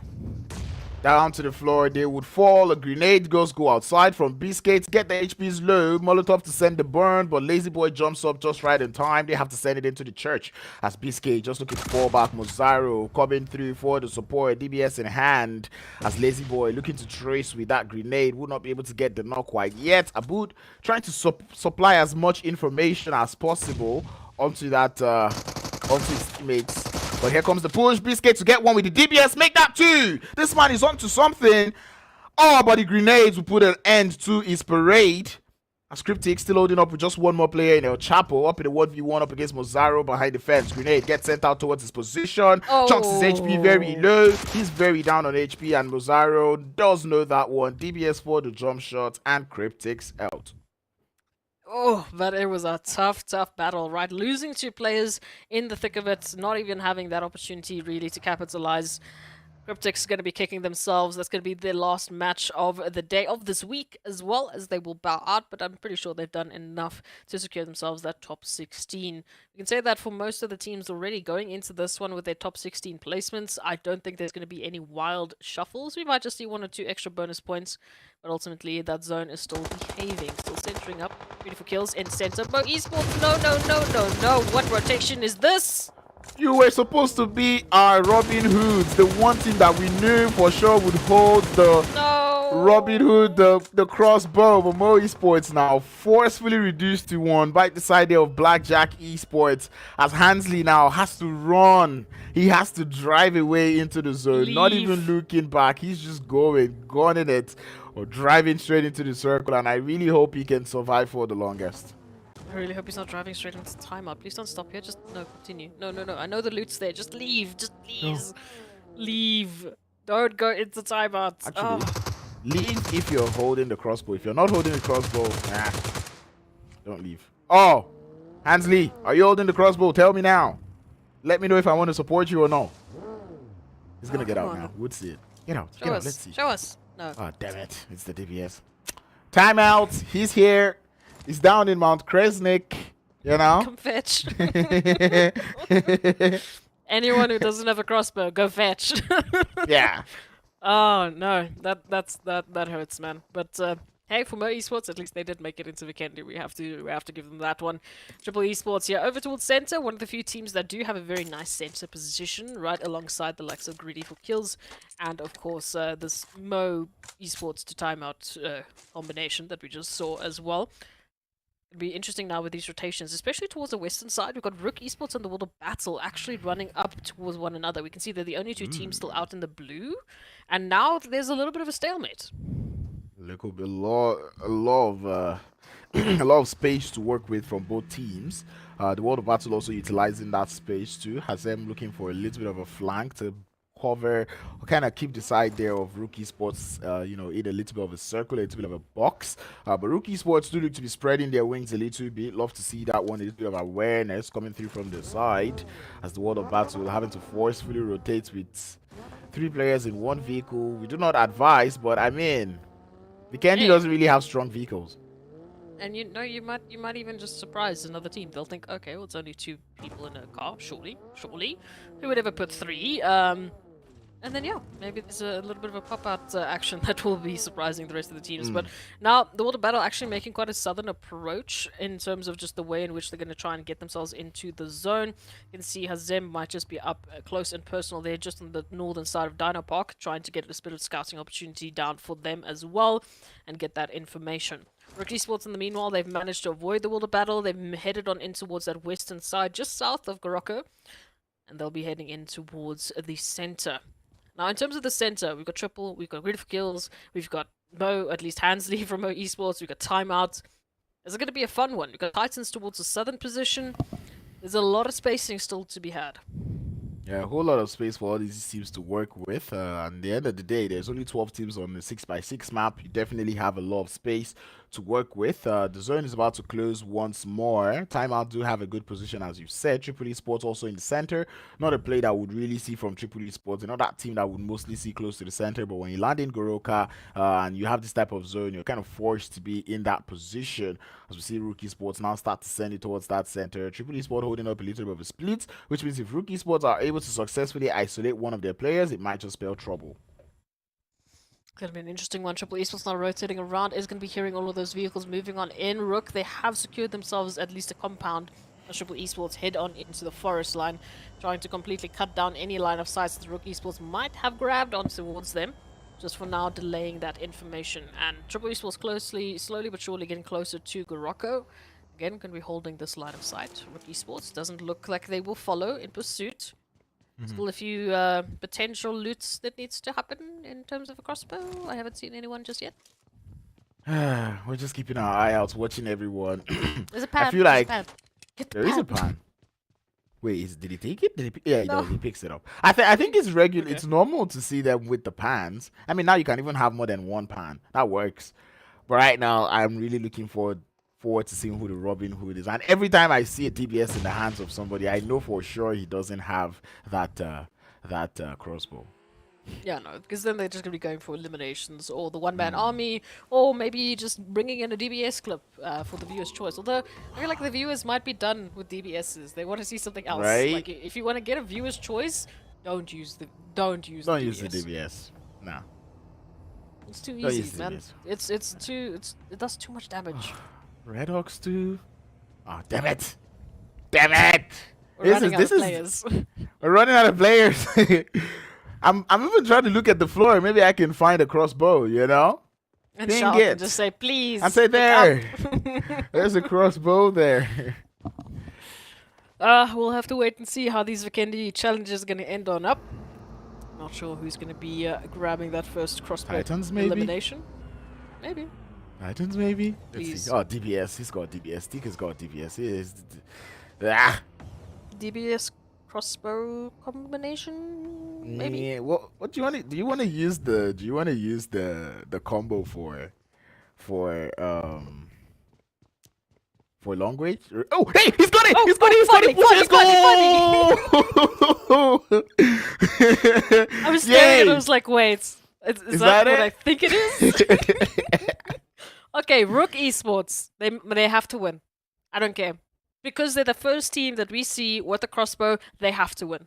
Yep, I want them to win, and you know, maybe the last alien should be with a crossbow. Oh, it'll be so nice. It'll be so nice. I want to see it. Pusher potentially going for that Robin Hood title. So yes, Pusher, do it.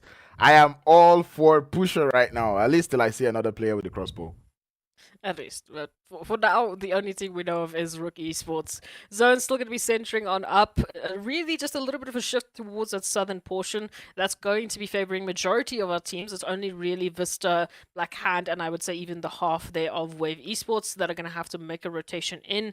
Timeout for the time being. They still have that Mount Kresnik position. And of course, Hansley right up ahead of them. So they might not be leaving just yet. Wave over here towards the northwestern side.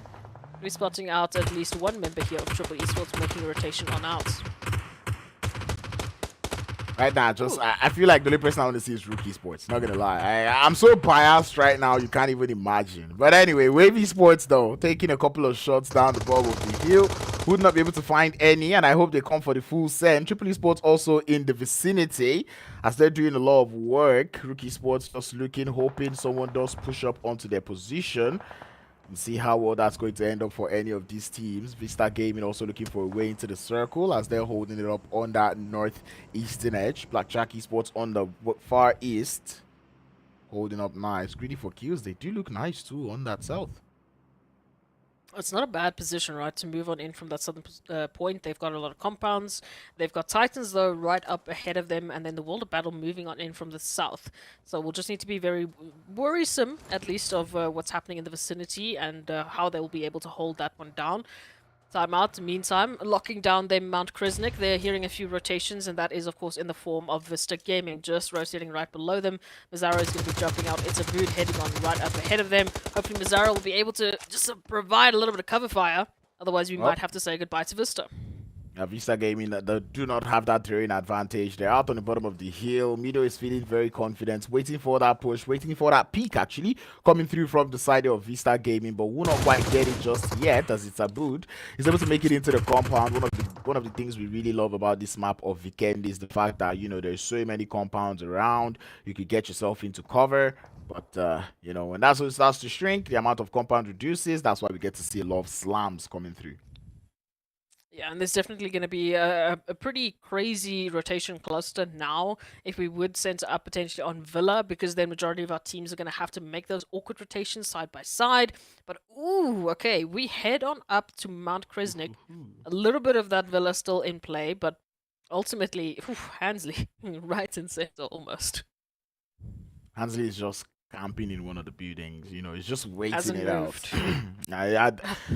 He's breathing probably like just one breath per second, because that man knows if he makes too much noise, he will get spotted. That being said, everyone does seem to have a compound of their own, which is one of the things that we see a lot in Vikendi. We don't get to see so much action because everyone is just chilling, relaxing in a compound. I mean, what more is there for you to do when there's so many compounds to work with? You might as well just find a good spot. But that's why I like Zone going over to the open fields, because it kind of forces all of these teams out of the compounds, out of those little clusters that they find themselves in.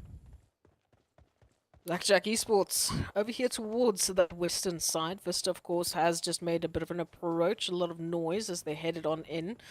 And of course, Blackjack now just moved in closer with that noise, with all of the commotion that was happening. Thought they could get a bit of a piece of the action, but have yet to find Mazzaro and It's a Boot.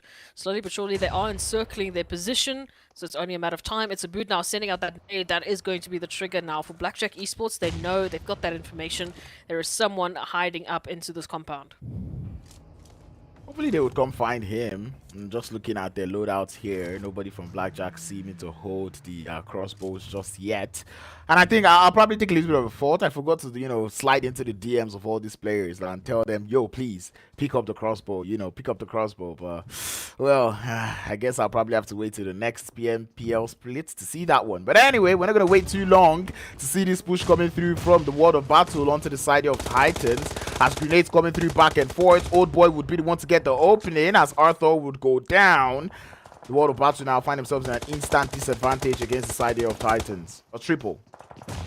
And Triple E Source, they're moving on in for the finish here, but the World Battle, they've held on for so long. Oh no! What?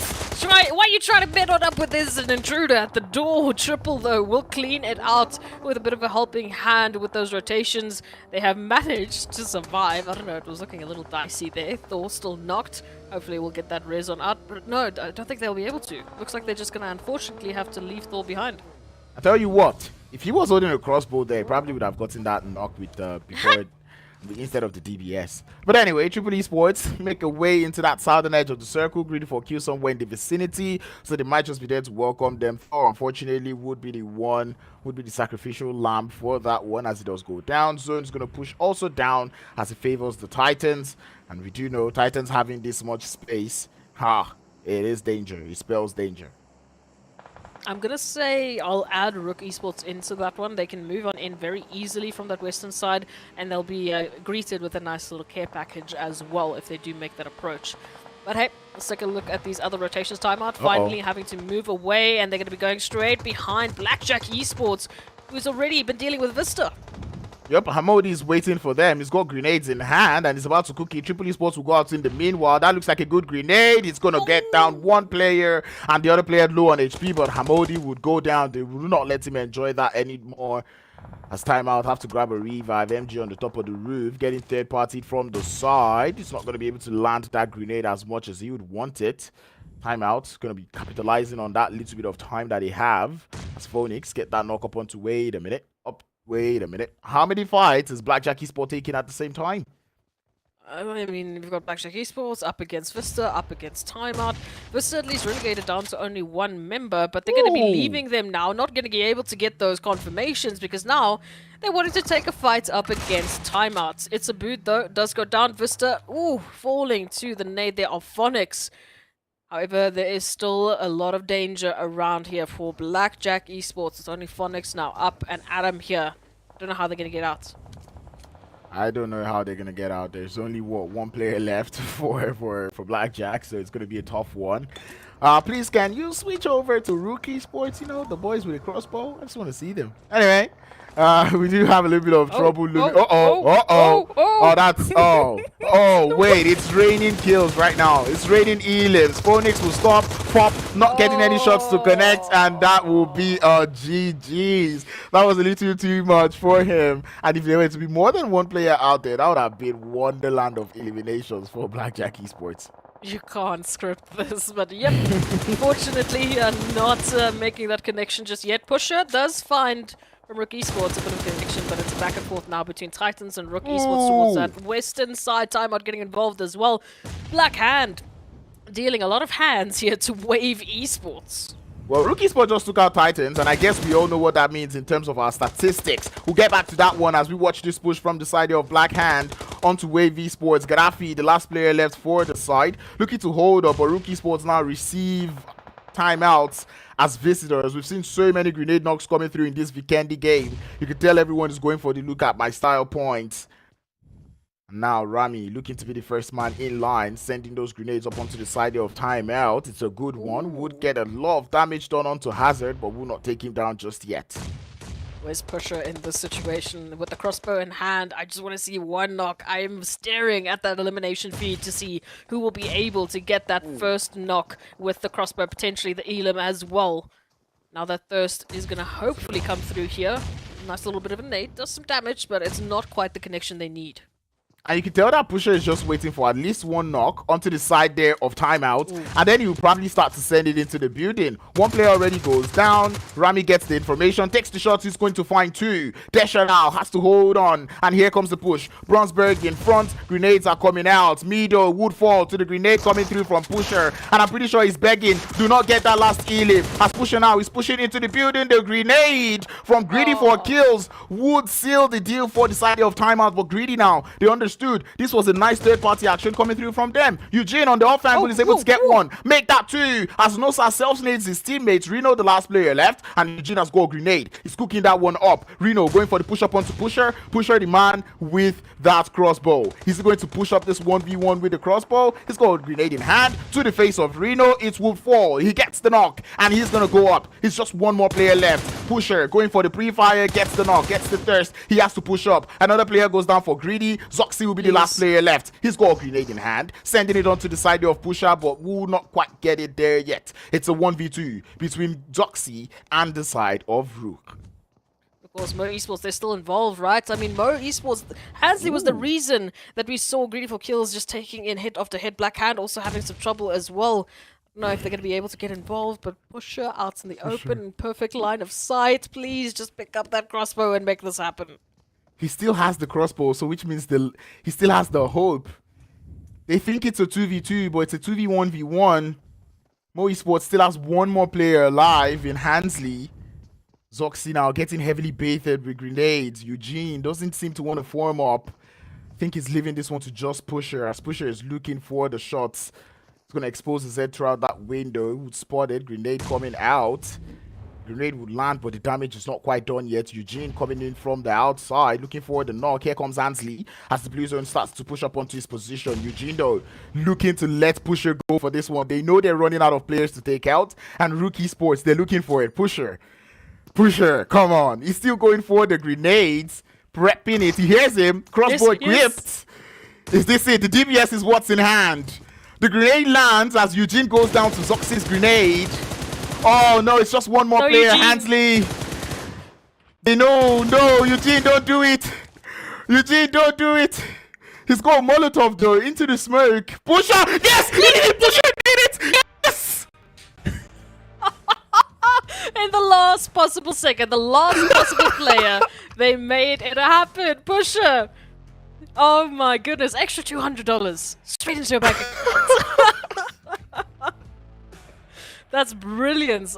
I mean, RUKH Esports, the 3 winner chicken dinners. They started the day with a win. They ended the day with a double back-to-back win. And of course, the crossbow challenge only goes to RUKH Esports. Yes. Robin Hood right there.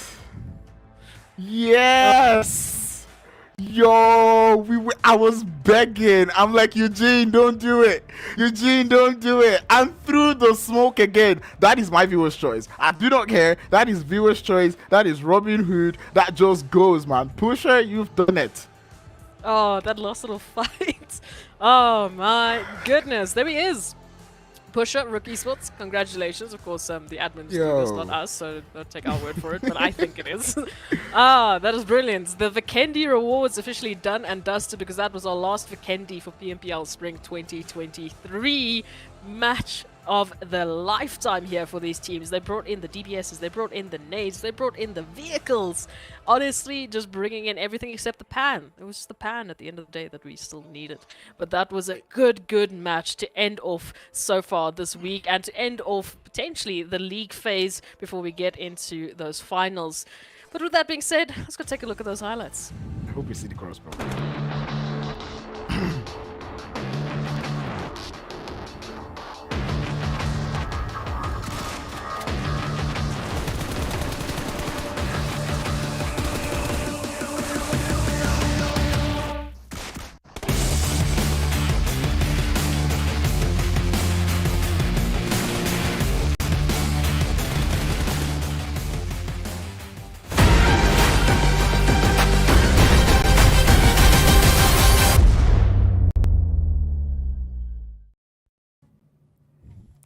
I'm starting to run out of throws that could potentially cover what we've just seen. All I will say is just thank you to all of the teams for bringing in that action, especially on the last They have just upped the bar to a new level that we could have never, ever imagined. But let's take a look at those match rankings. Vikendi was a wild, wild time, Grants. Yep, and while thank you to the teams, I would like to say thank you to Monster Energy, our official energy drink partner here in the PMPL. Let's take a look at those rankings. I feel like I don't even want to see the rankings. I just know that Pusher got the elimination with the crossbow. I'm so elated right now. I'm not even concerned about top 16 or anything, but yeah, that's the match ranking. S-Proxy, you do it.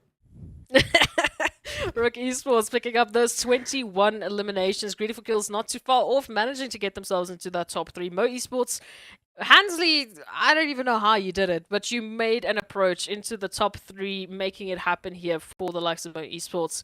Of course, if we go to that second page, you know, only 4 more teams after this one, because that Vikendi was nice and quiet with the teams. A very weird combination of teams on this side of the rankings, but it is what it is, I guess. They don't really have a pretty wild time to get that many points, and they've already picked up enough, especially for the likes of Titans.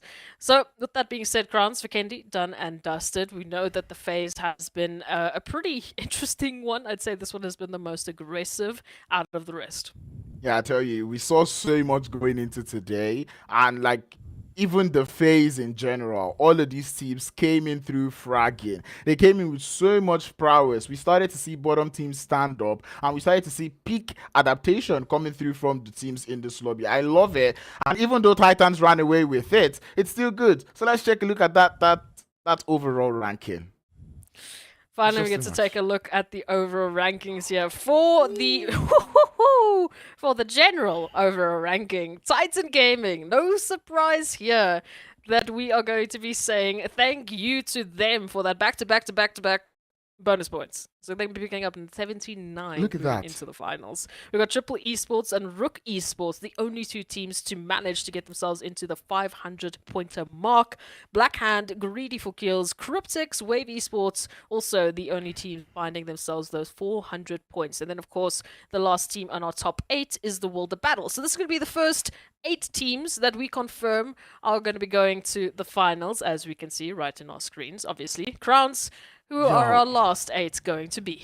Just before we start to check that out, on this page, 10 chicken dinners from the side of Triple and Greedy. Love to see that one coming through from them. Titans able to do it with 8, but they're able to put up so much points on board. 421 elims. There's so many things I could point out from this leaderboard just going in here. Blackhand not quite doing it. CRYPTICS able to stay up here, and the World of Battle and Wave Esports, with the amount of work they were able to do in phase 2, they're able to find themselves on that first page. Let's check the second page now.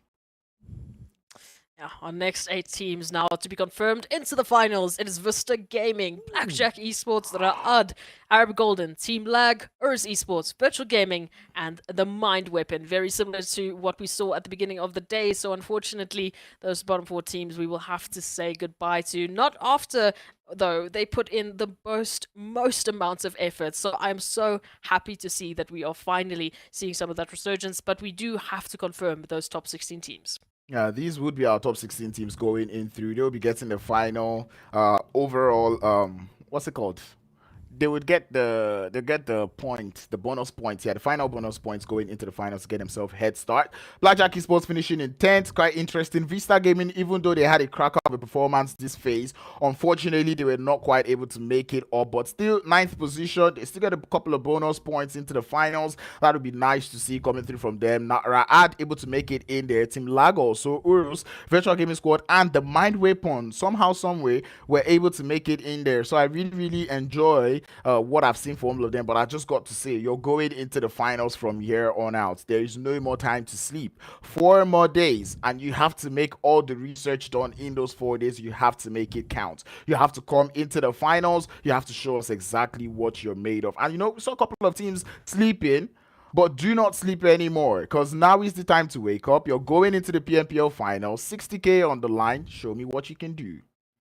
It was so close for that cutoff there for the finals. Looking at it, the bottom 4 teams, if we have the Mind Weapon on 227 points, we had Timeout on 219, just shy of that top 16 slot. We had Smash Team and Mo Esports both getting over the 200-pointer mark, 208 and 207 respectively. And then, of course, Vampires, we also have to say, unfortunately, goodbye to, as their journey in PMPL Africa Spring 2023 comes to a close. But thankfully, there is still plenty more PUBG Mobile right around the corner. We come back next weekend for the finals when we can see who are going to be our champions for the season. And of course, we have to say goodbye for now to Crowns, who has joined us on this wonderful journey. He was brought in the action. So Crowns, this is your opportunity. Final thoughts for this season. All I just know is I had so much fun. All the teams made it too much fun. And let me not even get started with you guys in the chat. I feel like it was amazing support. Everyone did come out here to not just support the teams, also support the casters. This is something we love to see. And it is a huge improvement going through in the Africa region. So on to the finals we go. I'll always be in the chat. Let's see what these teams have got for us. A massive thank you to you, Crowns, for joining us here. And thank you to the viewers, of course, for keeping up the energy. This season so far has already shaped up to be one of the best for PMPL Africa. And the teams are just getting better and better every day in and day out. Ultimately, though, it's that next weekend. We have 6 matches every single day. No groups changing up, no nothing. It's only those same 16 teams that now need to whittle out not only the storm in terms of 6 matches a day, all of that fatigue that comes with it, but also everyone is going to be stepping up. All cards on the table. They're going to be bringing their best possible performances next. And so make sure that you join us because we know it is going to be fiery. It's going to be spicy. Thank you so much for joining us. We'll see you next week. Friday, not same time, but almost same time, same place, and we can't wait to see the action.